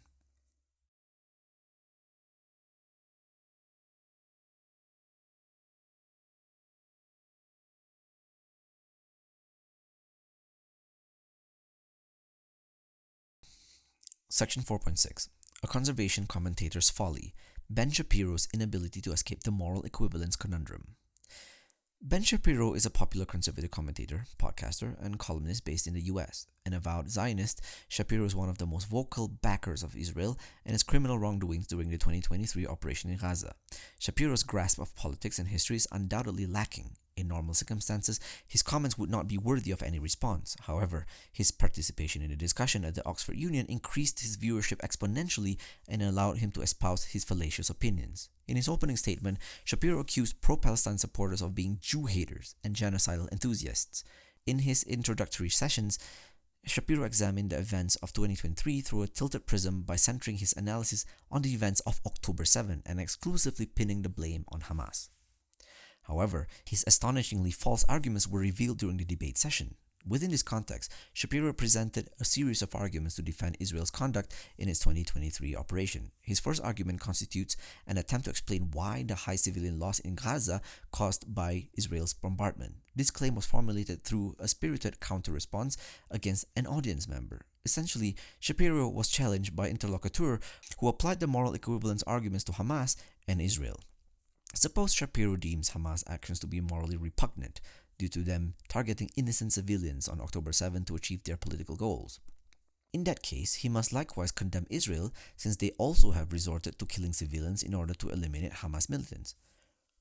From this viewpoint, the actions of Israel are morally equivalent to those of Hamas, and for this reason, singling out criticism against Hamas is an arbitrary move. Put it another way, if Shapiro believes that Israel's military engagements to free its hostages are morally permissible despite them causing a high number of civilian deaths, he must also grant the same concession to Hamas since their main objective through the Operation Al-Aqsa Flood was to procure an agreement that would lead to an emancipation of thousands of Palestinian prisoners in Israeli jails. In response, Shapiro contends that there can be no moral equivalence between the actions of Hamas and Israel since while the former intentionally killed civilians, the latter's actions are justified because, quote, it is attempting to kill terrorists and civilian casualties are a cost of war, end quote. Defenders of the Israeli regime often argue that there is a massive distinction between the actions of Hamas and the Israeli government. They assert that Hamas and its affiliated groups mainly attack civilian communities, not military targets. This is the essence of Shapiro's counter-response as well. However, this claimed point of distinction is inaccurate since Israel itself is guilty of committing a myriad of atrocities against civilian centers, including children in the Gaza Strip and the West Bank. Indeed, the track record of the IDF is a clear statement to this fact, with the implementation of the Tahrir Doctrine being the most concrete evidence in this regard. This doctrine prescribes the use of heavy and indiscriminate violence in civilian areas as a means to force the enemy government to capitulate and surrender. Indeed, Israel has activated this very military tenet in its current bombardment of the Strip. As confirmed by one Israeli intelligence official, the state apparatus has permitted the decimation of public and private buildings, along with all their inhabitants, situated in the enclave in order to, quote, harm Palestinian civil society to create shock that, among other things, will reverberate powerfully and lead civilians to put pressure on Hamas, end quote. Through this stunning revelation, it becomes apparent that in its warfare conduct, Israel maliciously and mercilessly depletes the lives of Palestinians in order to exert pressure on the Palestinian resistance. Such casualties cannot be waved away as being a form of collateral damage, since Israel is frequently aware of the demographic particularities of the civilian areas it targets and what the projected casualty count will be. Several Israeli officials have, quote, confirmed that the Israeli army has files on the vast majority of potential targets in Gaza, including homes, which stipulate the number of civilians who are likely to be killed in an attack on a particular target. This number is calculated and known in advance to the army's intelligence units, who also know shortly before carrying out an attack roughly how many civilians are certain to be killed, end quote. This point nullifies Shapiro's counter-argument and flips on its head. Israel does not target Hamas militants to defeat them and accidentally kill Palestinian civilians as an unfortunate byproduct of war. Instead, Israel intentionally kills Palestinian civilians as a means to weaken the political legitimacy of the Palestinian resistance among its civilian population. Furthermore, as the Australian academic Uthman Badar notes, Israel has a lengthy history of targeting Palestinian civilians in areas where no militants are found to be present. With such a negative track record, the Israeli army's claim that it functions as an ethical and scrupulous actor in its warfare conduct cannot be accepted. For instance, during the Second Intifada in 2000, the Israeli Defense Force shot and killed 11-year-old Mohammed al-Dura as his father tried in vain to shield him from the attackers. The entire scene was captured live and broadcast on television programs across the globe. Talal Abu Rama, the cameraman who shot the scene, passed the following verdict concerning the incident, quote, I can confirm that the child was intentionally and in cold blood shot dead and his father injured by the Israeli army, end quote. Secondly, in 2014, the Israeli army killed 4 young boys who were playing soccer at the Gaza City beach through a vicious missile attack. In this brazen strike against Palestinian youth, the Israeli military could not produce any meaningful rationale since there were no legitimate military targets in sight. During 2008 Great March of Return, the Israeli Defense Force were guilty of another brazen act of cruelty when one of their snipers killed 20-year-old Ruzan al-Najjar, a paramedic who was wearing a white vest during the scene of the incident. After leading an intensive study of the event, the politically neutral and non-profit organization B'Tselem concluded that an Israeli sniper intentionally shot al-Najjar despite her not posing as a security threat. Contrary to the many versions offered by the military, the facts of the case led to only one conclusion. An investigation conducted by B'Tselem proves 20-year-old al-Najjar was fatally shot by a member of the security forces who was aiming directly at her as she was standing about 25 meters away from the fence, despite the fact that she posed no danger to him or anyone else and was wearing a medical uniform." End quote. However, perhaps one of the most shocking and egregious cases is the one of the famous Palestinian-American journalist Shireen Abu Akleh, whom an Israeli soldier killed while she was directly on the ground with her fellow Al Jazeera colleagues and covering an illegal Israeli raid in the Jenin refugee camp. Abu Akleh's death sent shockwaves around the world, for it demonstrated that Israel lacked the moral fiber to allow journalists to cover its military activities in the occupied territories. These are clear and shocking examples that Israel has a track record of intentionally killing civilians. In 2023, however, Israel has outdone itself by reaching a new all-time moral low, quote, by bombing everything. The remarkable nature of the situation is that Israel can break every single rule of international law, the rules of war, and basic morality, and just shoehorn Hamas into the picture somewhere, and they don't have to prove anything, end quote. In its 2023 campaign, the army has targeted mosques, churches, hospitals, refugee camps, shelters, bakeries, and other civilian areas with the empty pretext that Hamas forces were nearby, without producing any evidence. Shapiro is ironically right on one point. There is, in fact, no moral equivalence between the actions of Hamas and Israel. However, he is squarely wrong in his assertion that Hamas is the sole culpable actor that deserves to be condemned for its actions on October 7. Here, Shapiro is guilty of duping its audience with a deceptive sleight of hand trick by glossing over the fact that Israel's crimes in its warfare conduct are exponentially more severe than the actions of Hamas.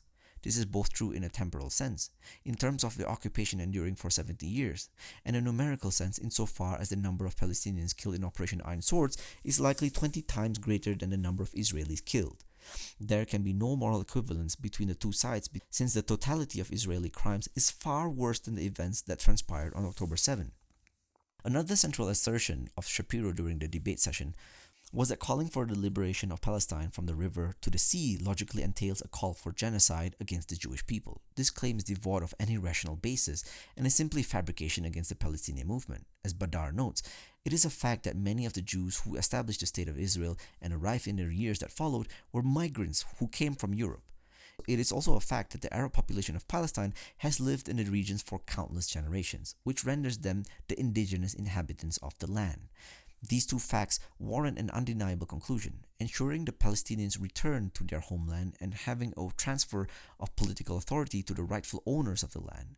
What is needed is a peaceful and just correction of the political wrongs that occurred during the Nakba by acknowledging the Palestinian people's right to return and having a new system of sovereignty that permanently undoes the fetters of the occupation. There is nothing in this message that promotes or calls for genocide against the Jewish people.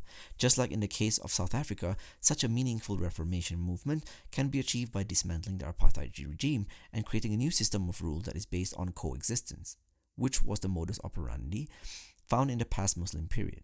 When the apartheid regime developed by the racist white minority was unfettered, South Africa did not cease to exist. Instead, it was reinstated as a political republic where whites and blacks could live in peace and cooperatively rebuild their society. Similarly, the dismantling of the Israeli apartheid regime will not lead to any genocide of the Jewish people. Instead, it will bring forth a regime where Jews, Christians, and Muslims can live side by side, just as they did without any disruption during the Ottoman era. Nevertheless, Shapiro still tries to pull one last trick from his sleeve, which for this section will be referred to the bombing of Dresden argument. Essentially, through this mode of reasoning, Shapiro attempts to downplay the high civilian casualty count in Gaza by arguing that there are cases of conflicts where the morally upright belligerent killed more people than the wrongdoing force. To demonstrate this point, he brings up the example of the Great Britain and Nazi Germany in World War II and notes how the former caused more civilian deaths by carpet bombing German cities and vice versa. As he puts it, quote, "If based on the numbers, more Germans died than British in World War II, does that mean the British were wrong in World War II? Because they did. Many more Germans died than Brits," end quote. Despite being from the Allies, Britain did target civilian German towns and areas such as Dresden in 1945. While these actions may upset their conscience, from Shapiro's standpoint, they were a necessary evil to subdue the Nazi menace and restore a peaceful world order. This is an immensely flawed mode of analogical thinking. Flawed mode of analogical reasoning. First and foremost, World War II is an unsuitable analog for the 2023 Palestinian crisis. There was a relative balance of power between the belligerents in the former, whereby all the contending forces were well-established great powers in the European theater. The same cannot be said regarding the present events of 2023, since there is no power parity between the two sides. One side is objectively stronger, commands an arsenal of advanced and sophisticated weaponry, and enjoys the unconditional backing of Western powers. In other words, there is a severe asymmetry, since the engagement is between the occupying force and a besieged strip of territory, not a nation-state fighting for its liberation. For this reason, there are no logical grounds for him to compare Gaza with Nazi Germany.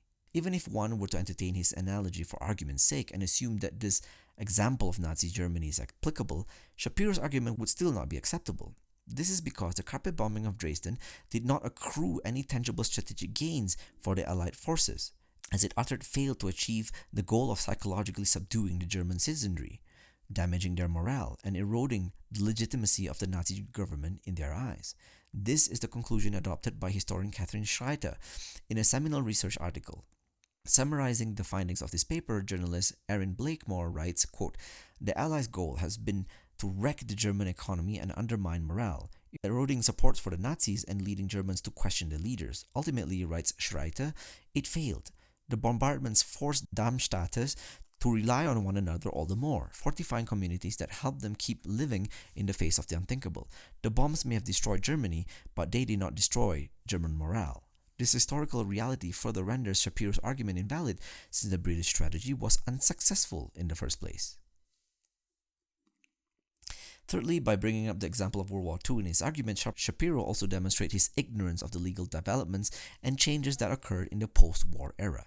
During this conflict, owing to the lack of any sophisticated and detailed international legal codes, war crimes and atrocities were committed by both sides, and the carpet bombing of major cities was a common tactic to exert pressure and procure an unconditional surrender from the enemy. For this reason, in the years that followed, a series of international legal mechanisms and instruments were developed to prevent the repeated occurrence of such atrocities in the modern era.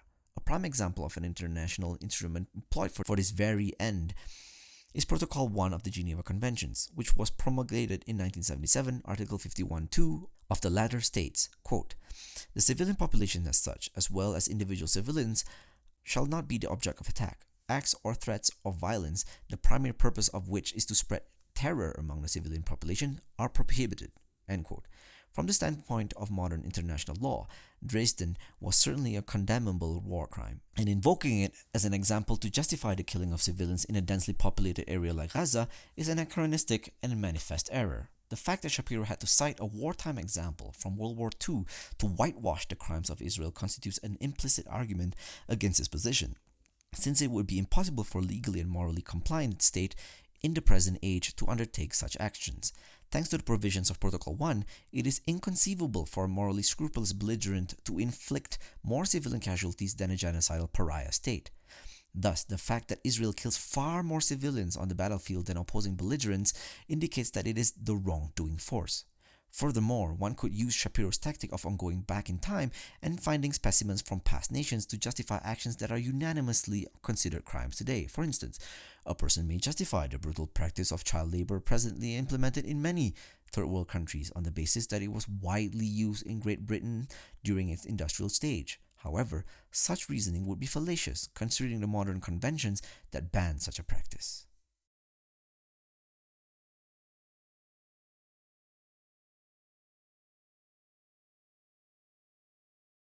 Section 4.7. Why do Israelis support the occupation? The need for a paradigmatic mentality shift. A discomforting reality that continues to persist into the present moment is that a significant proportion of Israelis support their government's occupations of the Palestinian territories and its military strikes against the people of Gaza. This ultimately causes some critics to say, if the situation in Gaza is as bad as it claimed, why is it supported so much among Israelis? The ultimate question is why such manifest injustice remains tolerated within significant strata of Israeli society. Perhaps the best diagnosis of this problem comes from the prominent Israeli journalist, Haaretz column writer, and human rights advocate Gideon Levy. According to Levy, there are three underlying narratives or fundamental principles that allow the Israeli occupation to persist and be conferred to an aura of legitimacy. First and foremost, most members of the Israeli population believe that they are God's chosen people, which in turn provides them the divine right to undertake whatever deeds or actions they wish towards others. From this viewpoint, the Israelis view their nation as unique and free from legal or social responsibilities. In an important opinion piece written in 2011, Levy further elaborated on the dangers of this mentality. Quote, "This is not only an unnecessary and groundless arrogance, it's also an extremely dangerous idea that enables Israel to behave as it does, with blatant disregard of the world's feelings. Nor does it lack benighted ultra-nationalist and racist foundations. At the basis of Israeli arrogance lies the idea that this really is a special notion with special traits that are shared by no other nation." End quote. Not only does the concept of being God's chosen people inculcate arrogance, but it also justifies racist and prejudiced attitudes towards other people. Quote, "On the one hand," Levy states, "there is the trampling of the other," and further notes that, quote, "we praise and exalt the chosen people above everyone else, two sides of the same coin, unconscionable racism." End quote. Levi then notes that the second problematic tendency that has engulfed the Israeli nation is its effective use of discursive power in the propaganda industry, whereby it can portray itself as being a victim notwithstanding its status as the occupier of Gaza. While Levy acknowledges that throughout the annals of history there has been a myriad of imperialist forces and occupiers, Israel holds the distinction of being the first settler colonial force in history to present itself as the only victim. Thirdly, and most dangerously, Levy points out that the Israeli state apparatus has carried out a systematic dehumanization campaign against the Palestinian people, which allows the Israeli people to not only tolerate the occupation, but view it as a necessary good. It is this element of dehumanization, Levy argues, that, quote, "enables us Israelis to live in peace with everything, because if they are not human beings like us, then there is not really a question of human rights." End quote. Levy's last point about dehumanization is of utmost importance. And considering the sophistication and modern nature of the Israeli killing machine, its effects are even further pronounced. With thousands upon thousands of Palestinians being killed in Gaza and the West Bank, the ultimate question is why Israeli citizens are so unmoved by the sheer brutality of their state's genocidal actions. The latest iteration of violence in the region provides us with many crucial clues.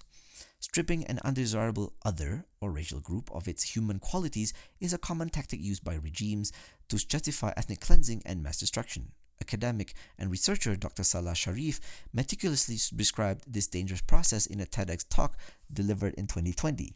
According to Sharif, there are two dehumanization techniques employed by rogue forces to justify their indiscriminate killing of innocent people. The first is known as, quote, "animalistic dehumanization," end quote, whereby human communities are portrayed as subhuman creatures or animals to render their loss of life insignificant. This was the murderous tactic employed against the Jews and Tzortzis to facilitate the Holocaust and Rwandan genocide. The second mode of dehumanization is known as, quote, "mechanistic dehumanization," end quote, and refers to when, quote, "we act so mechanically that we become indifferent to the other person's existence," end quote. This latter form of dehumanization is far more severe than the former, since it renders the suffering of the oppressed entirely invisible. Moreover, owing to advancement in the rules of warfare, troops serving in modern armies are far more likely to dehumanize their victims and view their military operations in a mechanistic way. Sharif's research reveals that the more geographically distant army troops are from their combatants, the less empathy they have for the destruction they cause, and the greater the willingness they have to kill without mercy. The modern war techniques employed by the Israeli army, such as aerial bombardments by their fighter jets and artillery shelling by their Merkava tanks, cause their troops to act with impunity. The more their army has modernized and mechanized, the more merciless they have become. The level of desensitization among Israeli army troops vis-a-vis the killing of Palestinians has increased steadily in a linear fashion. It has reached its genocidal climax during the 2023 invasion of Gaza. Scholarly studies of dehumanization within the Israeli setting reveal the lengthy pedigree in the use of such techniques against the Palestinians at the institutional and societal levels. Dehumanization has been a common discursive tactic employed by the Israelis to minimize the public repercussions of its attacks and bombardments of Palestinians in the eyes of its citizenry. For instance, Dr. Osman Latif, a postdoctoral researcher in dehumanization and instructor at Sapiens Institute, notes how, quote, negative and dehumanizing portrayals of Arabs, and oftentimes specifically Palestinian Arabs, are often used to promote American wars or to promote Israel's campaigns against Palestinians, end quote. This process, Latif notes, is facilitated through a careful nurturing process. From a very young age, Israelis are indoctrinated and led to believe that Palestinians are bereft of any humanity and do not deserve any just treatment. Aaron Efrati, a former member of the IDF interviewed by Latif, conveyed that the systematic oppression against Palestinians is underscored by layers of dehumanizing that began from when he was very young, and became more pronounced during his drafting into the occupied territories. Children, he explained, are taught that a Palestinian life is not to be accorded the same value as an Israeli life, that an Israeli soldier cannot intervene if a Jewish settler is abusing a Palestinian, even to the point of carrying out the murder of a Palestinian. He explains how Palestinians are not considered fully human, but subhuman, end quote. These ideologies further reinforced at the physical level, daily through the mechanism of structural otherness, which in essence refers to the separating and designating to that other a substandard living space, and erecting of physical barriers to keep out the untamed is vivid in the landscape of Hebron in Palestine. The Palestinians are restricted to confined quarters and separated from the topography and water channels that define their people and history. Restricted in both spatial and discursive terms, the Palestinians are treated worse than cattle and humiliated both physically and verbally by the Israeli security apparatus that gazes at them unrelentingly. Such a regime of dehumanization ultimately functions as a precursor to violence and also effects violence through omission of a frame for the life lost.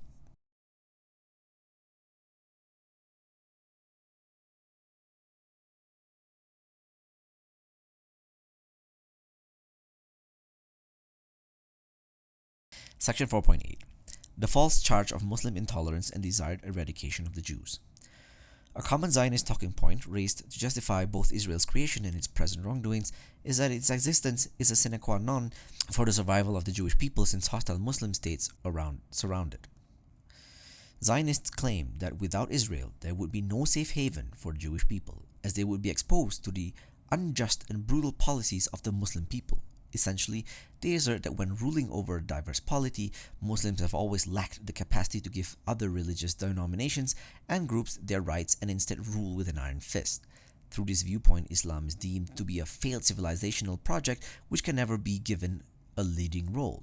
Perhaps the most vocal proponents of these theses consist of historian Bernard Lewis and the political scientist Samuel Huntington, both of whom championed the Clash of Civilizations theory.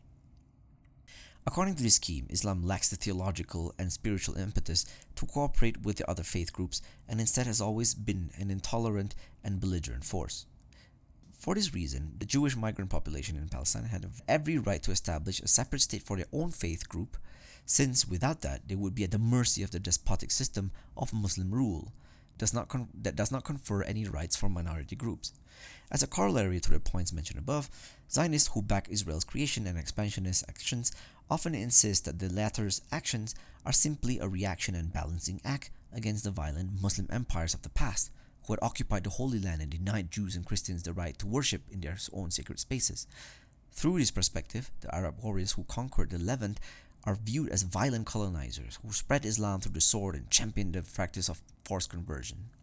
Muslims had many centuries to leave a positive mark during the occupation of the Levant, yet they failed to create a system informed by cosmopolitan values. For this reason, Muslims have no right to restore their backwards structure of rule in modern settings. According to this narrative, the formation of Israel was what finally emancipated the Jewish people from the tyranny of Islamic rule, which relegated Jews, Christians, and other religious minorities to the status of second-class subjects. Israel's creation represents, quote, a story of a dhimmi people, non-Muslim inhabitants under Islamic rule, a subject people who ought to have stayed within their bounds, but who shook off the yoke of servitude, emerging triumphant, a master of a sovereign non-Muslim state in the abode of Islam." End quote. Through this lens, Hamas is perceived to be a great menace and danger against the Jewish nation, since it attempts to reclaim the lands that were originally part of the abode of Islam, Darul Islam, now lost at the hands of the disbelieving infidels. Quote, "That is the Hamas premise, clear, pellucid, honest. It is not the liberation of Palestine for the sake of a Palestinian cause or the Palestinian people. It is an apocalyptic struggle for the redemption of Muslim land, Dar Islam, fallen to the hands of disbelief." End quote. However, this narrative is blatantly false. Contrary to the claim that Islam cannot accommodate other religions and groups, there is much proof from the Quran and the life of the Prophet, and the faith of monotheism is predicated on the principles of cooperation and optimizing goodness of mankind. After migrating to the city of Medina, one of the first things the Prophet did was to sign a defense alliance and pact of mutual understanding with the Jews of the city. This memorandum was so significant in its legal and historical import that it would later be known as the Treaty of Medina. One key provision of the treaty has been reproduced verbatim by the scholar and historian Ibn Hisham in his famous Sirah of the Prophet, peace be upon him. Quote, "It is incumbent on all the Muslims to help and extend sympathetic treatment to the Jews who have entered into agreement with us. Neither an oppression of any type would be perpetrated on them, nor should their enemy be helped against them. It is incumbent on the parties to treat each other sincerely and to wish each other well. None shall subject the other to oppression and injustice, and the oppressed shall be helped." End quote. The text of this treaty reveals that the Prophet, peace be upon him, desired Muslim-Jewish relations to be cordial and good-natured. While the prophetic migration caused Medina almost instantly to become a Muslim state, this did not in any way hinder the ability of minority groups, such as Jews, to practice their faith. The same spirit of tolerance can be observed when the second Caliph of Islam, Umar ibn al-Khattab, signed a historical pact in 638 CE after conquering the city of Jerusalem. The central portion of the text reads, quote, "In the name of God, the merciful, the compassionate, this is the assurance of safety, Aman, which the servant of God Umar, the commander of the faithful, has given to the people of Jerusalem. He has given them an assurance of safety for themselves, for their property, their churches, their crosses, the sick and healthy of the city, and for all the rituals belong to their religion. Their churches will not be inhabited by Muslims and will not be destroyed. Neither they nor the land on which they stand, nor their cross, nor their property will be damaged. They will not be forcibly converted." End quote. In light of these well-cemented treaties and agreements, the Muslim empires and dynasties that would emerge in the following centuries largely upheld this positive and accommodating model. For this reason, non-Muslim minorities often felt safe and respected in the Islamic polities they lived in, and deemed themselves to be part of their respective societies. By way of example, one may consider the Jewish exegetical text known as the Sefer Pitron Torah, which had this to say about the treatment that Jews experienced in Muslim-led Jerusalem during the 9th century CE. Quote, "The people in whose hands the temple is today, i.e. the Muslims, have made it into a choice, excellent and honorable place of worship. They say, 'Let us worship the one God who created heaven and earth, to whom the creatures belong until the coming of the Messiah, and on that day the true worship will be renewed and will be accepted before God.'" End quote. The same spirit of tolerance could also be observed in other major Muslim cities. For instance, one may consider the account of Benjamin of Tudela, a famous medieval Jewish voyager who visited Baghdad in 1168 CE. In his account, Benjamin of Tudela praised the Abbasid authorities for their fair and ethical treatment of the Jewish minority population in the capital city of Baghdad. In a crucial section of this work, Benjamin states that the following, quote, "In Baghdad, there are about 40,000 Jews, and they dwell in security, prosperity, and honor under the great Caliph, Al-Mustanjid, 1160-1170 CE, and amongst them are great sages, the heads of the academics engaged in the study of the law." End quote. In another noteworthy passage, he notes how the Jewish population enjoyed the freedom to construct synagogues and perform their religious rites. Quote, "In Baghdad, there are 28 Jewish synagogues, situated either in the city itself or in Al-Karkh, on the other side of the Tigris, for the river divides the metropolis into two parts. The great synagogue of the head of the captivity has columns of marbles of various colors overlaid with silver and gold, and on these columns are sentences of the Psalms in golden letters. In front of the ark are about 10 steps of marble. On the topmost step are the seats of the head of the captivity and of the princes of the house of David." End quote. The same assessment was echoed in the ethical rulership of the Umayyads in Islamic Spain, Al-Andalus, whose ethical mode of leadership helped free the Jews from the unjust levies and persecutions of Visigoth kingdom. The contemporary Jewish historian Zion Zohar provides a vivid account of how not only the Jewish population welcomed the Muslims as liberators, but they also intellectually prospered in the centuries that followed under the banner of Umayyad rule. Quote, when Muslims crossed the Straits of Gibraltar from North Africa in 711 CE and invaded the Iberian Peninsula, Jews welcomed them as liberators from Christian persecution. Born during this era of Islamic rule, the famous golden age of Spanish Jewry, circa 900 to 1200, such luminaries as statesman and diplomat Hasdai ibn Shaprut, vizier and army commander Shumail ha-Nagid, poet-philosopher Solomon ibn Gabriel, and Judah Halevi, and at the apex of them all, Moses ben Maimon, also known among the Spaniards as Maimonides. End quote. Even the later parts of history, the same spirit of toleration would endure in the abode of Islam, including the Holy Land of Jerusalem. For example, the 15th century Italian rabbi and biblical commentator Obadiah ben Abraham Yare da Bertinoro shared the following assessment of the Old City when he visited in 1486 CE. Quote, Jews are not persecuted by the Arabs in these parts. I've traveled through the country in its length and breadth, and none of them has put an obstacle in my way. They are very kind to strangers, particularly to anyone who does not know the language, and if they see many Jews together, they are not annoyed by it. End quote. The chief upshot of the quotations above and analytical remarks is that, quote, the Muslims had established a system that has enabled Jews, Christians, and Muslims to live in Jerusalem together for the first time. End quote.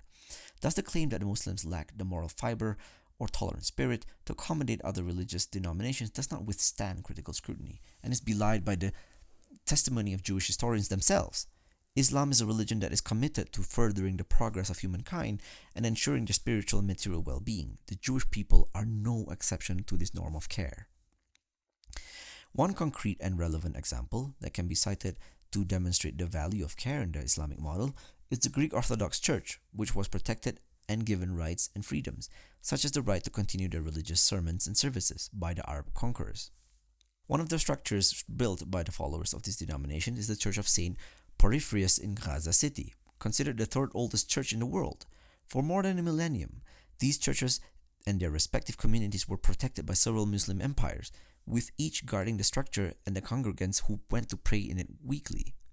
Other prominent churches belonging to this denomination, such as the Greek Orthodox Patriarch of Jerusalem, have also received favorable treatment, despite all the difficulties that the Greek Orthodox Church and its constituents have faced ever since the Israeli occupation. They remained satisfied with the treatment they received from the fledgling Muslim authorities in Gaza and the West Bank.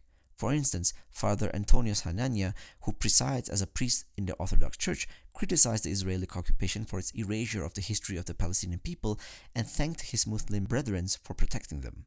For instance, he noted that it was Muslims who protected Shirin Abu Akleh's casket during the funeral procession. Quote, the occupation forces attempted to hurl Shirin Abu Akleh's casket on the ground, but the Muslims of Palestine raised the casket and guarded it. Had this deceased person been a Muslim sheikh, I would have protected it just as they guarded Shirin. And I say in the context exactly what Father Manuel Musallam said several times, let them ban our Muslim brothers from broadcasting the Adhan call to prayer, for I will be the one to call it. End quote. Muslim rulers never touched or obstructed the Church of Saint Porphyrius for over 1,000 years. However, it took only 70 years of Zionist occupation for it to be targeted and seriously damaged.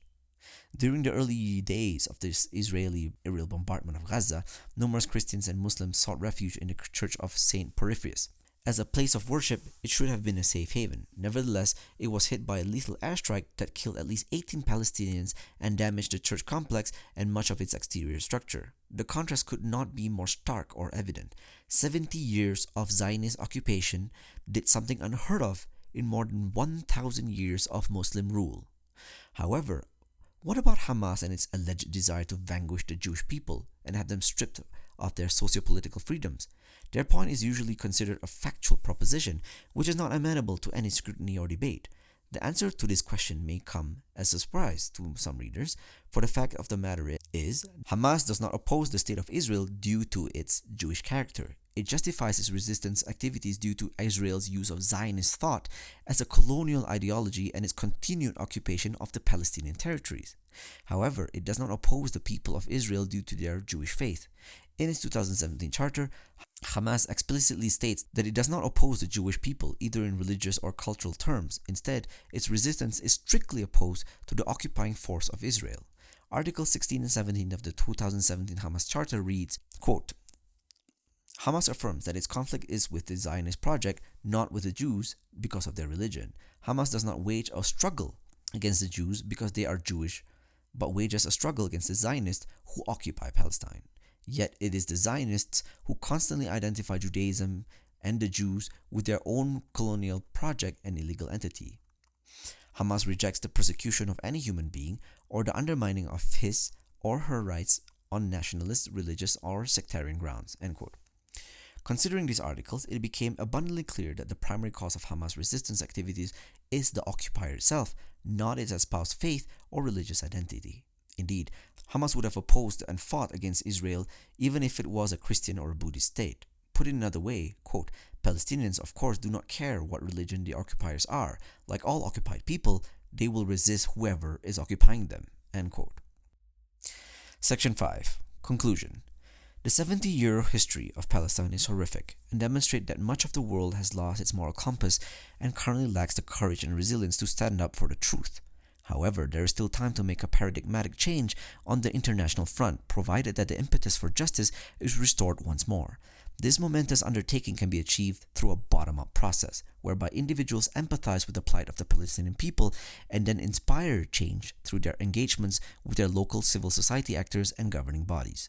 The purpose of this book was to provide a series of arguments and thought arguments to demonstrate that the Palestinian people have been the victims of a brutal and illegal military occupation, an apartheid regime, arbitrary detention and imprisonment, extrajudicial attacks and assassinations and expropriatory land seizures for several decades. This current crisis has one sole primary cause, which is the occupying and tyrannical force of Israel.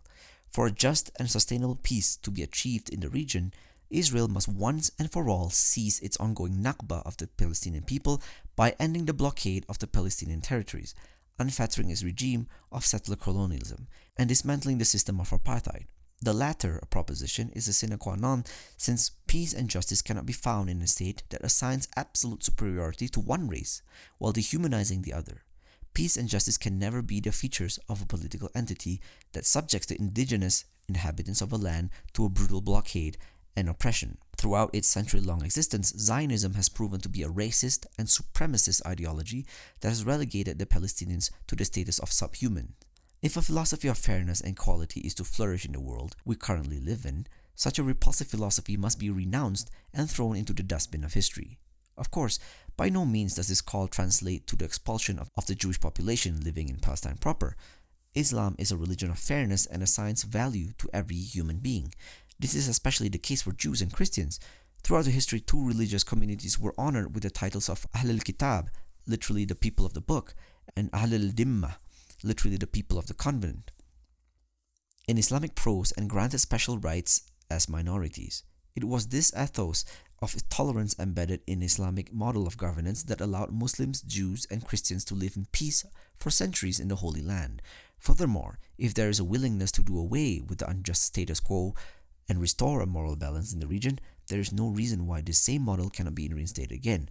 If we all set our hearts and minds towards this end, genuine and structural changes may be realized in this current generation. Sadaqallahul Azim.